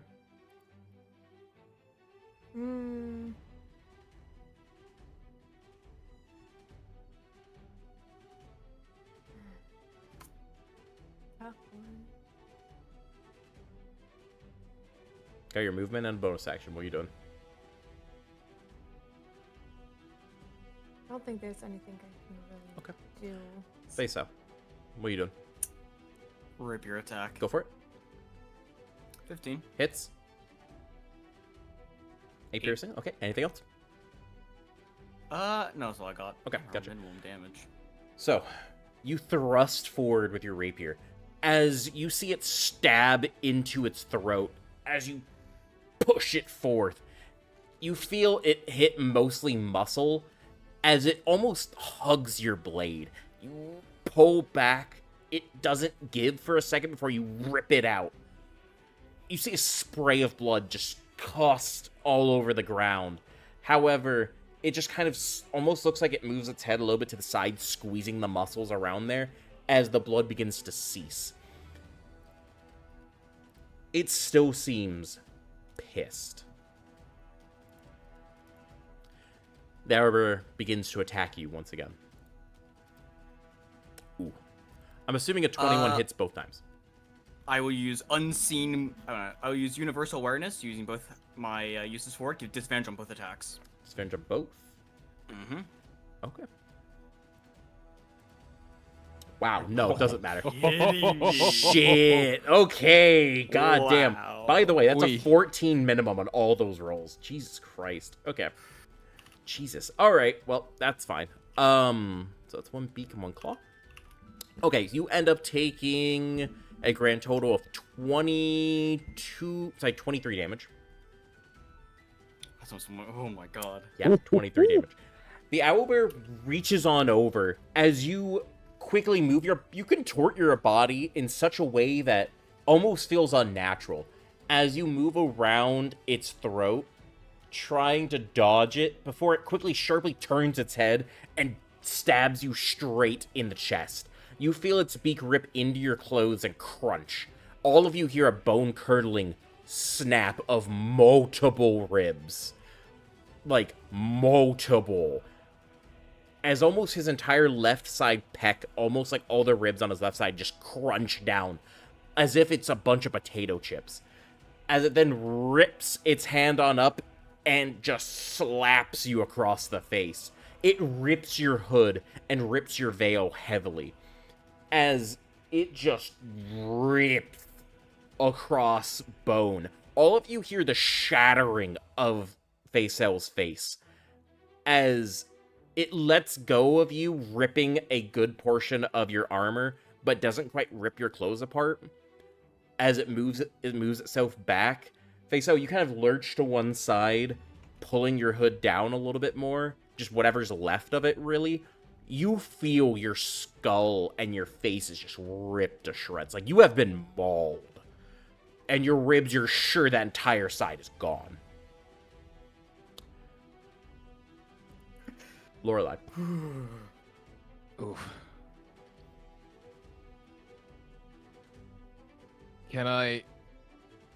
Do I still have cure wounds? Or did I use that earlier? It depends how many spell slots do you have left. Oh. I don't think. No. No, it's not none left. You're right. Oi. Well, you've only cast Didn't we one. You've only cast one spell today. Right, slots total 3. Yeah, so you should have two left. I should have one more. Should have Two more, actually. Yeah. Should have two more. So yeah, you have two spells also.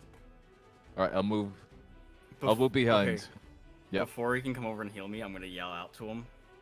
I'm gonna put the one hand out holding the rapier and go, I'm fine. Just keep hitting it.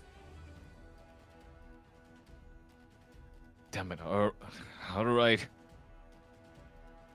And I'll cast Fireball again. Firebolt. Or, well, I was gonna say. Yeah, go for it. Go for it. That hits. Roll damage. Damn. God damn. You cannot roll well with that. God damn. Okay. Is there anything else you're doing? No, that's Okay. it. So you raise your hand back up as you just concentrate forth fire.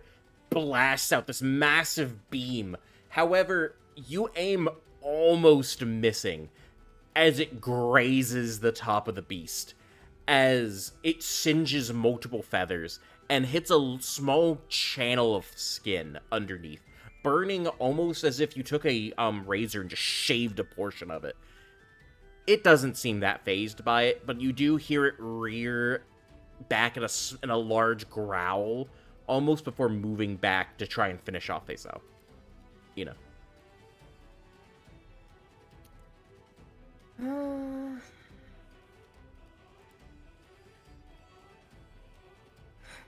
Faisal, if you can, next round, move back towards the trap. If you can. If I try to run from it, it's just gonna smack me down. I'll be fine. Just keep hitting it. Yes, I will hit it with the bow again. Yep. Sadly, no, that misses. You doing anything else?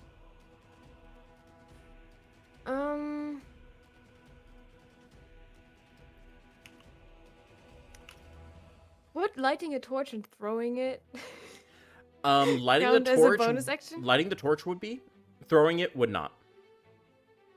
Okay, then there's nothing else I do. Okay. So you notch the arrow, fires. However, you're trying not to hit Faisal, and it just goes straight over the shoulder of the owlbear, straight off into the grounds, way, way past it. You, with a small swear, you grab another arrow. Faisal. Okay, I'm gonna attack it. 24. 24, that And hits. that hits. Oh, yeah. 11. 11, damn. And I'm also going to. I am a fighter after all.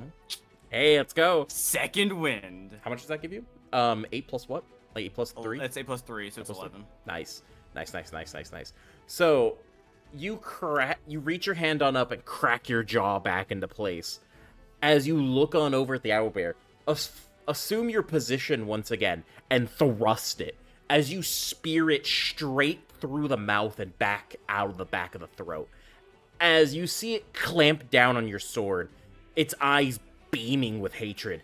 As you see blood start to begin pooling out of its mouth, you pull back for a second. It's a contest of strength before it slides through the owlbear's beak as you rip your sword back. However, it's its turn. And it goes to attack. Come at me. Oh, it will. Is it meat beat? Meat does not beat. Both those miss. Nice. 19 So, AC. the beak comes down at you as you grab your sword and place it between you. One hand on the flat of your rapier, the other hand holding the hilt. As it put it in between it, the beak clamps down on your rapier. As it stands there about to break, you kick it in the midsection as it moves on back. As it reaches for to claw, you jump back a foot, no problem. It gets nothing but air as you move on forward, ready to press your advance. Lorelei. All right, whatever. I'll shoot him with a crossbow. Go for it. Whew. Rack an arrow. Fire. Way off. Pew! Straight over it. Easy miss. I'll reposition myself a little bit over here, Okay. and that'll be the end. Yep. Ina, Longbow it is. go for it. That hits. Go ahead and roll damage. Nice. Okay. Anything else? No. Okay. You pull your arrow back as the marking on its body moves around. It sees the spell move over its face as it shifts its face to one side. Faceow, you throw the butt of your hilt straight over, slam it right in the cheek as, you fire. The head stabilizes for a second, stays perfectly still as you slam an arrow straight into its eye. It screeches a blood-curdling yell as its cry echoes throughout the entire area. Blood begins to pool down side of its feathers on its face as it rears up on two back legs. Face out. You know what I'm gonna be doing right now. Go for it. Yes, that hits. That's so close to a crit. 10 damage.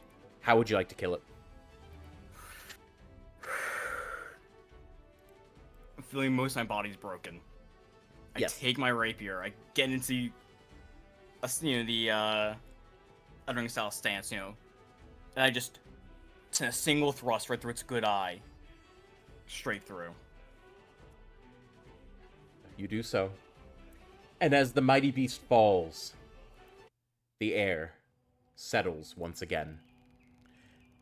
You all feel a sense of relief fill your bodies. As the beast gets speared through the eyes, you rip out the blade.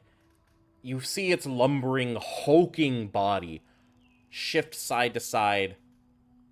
It takes one step back, and then boosh! In a cloud of dirt and dust, it falls.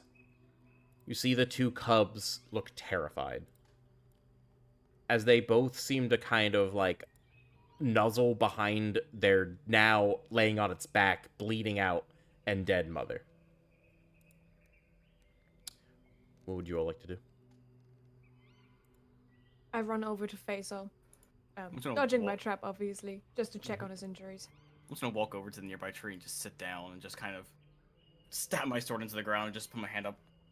I'm alright, I just need a little bit to rest. Kind of drawing my hood down, covering my face.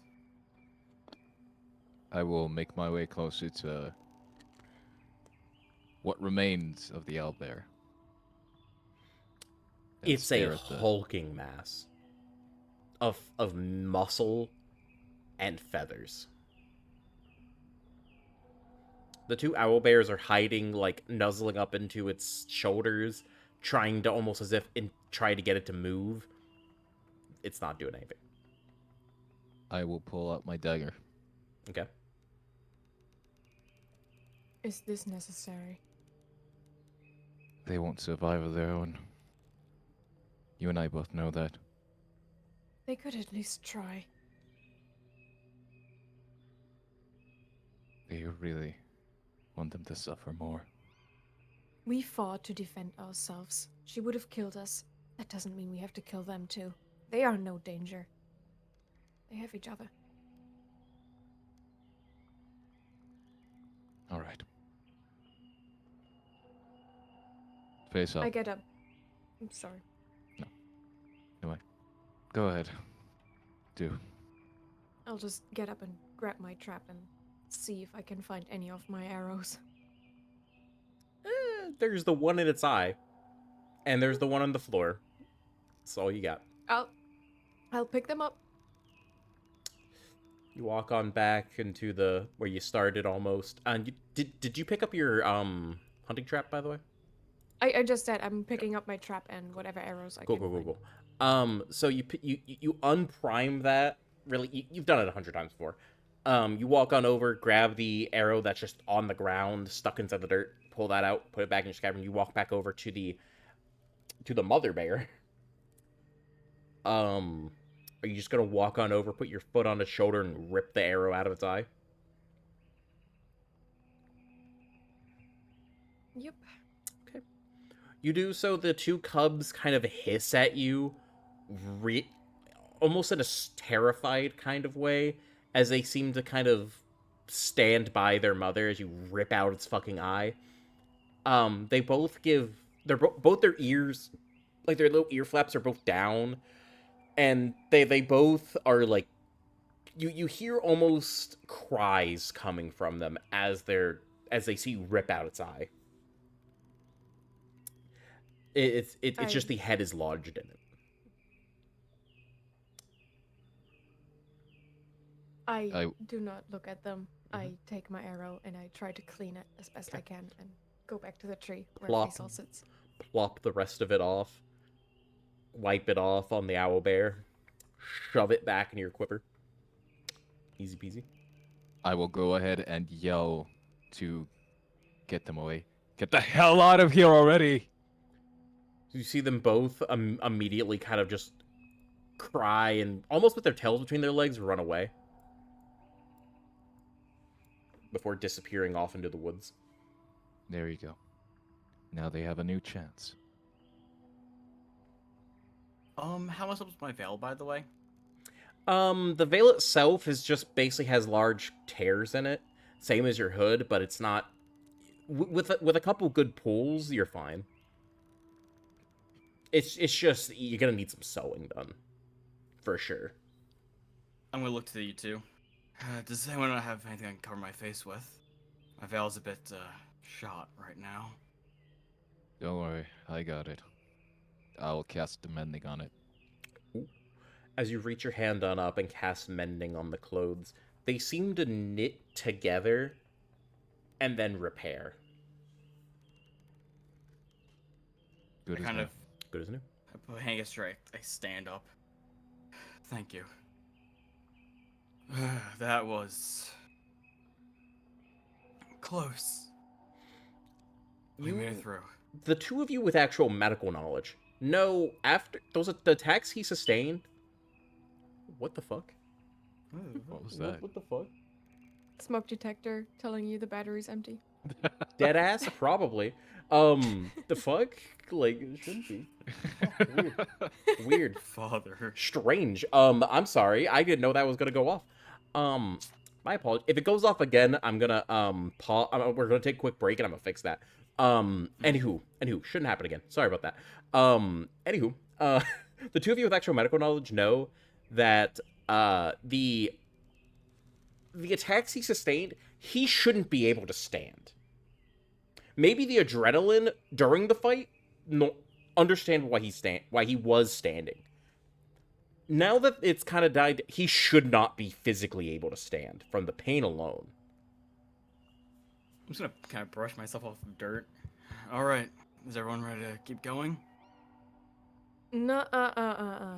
You sit your butt back down, and we're gonna have a look at you. You should not be standing. That thing was tearing into you. Now I sit back said down. I'm fine. You are not fine. And the Look. ones with medical expertise are telling you you're not. I'm gonna put my Sit hands down. out and like, Doctor's orders. I'm gonna put my hands out and start kind of walking in circles. Look, I can walk just fine. I will go ahead and punch you in the stomach. Roll to hit. Roll to hit. What do I roll? Roll a strength check. Basically, yeah, just go ahead and just click strength. All right. No, it's not a saving throw. It's just a check, but it's the same same number. Doesn't Yeah. matter. All right. So Faisal, you hear him throw a punch towards you, but you effortlessly just sidestep it, like no problem at all. Like as if Lorelei, it almost feels like that was a good quick jab for you. It almost feels like he had future sight on your ass, is what it feels like. This dude got the Sharingan on that. Holy Basically, shit. yeah. Well, I used mine a little too much apparently. I just shake my head and cast Cure Wounds on him. You want to say it or should I? You cast the spell. You don't see his body glow at all, which is very abnormal. I'm just gonna pat you on the Interesting. shoulder. Like I said, I'm fine. See, spell didn't work. Nothing to heal. I heal fast after all. That's not concerning in the slightest. Hey, I'm built tough after all. It's your grave. Whatever. Let's move on. Quite.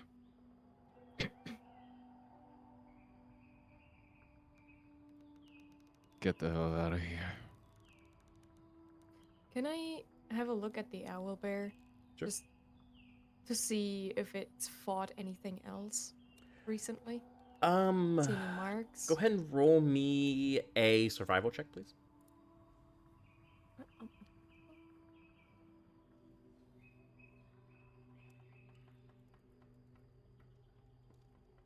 That's a 10. A 10. Okay. So you can see past scuffles, but you can't really see anything that really designates anything that's been recent. You don't really notice anything that's been recent. You don't. Well- It's like mainly on its body. Just there isn't a lot of fresh wounds. If there's nothing bigger to fight for it, that's a good sign. Let's move on then. Unless, Faisal, do you? Perhaps, are you sure you don't want to at least take a break? Well, that fight was quite exhausting, so a bit of a break would be appreciated. I'll set up the tent. So I'm gonna sit down and just lean against the tree. Now, again, you guys do remember, you guys are on a time clock. You guys may not want to take a long rest. You guys can, but you guys may not want to take a long rest. Just a short rest. A short Short rest. rest. No, Short just rest would be fine. Short rest. Just kind of breather. Okay. Feel free to roll your hit dice. You guys pitch up tent. You guys don't have any issues during your stay. Feel free to pitch up tent.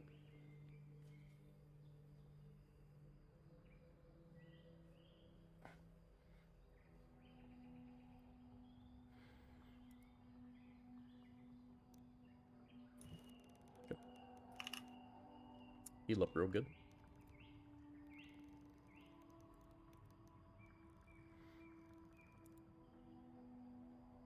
Damn. I had a second of like, what is math? What is math? What is math? Well, who knows? Do I have to roll my hit dice? I have not been hit. Well, if You if, don't if have you haven't to. been hit, then you don't have to. Yeah, you roll your hit dice to restore HP that you've lost. Yep. Yeah. Correct. So.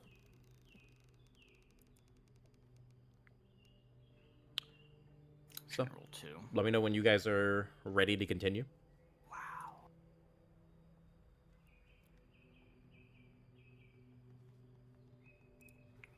So, feeling better? I kind of stand back up, stretch. Yeah, I'm feeling real good. I'll be keeping an eye on you. You have piqued my interest. What? Just because I could take a few hits from an owlbear? We'll see what else you got on your little visor? Veil. Veil. There we go. Veil. We'll see. Well, I do prefer to keep it on. That's fair. I don't need If a it peek ever- under. If it ever does come off, well, you may get some answers. All right. It's not concerning in the slightest. Let's just all keep our masks on, shall we? I don't see any reason to take them off. If you're feeling better, then let's move on. There's still a nod town and, to be saved. I nod and start on our way. Okay. So, there's a good amount of time, still a couple of hours to when you get there. Maybe about 1.5, 2. Doesn't take too long. However, it is quite a long, dark night tonight. Now you all see the world like I see the world. The night air is cool and crisp as you walk across the winding road. Also, let's kick it back to this scene. Perfect. The sound of your footsteps echo against the hard-packed dirt as you make your way towards the small village nestled in the valley below. The distant sound of crickets fills the air, punctuated only by the occasional hoot of an owl. As you crest a small hill, you catch your first glimpse of the village. The flickering light of fire and the large buildings that glow and a large building in the center that glows a horrific purple light illuminates the rooftops like a beacon, casting long shadows across the ground. You can see a raging inferno all across town. Suddenly, suddenly the party hears the panicked screams of the villagers coming down the ways from the village. The sound is raw and terrifying, filling the air with a sense of urgency. Distant, but important. As you're about to head towards the village, you see a figure suddenly stumbles into view and collapses just ahead of you on the road. The figure is a villager, badly injured and barely conscious. The smell of blood is overwhelming, and you can see the blood pool as it seeps into the ground beneath them. The villager gasps for air, his breaths are ragged and strained as he struggles to speak. Please. He wheezes, his voice barely audible from where you're standing as he's a good 15, 20 feet away. The monsters, they're attacking. The crystal is glowing again. We can't hide anymore. Everyone's dying. Please. You have to. You can all see the desperation in the villager's eyes, the fear and pain etched deeply into his features. But before you can respond, the villager's eyes roll to the back of his head as he collapses, his final breath escaping his lips. For a moment, you are left standing in stunned silence, your senses overwhelmed by sounds and smells of the village under attack, before you snap back to your senses all at once.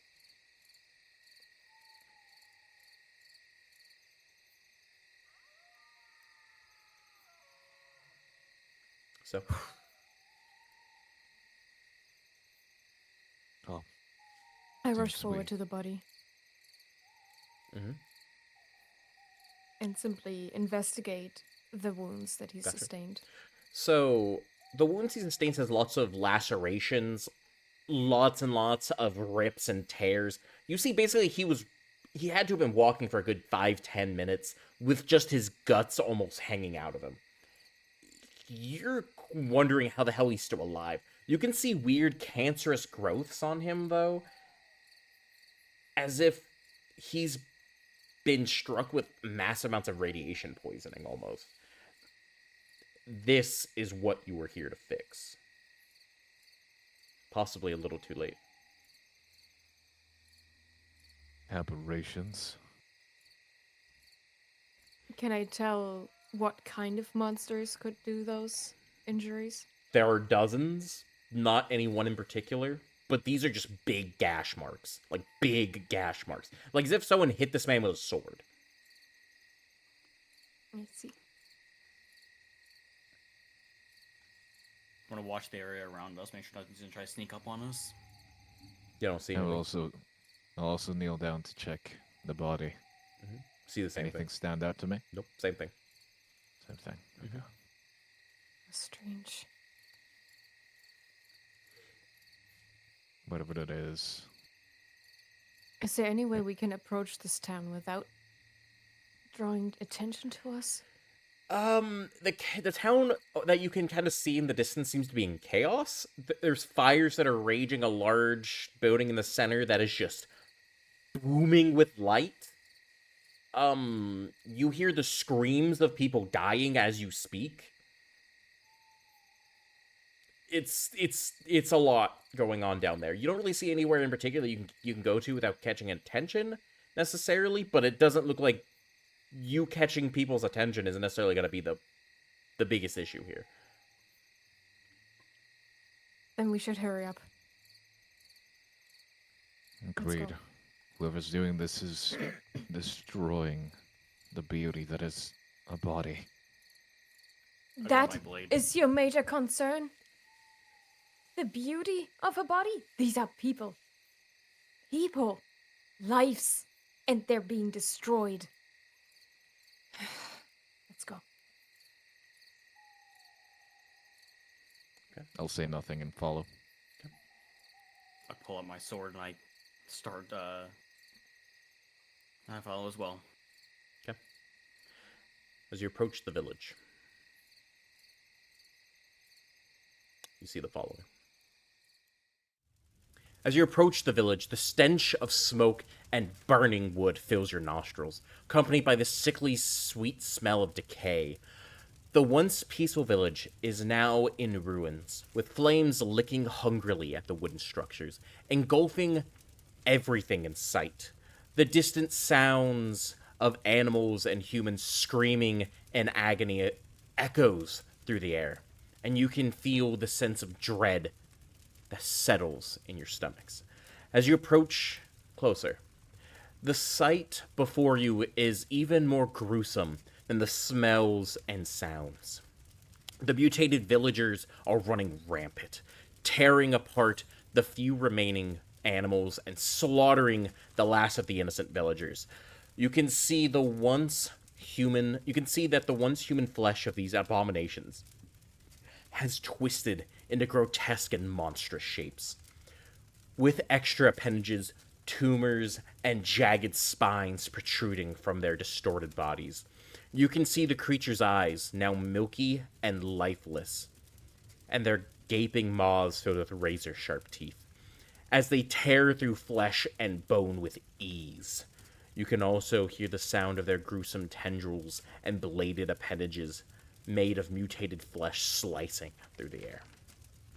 As you look closer to the center of the village, the source of the wild magic surge that caused this nightmare is revealed.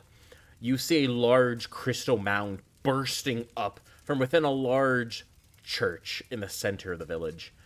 The crystal mound is a twisted and mutated structure made of what seems to be wild magic energy that spills out into the surrounding energy. That spreads out into the surrounding area. The energy is not stable, however, causing the mutations in the villagers to vary greatly in its severity. Some of the villagers have only mild, minor mutations, while others are transformed into these monstrous creatures that are barely recognizable as human, elf, dwarf, whatever. You can see it pulsating with energy, causing the very air to reverberate with wild magic. Roll initiative.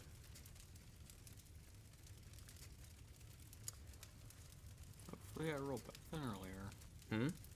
Hopefully I roll better than earlier. Yeah, hopefully. It's a little better.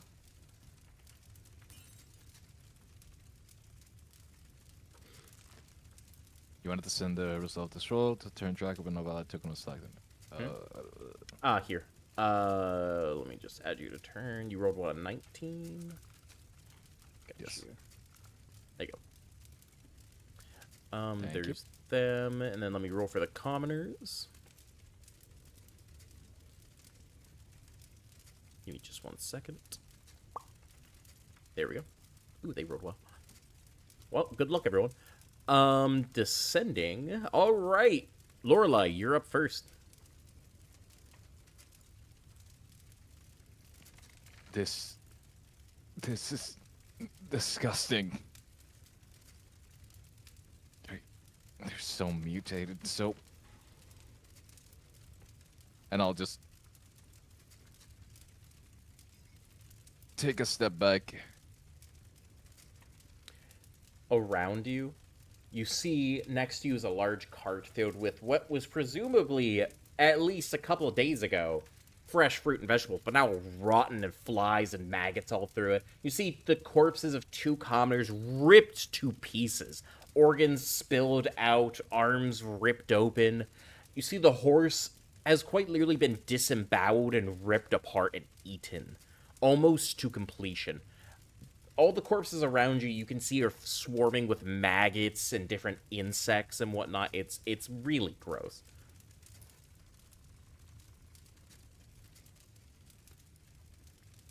We have to cleanse this. And I'll get closer. Hold on, let me move a little bit. Slightly closer over here. Mhm. And fireball. Straight up fireball. Which one? The one closest to me, to my right. Okay, so the one south of you. Okay, gotcha. Let me go ahead and zoom out for everyone watching at home a little bit, so they can see a little bit more of the outside grounds. There we go. Okay. So, go ahead and roll to hit. 20, that does hit. Oh my god. Wow, you just cannot roll well. Every Jesus. time. Every time it's a 2. Jesus. Okay. So you raise your hand, almost stomaching back vomit, as you kind of... You raise your hand and just... You conjure forth the spell, but it's almost a flicker, as just a small bead of just fire just straight on down and slams into its chest, sending embers out everywhere. You see it catch flame on the jacket before embering out quickly, dying out very fast. However, you only reveal then, and let me go ahead and grab a token to show everyone at home what these bad little boys look like. Let me go ahead and make this much larger for everyone. So this is what this is what these look like. For frame of reference, for anyone at home wanting to get a better upfield view on them. Okay. So you shoot it at their tunic. As you see inside, in the gap that you make, is just a wriggling mass of what used to be organs, but is now tumors and various pustules. And as you slam into it, you just see one of them pop and bursts, sending out sickly green goo all across the floor. Anything else? No. Okay. That is all for me. These commoners are, most of them are going to proceed to try and fight back, doing what they can. Not doing well, though. Let me go ahead and get the few of them that are in combat to go into combat. The ones that aren't, I'm going to have this one run right on over to you all, right over here, as you see this human woman wearing normal villager's garb. She seems to have, she looks very normal, except for half of her face is pustuled out, almost as if she has a weird cancerous disease. Her eye bulges 3-4 times its normal size. A big lump is on the side of her face. Her head is on that half side. It's like 3 times its size. Otherwise, her whole body is normal. Comes over and says, "Please help me! They're murdering everyone!" As she almost falls to her feet, stumbling forward. Then you just hear the sounds of chaos out in the rest of the area. You see, Lorelei, a human male wielding a giant fucking stick. Seems to have been used to be like a hoe, but has since broken off. Tries to attack the one in front. As it does hit, of course, for some reason, that doesn't want to work. Oh. Let me go ahead and... Boop, there we go, 1 damage. So, the one that you attacked gets slapped up in the face, right across the jaw, or at least what used to be it. With just the end of the stick, and it shatters upon impact. Doesn't do much. I'm going to go ahead and roll the attacks for the miscellaneous other commoners that are in here, that are across the map otherwise. 1, 2, 3. So there's 3 of them left. Yes, there's 3 of them left. Okay, so 1, 2, 3. Ooh, at least that's 2 of them. Okay. Nice. So that's 4 damage on you. And that is 3 damage on... Ooh, they die. Nice. So you can't see that one, but they're down and they miss. So, okay. Next up is the mutants. So that blast does catch the attention of quite a few in the area, as a lot of them turn towards all of you.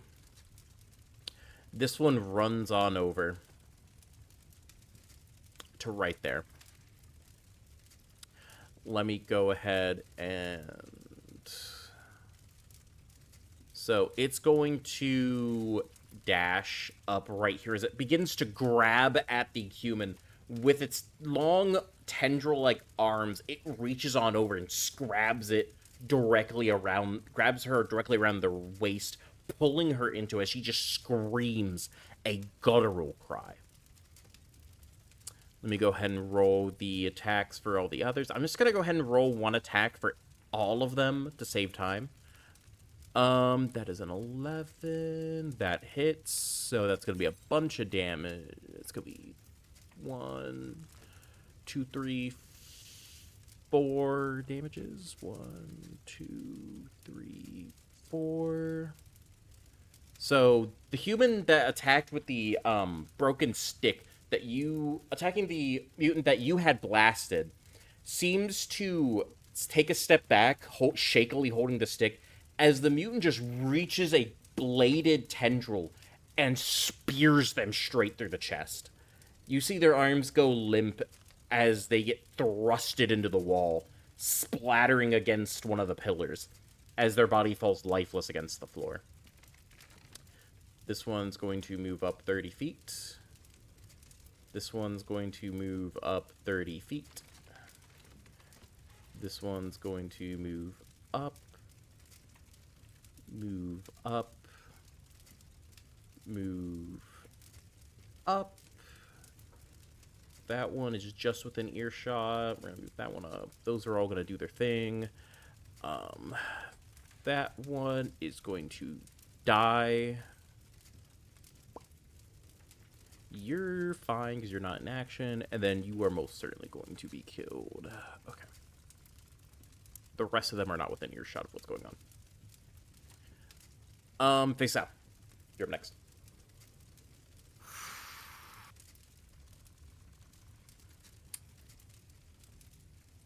Not a whole lot I can cover. No. Good enough. I'm going to run over here. Okay. Attack this one. Mm-hmm.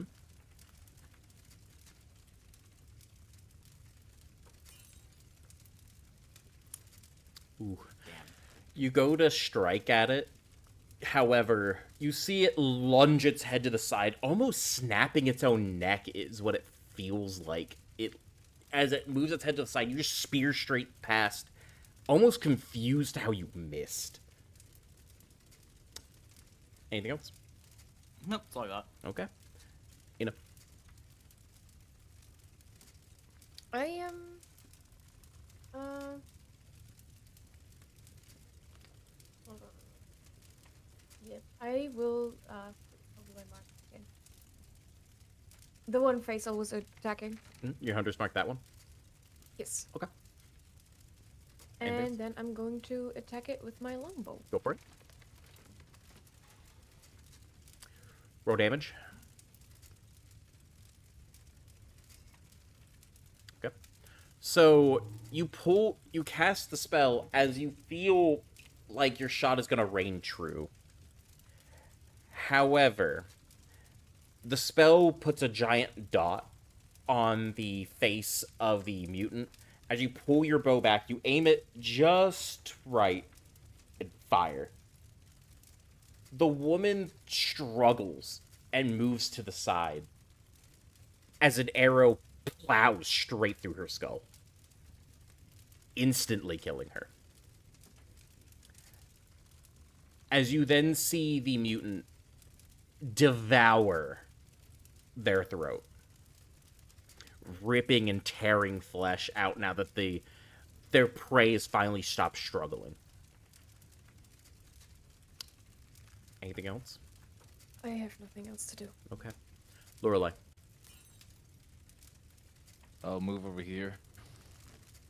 Mhm. And I'll ready a bolt.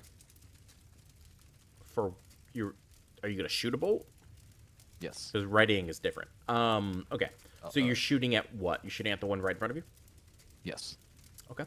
So you get the crossbow bolt in, you pick it up and fire. However, it quickly leeches down to a crouch as it begins ripping and tearing more into this painfully killed commoner. As your bolt just straight off and slams into marble beyond.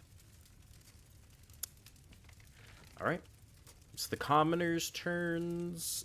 This one is gonna fucking run. Since they're the last one that is alive, they're gonna run back here and hide. I'm gonna take them off of turn order. It is now the mutants' turns. This one is going to consume you. They're going to be consuming that one. This one's going to move on over and consume them. This one is going to move on over, out, move on up. The rest of these boys are all going to start moving on in. This one's going to move on up and to there. This one's going to move on up to there. And this one's going to dash on up to you, Faisal. Same as this one, as both of these charge you. This one's going to run on up and charge Ina. As you see them start running up on all of you. Bam, 60 feet. And then bam, 60 feet. All of them appear to be not necessarily enraged, but bloodthirsty, as they just charge straight towards all of you. And that is all of them. So that is going to be your turn face out. I took the injured one. Go for Try it. to kill as fast as possible. 19. 19? Hit. Yeah, that hits. Yep. 12 damage. 12 damage. Okay. Yeah, that insta-kills them. As you just spear it straight through the throat and twist, snapping its neck instantly, you rip your blade on out, its body falls limp onto the floor. Anything else? Nope, that's all I got. You know, a weird mutated villager has rushed you, its arms flailing. I am going to attack it with my hand axe. Okay. That does hit. 5 damage. Okay. And then I'm going to move over there. Okay. Since you're not able to disengage, it's gonna be attack of opportunity. Let me go ahead and roll that attack. That does hit. Of course, I can't do it in that side. 6 damage. As you Okay. turn and run, you feel the gash of a claw rip across your back. Yes. But you get out of melee range. Lorelei. They're swarming you. All of them. You see a horde of them rushing towards you all. They need to burn. I will try to cast. I will cast Firebolt on. Wait, hold on. This one. Wait, this one. Which one? Wait. Hold on. Let me close this. There we go. No? Alright. The one under Faisal. Okay, Just go for south of Faisal. Yep, that hits. Go ahead and roll damage. And. Sorry, I had to close the thing. You're good. Go ahead and roll damage. Yeet. Wow, a 3. Wow, it's better. It's marginally Wow, better than what an the- improvement! Wow, what an improvement. It's marginally better than the other multiple 2s you've been casting. I'm sorry, bud. So you raise your hand and in a panic, you conjure forth a ember of flame before blasting out a beam that hits it square in the face, off to the side, ripping out its cheek and a little bit of its shoulder. However, the beam doesn't land head on, and it blasts straight a beam down through the patches and then fizzles out. It's still very much so there. Unless you would like to move, it's their turn. Nope. Okay. Standing my ground. They begin to swarm, rushing everywhere.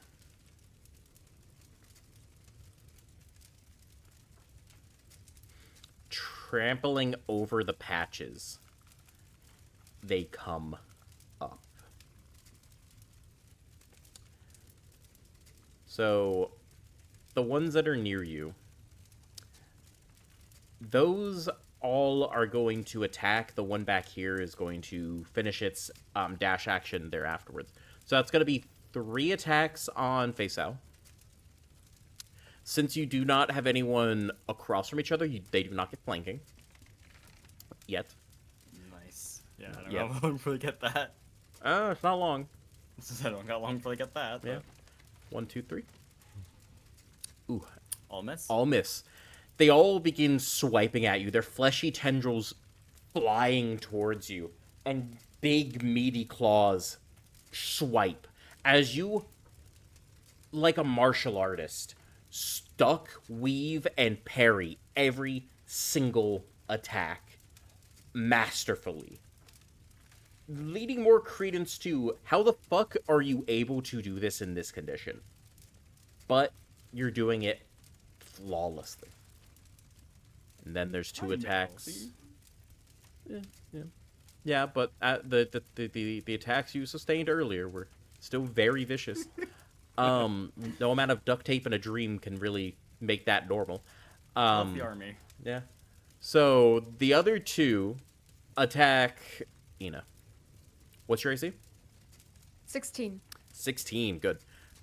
You feel like almost the wind gets knocked out of you as a large claw slams into your chest as the scale mail shears across multiple of the plates. You feel like if you got hit with that on your leather, it would rip into your flesh. It slides off, no problem. Good investment. However, as you're looking down at that, one catches the back of your leg, ripping through the muscle. 6 slashing damage. As it doesn't go all the way through, but it rips the surface layer just right on out. It burns drastically. You catch a scream in your throat. However, face out, it's your turn. As the last one runs on up to you, Ina.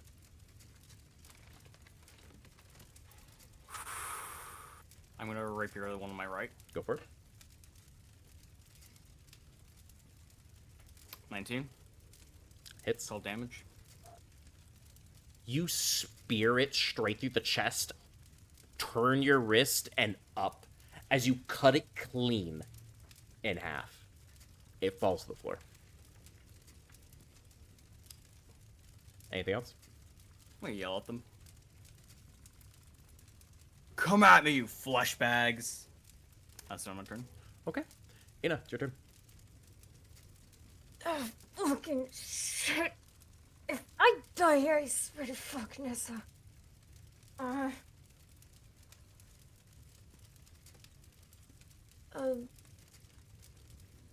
I'll cast Cure Wounds on myself. Okay.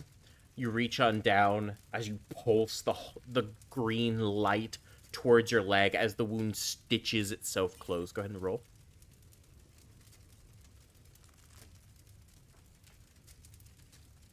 Ooh, 4. So the wound itself closes the muscle together, but the skin is still gaping, bleeding down a little bit, but it mostly scabs over. You just have a small trickle of surface blood. But you'll be fine. A bandage will cure that, no problem later. Anything else? Can I attack with my dagger as bonus action? Yep, you can. With my rules anyway. Yes, you can. You cannot add your attribute modifier to it due to our custom rules specifically for this table. However, you can add your actual damage modifier to it. So it would just be a dex check. Dex check plus proficiency. So it'd be just add 2 to it.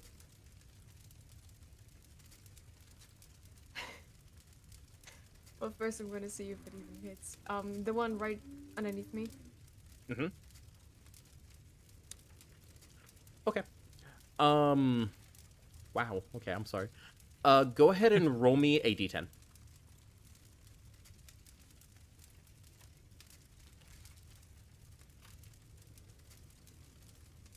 Okay, 3.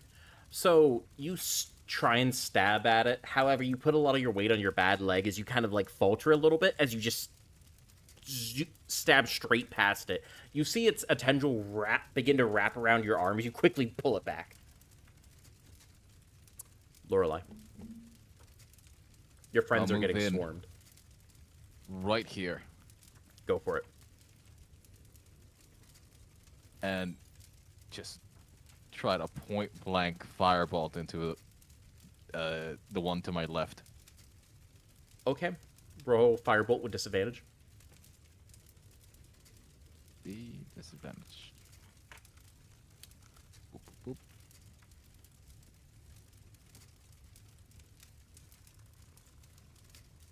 boop. Ooh. Okay.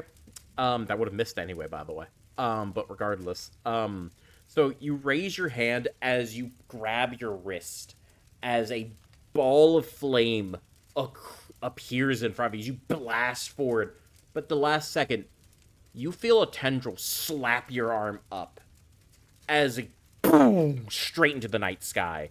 A beam of flame cascades like a like a falling star through the night before fizzling out. You miss.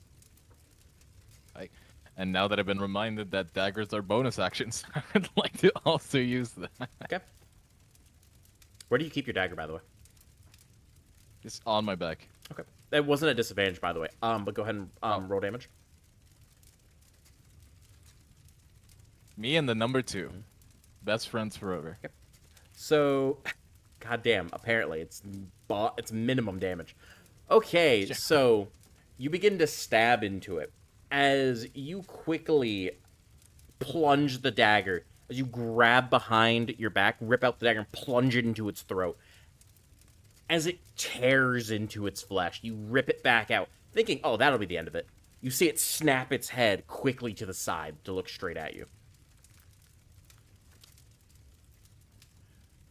Oh, One no, bro. is going to go after Lorelei, 2 after Ina, and 2 after Face-Out. So we're going to do Face-Out first. 1, 2. Okay.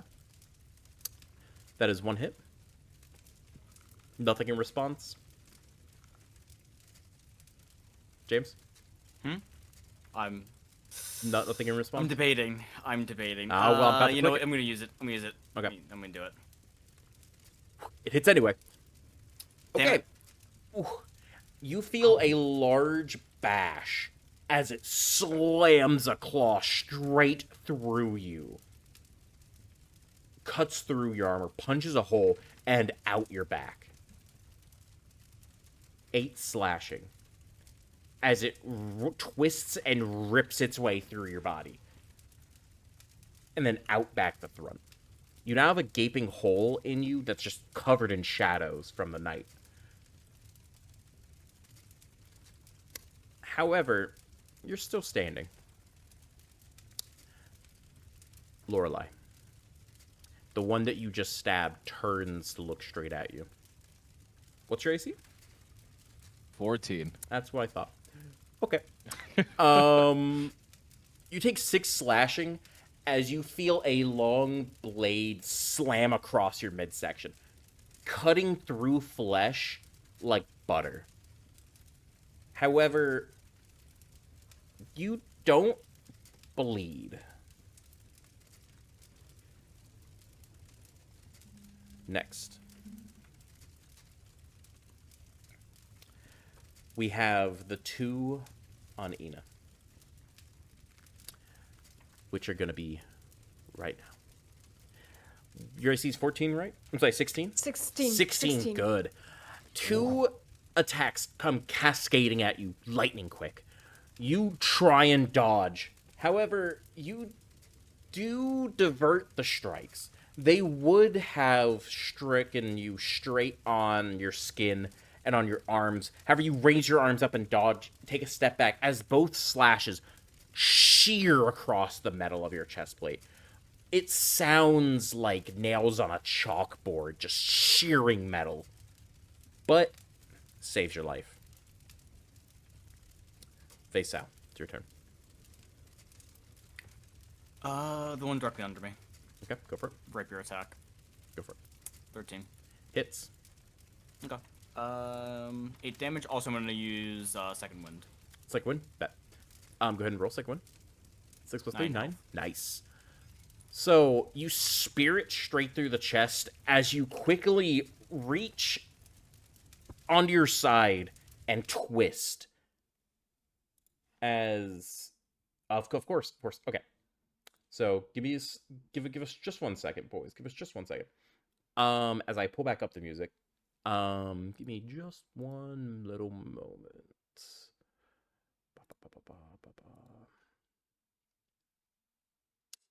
Cause there we go.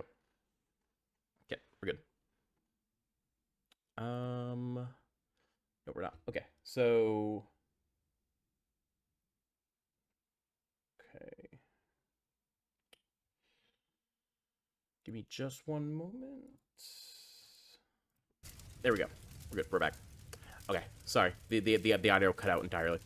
All right. So here we go. So face out. You then twist your ribs almost as you feel them all snap back into place for the most part as you jostle yourself around. You've done this type of medical before for yourself as you position yourself back to where you should be. Ina, it's your turn. You have 3 around you. I am going to move and hope I don't get hit over here. That is going to be 3 attacks opportunity. Are you disengaging? Can I? Yeah. It's an action. Yes. Okay. You quickly take a step down, like crouching down before quickly shoving yourself back as you grab 2 handfuls of dirt and throw it on up where you once were, disorientating the weird mutant villagers as you quickly jump back. You're out of danger. Ooh. I think that is all I can really do. I was asking primarily if you want to use a bonus action, move at all, anymore, or are you good? I'm gonna move a little bit more over here. Okay. Lorelai. Can I activate invisibility node and try to move away? Yes, you can. You quickly press a small compartment on your arm as almost like a shimmer runs across you as you disappear. And I would like to move over here. Okay. Now, they are going to make attacks opportunity, but it will all be at disadvantage since they cannot see you. However, they're just gonna wildly attack it where you were. Let's see here. 9, 7. Nope, both miss. Let's go. So, what are you gonna do when you're there? That'll be the end of my turn. Okay. These boys are all gonna move.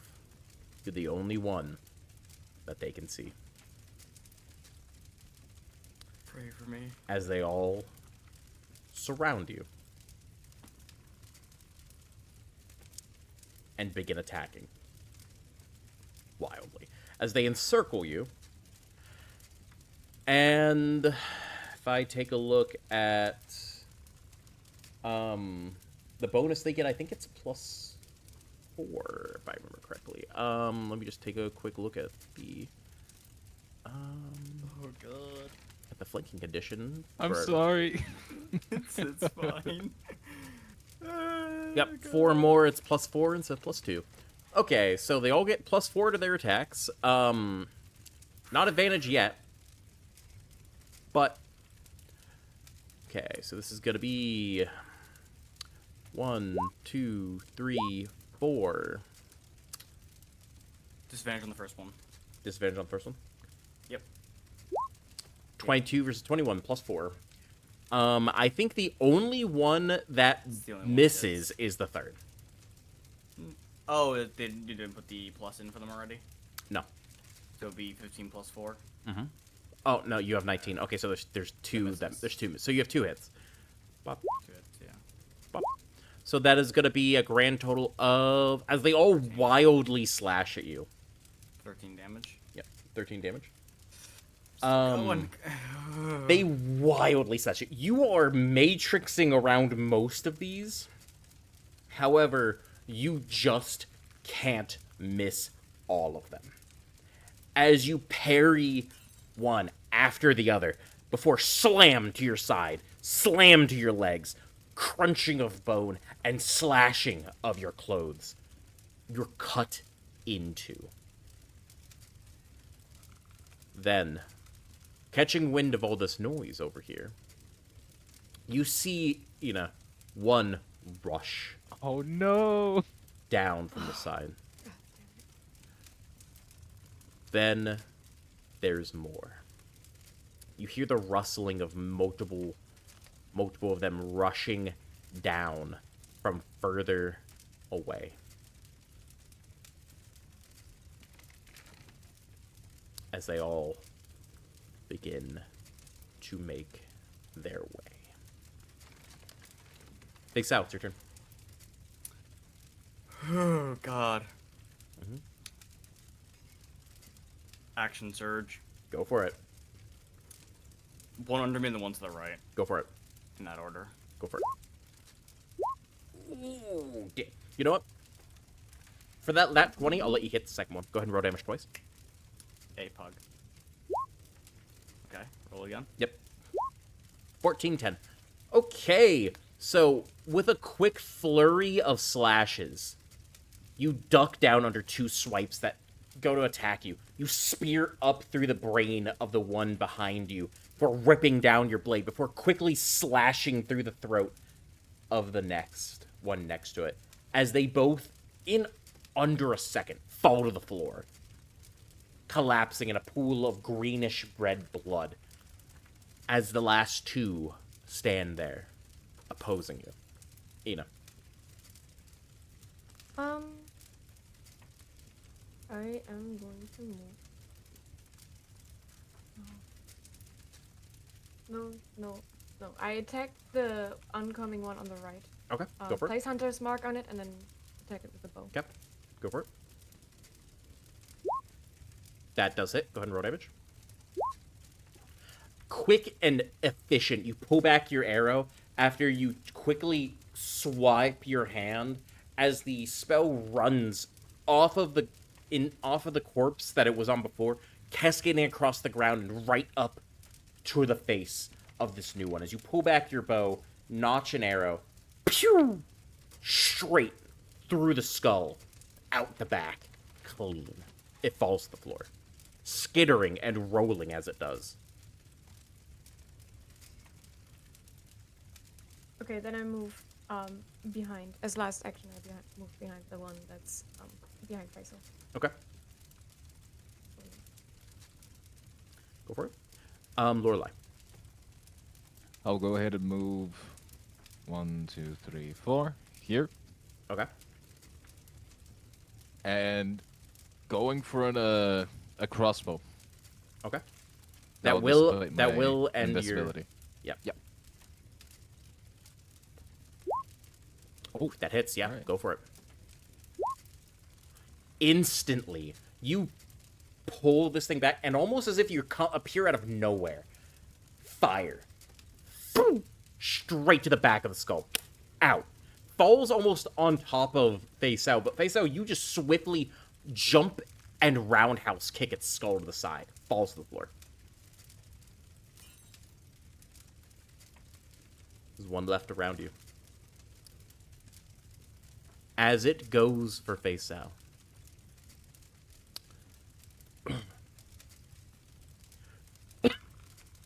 Sorry. It goes ahead and makes a natural one. Okay. Go ahead and roll a d10 for it. 9. It whiffs at you. As you bring your blade on up, deflecting its very long, disgusting, fleshy appendage, it falls to the floor as it stands there menacingly. However, you all can hear now the sounds of more coming, swiftly and efficiently.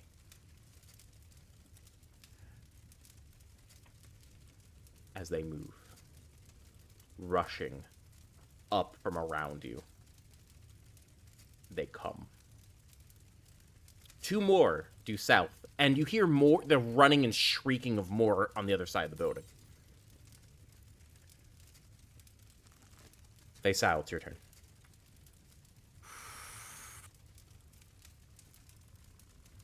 Do I have faith in my teammates? Do I have faith? I should give you this aura, by the way. That is would your blind. appreciate That is it. your blind sight radius. I would appreciate it, Yeah. though, to see.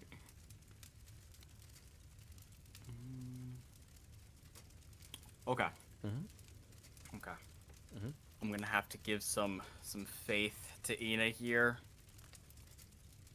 So, I'm gonna sheath my rapier and pull out a bag of ball bearings, Mm-hmm. and I'm going to pour them out next to me. Okay. Grab a cube real quick.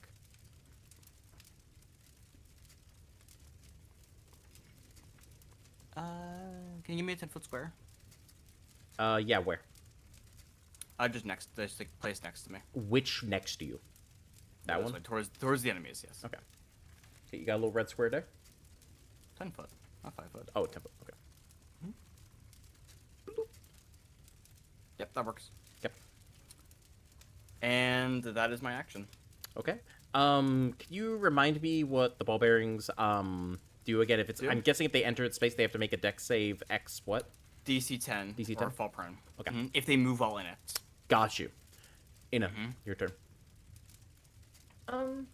I am going to smack the one below me with the hand axe. Okay. Go for it. Miss. So you try and swipe at it. However, it turns its head sharply as it hears you pull it out. It ducks to the side, missing entirely. Okay, well, bonus action, I'm using my dagger. Okay, go Not for it. even a flanking bonus could save you.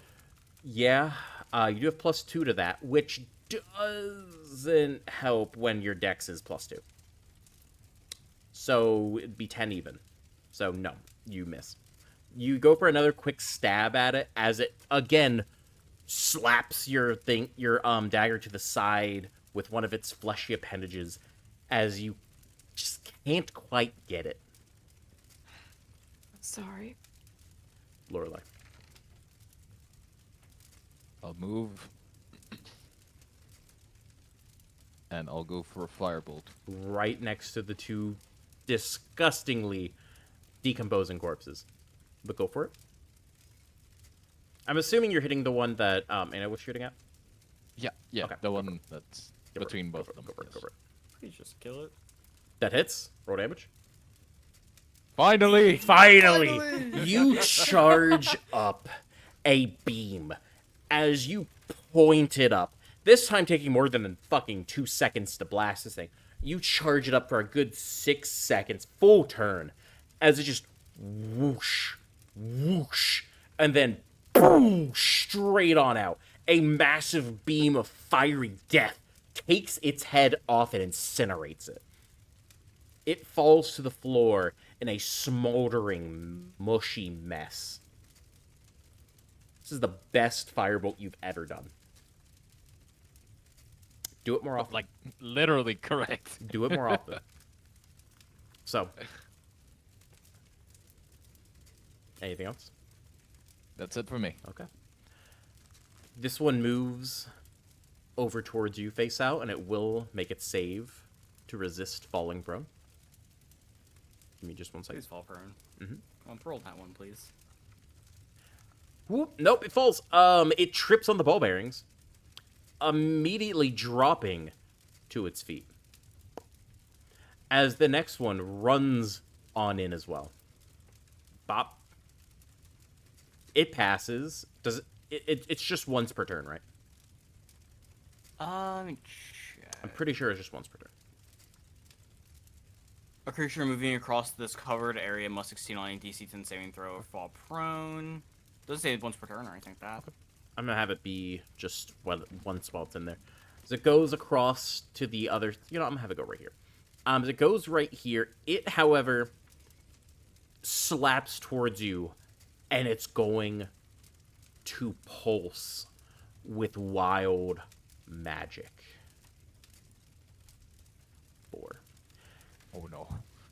As you see it literally disappear.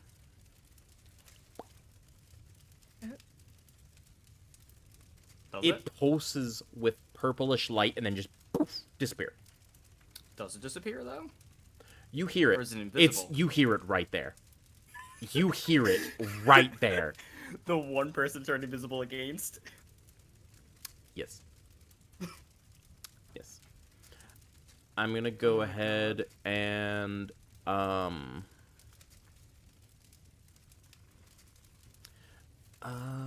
bop, bop, bop, bop, bop, bop, bop, bop. Oh. So it's gonna just be gone. As the others are going to rush forward. Down the walkway, you see 3 rushing towards you. However, you don't see any more. Face out. There's 2 by you. One's on the floor, one's invisible. I'm gonna hope my teammates can kill the one that is on the floor. So I am going to stab the invisible one. Go for it. It thinks it's safe because it's invisible. Whoop. 17 does hit. Nay, nay. Max damage. Fucking Christ. Max damage. Okay, max damage. So you literally invisible. You spear it straight through the throat, up through the head, rip its head clean off. Falls to the floor, becomes visible once again. So, anything else? That's all I got. Okay, Ina, you're up. The ones that are rushing ahead, the upper one. Yep, I'm gonna place Hunter's Mark on it and shoot it with my longbow. go for it.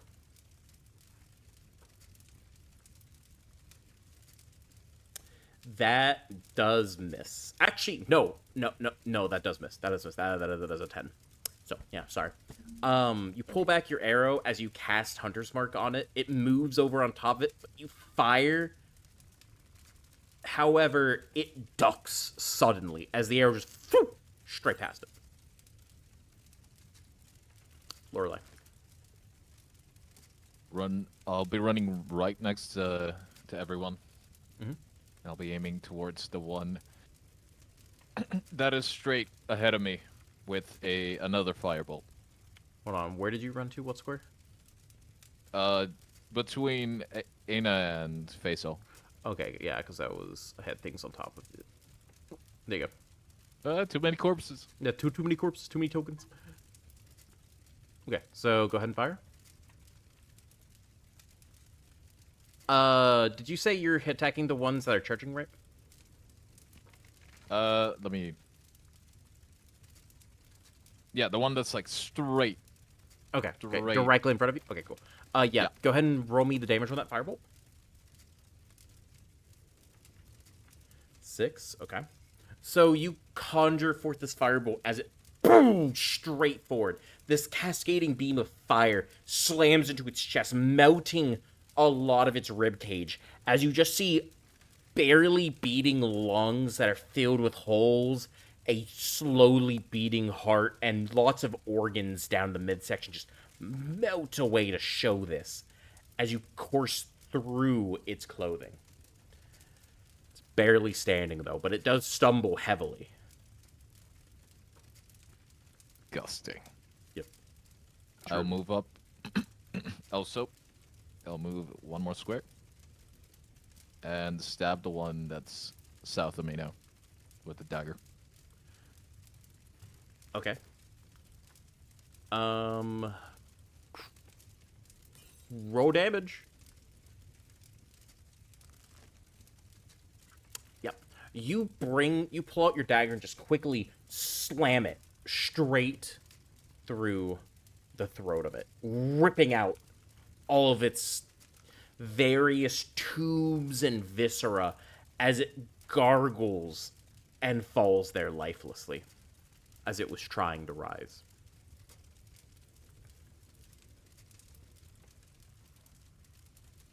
So, the last 3 rush forward.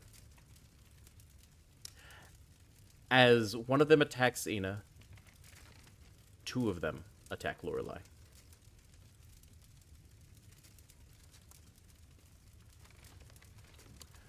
Bop. First one on Ina. It's a nat 1. It's going to surge again. Gonna go ahead and roll a d6. 1. Ooh, okay. So, Oh no. So, Oh boy. all right. Let me go ahead and just have you guys see this. Everything within that blue circle immediately begins to float. All of you as well. Everything moves as if gravity is reversed as you all begin to levitate up 5 feet this turn. Causing no. this, it swipes at you, Ida, and it just right under you. Both of you and all the corpses that are here straight just lift off the ground. You are just uncontrollably levitating. You cannot move, like, at all. However, the other two are going to still swipe at Lorelei. However, they are not going to be able to do so well. What's your AC? 14? 14. 14? One of them swipes at you. However, it goes straight underneath you as they're kind of turning a little bit. The other one spears you straight across the thigh, grazing you, but grazing you bad. 3 slashing. Face out. You are levitating as well. Yeah. Mm-hmm. Can I even move No. right now? You are not able to move. It's like Oh. swimming in nothing. So my rapier is still sheathed right now. Well, it pull out a isn't. dart and throw it. It isn't because you attacked the one beneath you. Oh, true. Yep. Hmm. Well, Can I shoot my diagonally weapon to you, and- but still. Yeah. Can I sheath my rapier and then throw a dart? Yeah. You'd be able to do that as an Okay. action. I yeet a dart at this one. Go for it. Normal or Disadvantage. Ah. That hits. Roll damage. 6. It pierces clean through it. As you stab it straight through the eye and right into its eye socket, it's down. It begins to lifelessly float there. Ina, it's your turn. The one that's marked with a hunter's Mm-hmm. mark. I am going to try my best to hit it with my hand axe. Go for it. Oh wait, right, disadvantage. Disadvantage. Right? Mhm. Yeah, sorry. You're good. That is a 5. You do miss. It's too disorientating here as you kind of flail your arm towards it. You kind of shift backwards a little bit as you just can't. It just doesn't reach. Just doesn't reach. Try your dagger if you want. I will. Still gonna be a It's still disadvantage. disadvantage. Yeah. Ooh, go ahead and roll me a d10.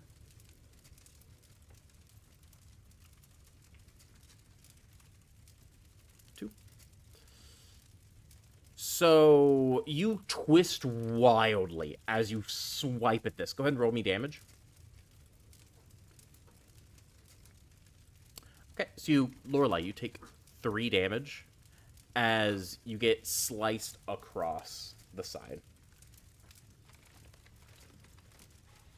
As she's wildly twisting, you try, but you straight up, like almost like an astronaut moving in 0 gravity. You lose your momentum in it, and you slice him just right across the arm. It's not that bad. It's a grazing blow, but it's still smarts. Lorelei, it's your turn.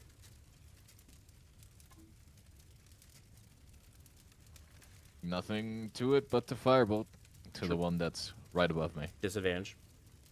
Yep. You would have super disadvantage, but you can't. Can't stack that. 8 does miss as it just straight off into nothingness. It kind of warps a little bit inside the 0 gravity, kind of turning upwards heavily before just straight out. Misses. It's just super hard to aim inside this type of space. Right. One You- more dagger hit. Oh, go for it. That does hit. Which one are you hitting? The one directly in front of you or diagonal?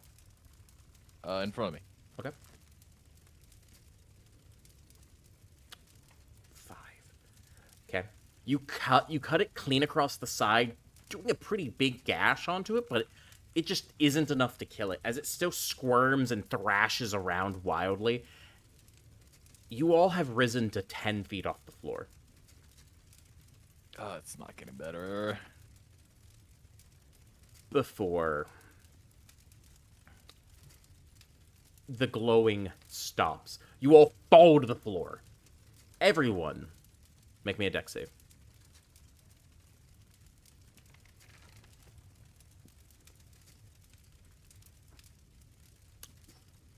Damn. Wait, I rolled it with disadvantage. It doesn't matter. The first one was in that one anyway. Yeah. Sipho, you fall to the floor prone. You take 4 points of damage. Lorelei, you fall to the floor prone and take 8 points of damage as you slam down on your heel and fall on your ass. You could feel like you sprained your ankle. Ooh. Face out, you fall to the floor square on 2 feet, but you still take 4 points of damage. The one that you stabbed, though, Lorelei, falls down and snaps its neck, instantly dying.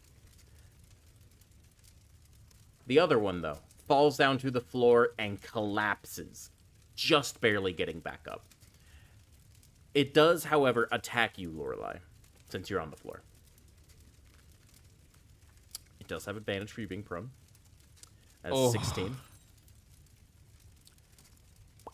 And that is 5 slashing as it rips into your side, gouging out a large portion of your skin and flesh. You still don't bleed, though. Face up. I have hit the 0 mark. I've hit the 0 mark. Face out. There's one left. Go up here, then up to here. Looking. Go for it. Oh, okay, here we go. I was saying, yeah. And then I go to stab. Okay. That hits. 14. You Damage. spear it through the face as it rips clean through its flesh. It falls to the floor. Congratulations. However, it is here that we're going to take a very short break. We'll be right back. All right, we are back from the quick break. So, you all have finished destroying the mutated villagers that are around town. The large crystalline structure inside the big buildings at the center is still pulsating heavily, but it is what it is.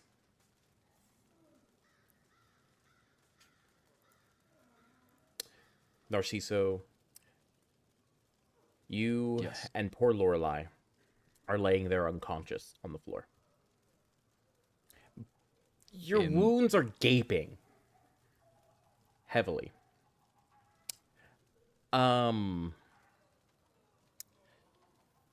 But because I didn't catch that you said you were unconscious last time, we're gonna say that you are just unconscious and laying there just fine. Go ahead and set your HP to 0. All right. Because you didn't really sustain that much damage. For the sake of this, if I would have caught it, I would have did things a little bit differently. But as we said during the break, none of us fucking heard that. So since it's already been done, you are stable at 0. However, you're on the floor, alive, but on the floor. We all like to. I'm checking on Lorelei. Go ahead and roll me a medicine help you. check. Oh. So, Lorelei, you are conscious, but unable to move. Let's put it that way. Ana, they look very unconscious. You can't really see their face through the mask, but their wounds aren't bleeding. He should be profusely bleeding. It's almost as if the areas where he is cut up is devoid of blood. It's really weird.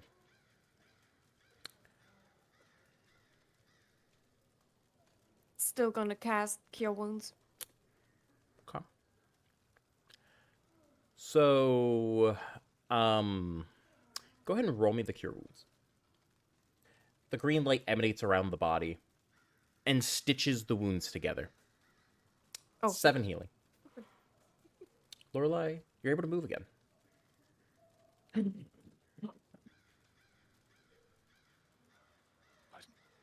What? What happened? Looks like you got hit over the noggin. A little too hard. Get back up. Faisal, you alright? I'm gonna look over to the two of you. Kind of roll my shoulders back. It could be better, but I'm still moving. Oh, fucking hell. I'm Let's still- get up and get out of here. We don't know if there's more somewhere else. You And all, this- Still here. you all see the crystal in the center still heavily pulsating with magic. It almost feels like any moment now it could erupt once again. We need to leave. We need to leave right now. This... We can't handle this. We need to report this to the Hand of Hope. This is as much as we can do. I agree. The situation is more dire than they realized. I'm still in shock, just looking at my hands. That didn't happen. Lorelai, you are laying on top of corpses, by the way. It doesn't quite hit you It's- till just now. And I'll quickly move away from this disgusting aberrations. Wait, why isn't that moving? Ah. Okay, there we go. I'll move behind Emma. Okay. I'm gonna give one more look to the this general area. Do I hear anything from this area? You don't hear anything other than the weird, eerie buzz of the crystal itself. Do you want to get a better look at it? You know what? I'll take a deep breath and I'll increase my blind sight. You know, concentrate. Okay. Okay. I know you're starting to get me to go closer, but still. You know what? You know what? do I hear anything else? No, you don't hear anything other than the crystal. No. I'm gonna look to the party. You guys back away. I'm gonna get a closer look at it. Says the Are blind you man. certain? Kind of Wait. I sheath my sword. I put a hand up. Whatever happens, I'll be fine. You just got beaten up by an owl bear, had a small break, then got beaten up by I don't know how many, I didn't count, of these mutants, and now you want to go touch the glowing crystal of doom? Go right ahead. Lorelai, come on, let's back up. Wait, before you go. Whatever happens, I Before don't you want go. to be caught in its wake. Look over. Can you hand me your bag for a second? Kind of tilt my head, take my backpack off, and I toss it over to you. It lands in front of Oh. you. I'll empty it of its. I'll empty it of its contents. Mhm. And is it possible for me to use the Artificer Infusion replicate magic item bag of holding here? You would be able to. The issue is just let me check real quick to see how long that fucking takes to do. I'm resting. I think it's a long rest. Yeah. Let me just make sure real quick. Whenever you finish a long rest, you can touch a non-magic object and give it an infusion. So I would say with that wording, yeah, sure, that works.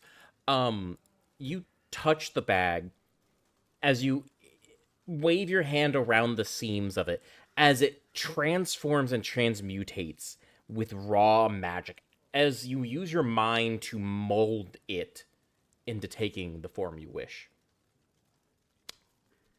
Here, if the crystal is big enough, or small enough, I mean, you might be able to put it in this. And I'll toss it back over. Tosses I you a take the bag of bag. holding. I nod to you, I get the bag in my hand. Well, wish me luck. I start approaching the crystal. Go ahead and go down to about where that commoner is for me. Alright. Yep, now you can see I the wait front. till. I wait till they're sufficiently far away. Yeah, I'll just. You guys just head off screen, essentially. Yes. Okay. We'll wait at the entrance. Gotcha. As you approach the towering church of Electra in the center of town, you could see more clearly the structure is that of an the structure is almost entirely consumed by the massive purple crystal that pulsates with raw chaotic energy. The crystal structure is so immense that it fills the entirety of the church and bulges outwards, pushing against the very walls of the church and distorting the once beautiful architecture of the building. The crystal itself is jagged and uneven, with sharp spikes and protrusions jutting out in all directions. Its surface is slick and shiny, giving off an otherworldly glow that illuminates the entire village in an eerie purple light. As you approach closer, you can feel the chaotic energy emanating from the crystal, causing your skin to almost crawl and your head to ache as you approach this close. Despite its immense size, the crystal structure seems almost organic in nature, like a massive tumor that has consumed the once beautiful church. Strange pulsating crystalline growths cover its surface, writhing and twisting of their own accord. The growths seem to have a life of their own, as the crystal itself is alive and growing, consuming everything in its path. By the second, it grows. As you look closer at it, focusing your hearing to it, you can see that the crystalline structure pulsates sickly light that seems to emanate from the very center of the crystal, where the sound of its pulsating begins. The light pulses in time with the chaotic energy that radiates from the crystal, casting strange shadows on the walls and floors of this once holy sanctuary. What are you gonna do? I place the bag on my back. There's no way I'm bringing this thing out of here after all. It's too big. Way too big. no, Fills the yep, entire so building. I said there's no way I'm putting this in my bag, so Mhm. this is gonna be wildly stupid. I draw my rapier. Okay. I lunge forward and stab it into the crystal. The crystal is further inside the building, but you can attack the outside of it if you really want to. I'm going in. Going in, like, sorting through the path of winding crystal. Yep. You do so. It doesn't take much effort to do so. You do head into the center. It is almost like a crystal cave in here. Everywhere is shards. Sound bouncing off of every single direction. You find the core. What do you do? I draw my rapier. I thrust the rapier into the core. Roll damage. Don't roll to hit, roll damage. Alright. 9. Okay. Oh, my. Roll me a D100. Oh, no. Goodbye, my friends. 98. 98. Cool. Give me just one second. You hear the sound of faint ethereal music fill the space. Filling your ears, it reminds you of the night that the Hand of Hope's academy was destroyed. As you spear it, it cracks, but it's not destroyed. You feel a wave again. burst of wild magic, and then you hear the music. You stab again. Stab again. Roll me another D100 and roll damage. 14, Okay, roll me D100. 15.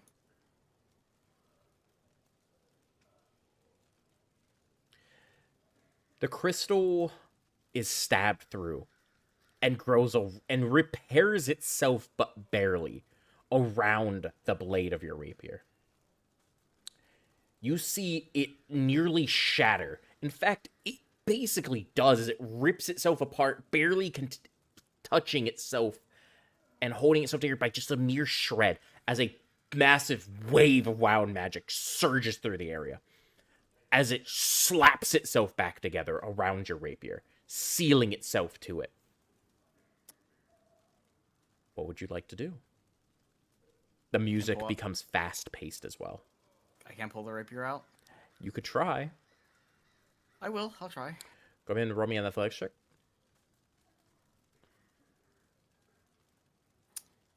Wow.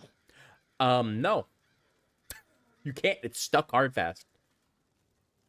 I leave the rapier and I draw a dart. Okay. And I just toss it in. Yep. Go ahead and roll me the damage on that. Roll me another D100. 6. I'm not leaving without breaking this damn thing. Okay. That's fireball. Reroll that for me. Was it actually fireball? No, it's just not applicable to the setting. Oh, okay, 66. 66. Oh, Oh, that's a fireball. Okay, go ahead and pick one of your two teammates. Oh, I can't just pick myself? No. Okay. Actually, no, you can pick yourself if you really want. Pick myself. Okay. How much HP do you have? 9. You know it's gonna activate now, right? Unbeknownst. Actually, can the two of you leave the call, please? all right. Ooh. Oh no. Oh boy. I know it's Oh, gonna boy. happen. I'll have you I'll have later. Faisal message you when to come back. Yeah. All right. Good luck. Alive. There they go. As you stab the dart straight in with an expertly timed blast. You hit straight into where your blade is lodged as it pierces in. As you see almost like an atom burst. You are sent flying. Flying out of the building. Straight down, crashing, not through one, not through two, but through 3 fence posts and into the water. Corpses all around you. As we then switch back to this scene. You see before you, after you regain consciousness for just a moment, it faded, as the last thing you saw before be flying through the air was just whoosh, and then you fly out, slamming back. You are at 1 hit point right now. 1 hit point. Your rapier is somewhere. Who knows? You see before you, as you open up your eyes. Well, open up your ears. It's unmistakable what you hear. The sound of a devastating vortex. As you destroy the crystal mound, a sudden burst of energy engulfs the area. The air around the crystal begins to shimmer and ripple as an unstable energy contained within begins to overflow. A loud, high-pitched whine fills the air. As you hear it, growing louder and more intense with each passing moment, suddenly, the crystal implodes with an explosive force, and a wave of energy once again ruptures out, throwing everything, once again, even further. Ripping dirt, rocks, wood, everything, right out of the ground, flying out like shrapnel. The energy feels like an electronic shock, coursing through your body and leaving you dizzy and disorientated.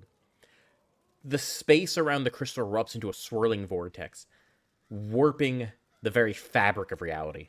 The area is bathed in an otherworldly light as the vortex sucks in everything around it with a deafening roar. The ground shakes and trembles as the vortex grows louder and more intense. With a final burst of energy, the vortex collapses in on itself, forming a black hole that sucks in the entire church into a singular point. The air is filled with the sound of splintering wood and shattering stone as the church is torn apart and devastated, sucked into the black hole. All that remains is a large, smoking crater where the church once stood. The sky overhead is dark and foreboding. The air is thick with the smell of blood and burning wood. The once chaotic and disorientated landscape has calmed down considerably. All the corpses around you have been sucked in as well. No one survived. What do you do?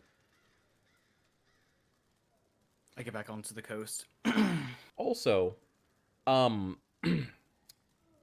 during the blast, what you remember, I do want to say this. During the blast, you do remember the last thing you saw was a large blast of energy as the dart hits it, and then an electric blast, like a lightning bolt, ripped out of it as a large portion of energy just ripped through the air. You see it hit you as you burst into flames. You're sure if you weren't already dead, you would have died there. And then you're thrown out of the building. You see in slow motion, you're zapped and then thrown out as you slowly lose consciousness. Then bursting into flames. 1, bam, 2, bam, 3, bam, water. You're out. Your clothes still on you, but singed to the core. Your armor is worthless now. It's just too damaged from that lightning strike. It's not going to give you any defense. You're lucky your clothes doesn't have a massive hole in it. If you weren't wearing armor, it would. However, your flames are put out when you hit the water, and then you see everything implode. So, that's your context. Feel free. What are you doing? I crawl back to shore. Kind of just look over my body, just...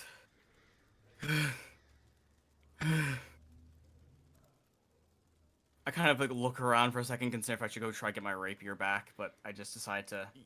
You could probably assume that it's fucking gone. Yeah, I'm just gonna hobble on my way back to the party. Okay. Go ahead and shoot them a quick message. We'll have them join in.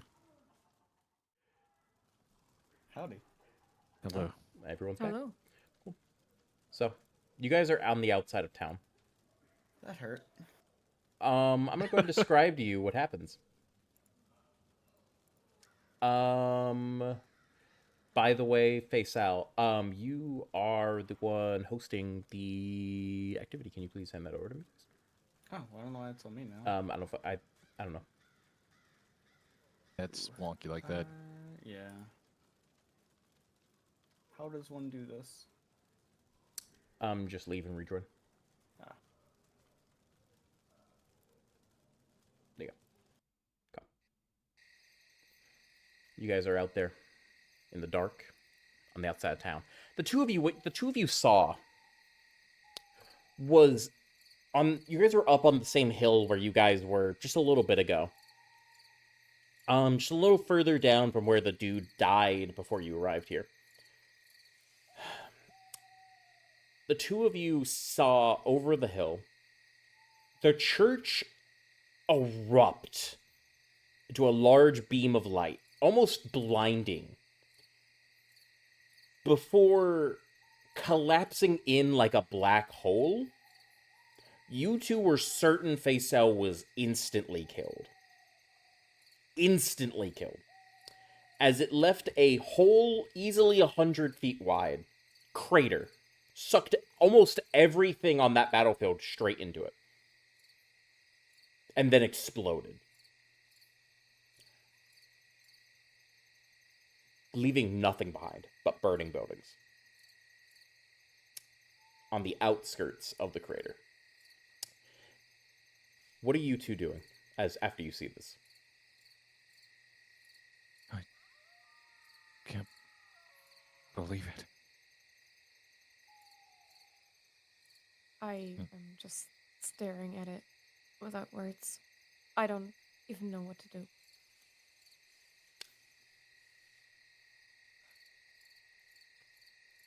Can I walk closer to it?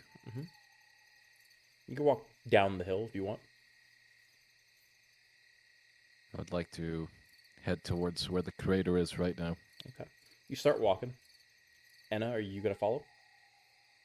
I'm going to survey my surroundings first. Just making sure that there's no enemies. You don't see anything? I hesitantly follow Lorelei then. On the way there, Lorelei, you see stumbling out from behind a tree a figure. It's a little hard to see here inside the nighttime. Can you go ahead and roll me a perception check? All right. Ooh, Tell me what you get. perception. I got a 16. You'll be damned. It's him. Beaten up to hell and back, but he's alive. He's barely standing, walking in your direction down the path. Henna! I'm What? gonna kind of just look up. He's That's not possible. We saw the crater. We saw the explosions. He should be dead. But I'm too tired for this shit.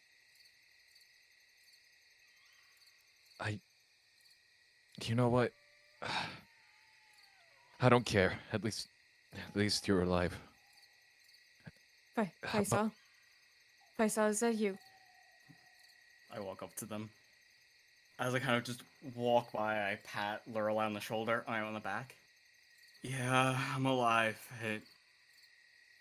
It shot put me out the building before it fully exploded. God, that hurt. How?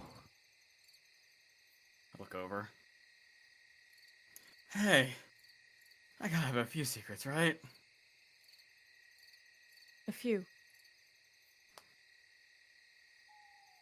I- I am with suspicion. I am dumbstruck. Now I really need to study your biology.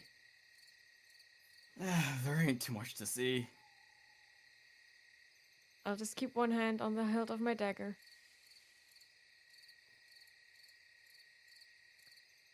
Let's just find a place to rest. This night has been rough on all of us, I believe. Yeah, I lost my armor. And my sword. And everything hurts. You're still wearing your armor. It's just fucking useless at this point. Yeah, but Yeah, still. that's what I mean by lost my armor. I'm just saying. Is there any forests nearby? You're fucking near one. It's round you. Okay. Then I would like my ability as ranger. With the forest being my favorite terrain, to find a safe spot for us to rest. You start making your way through the forest. And that is where we will end our session for today. thank you all for watching. I hope everybody enjoyed watching at home. We're gonna do some brief informationals at the end here, and then we're going to continue off next week. So, boys, for any of you who do want to check out the city of Alabaster and all of its goodies, I will be posting every single week any new additions to the city, as well as all of its shops and all that other bullshit over on my Patreon. If you guys want to check that out, you're more than welcome to. That information will be over there. So if you want to add the city of Alabaster to your own campaign, you can. So, also, that aside, hope all of you have had a wonderful time. The three of you. We're gonna have Plucky in here next week, so that's gonna be a fucking blast. While we say a little bit about each other, I'll go ahead and go last. Why don't we go ahead and do a clockwork motion here on screen? Faisal, James, Lich of Headpats. Go ahead and say a little bit about yourself. Well, you got about half of it right there already. Mhm. I am James, Lish of Headpats. I'm a variety game streamer, and I stream occasionally. Okay. That's about it. You can find him over at twitch.tv/Lich of Headpats, all one word, no spaces or dashes or anything like that. You can find him right over there. He doesn't stream a whole lot, but streams occasionally. Follow, turn on those notifications. You might get a little something. Lorelei, Narciso. Why don't you go ahead and Hello. introduce yourself? My name is Narciso Fruta. I am a PNG tuber, and I'm over at twitch.tv/Narciso Fruta VT. I forgot my fucking channel name. We roll with it. It's right there on the screen, boys. Just put twitch.tv right there in front of it. You'll be good. You'll be good. I am a variety streamer, and I can't wait to enjoy more time in this lovely game. Okay. Anna, Sipho VT, the one, the only. You want to go ahead and say a little bit about? Hi, I'm Sipho. I'm a human jellyfish hybrid variety streamer, VTuber artist, and voice actor. I'm currently in a bit of a hiatus, streaming wise, as I'm moving, but I'll be back stronger than ever. Yes, and you'll be able to find me on the link on screen. Okay. Thank you so much for having us. It was. Hell yeah. Of course. You can find them over at twitch.tv/Sipho VT, right there. They stream quite a bit. They are on hiatus right now as of the running of this game. But if you're in the future, fucking check them out. Check them out. God damn it. Real. But I am Bostel_DMG. I am a variety game streamer as well as D&D VTuber. We do lots of silly little games on this channel, from like Apex and other FPS games, to single player games, like Skyrim, High on Life. We do a bunch of other shit. It changes all the fucking time. We're playing. James here is on my channel literally constantly. So you guys can find both of us over here at twitch.tv/Vostel_DMG. All day, every day. You guys can find us over there at 11 or 10 p.m. EST, depending on what my schedule looks like at the time. But you guys can find when I'm streaming all the time over on Twitter, where my schedule at, or over at the Discord, which you guys can find either if you guys are watching on YouTube over in the description, or if you guys are finding live right down there inside the panels, or using the commands inside chat. Thank you guys so much for hanging out with us. We will see you guys next week for the next chapter of The Surge of Disaster. Thanks, guys.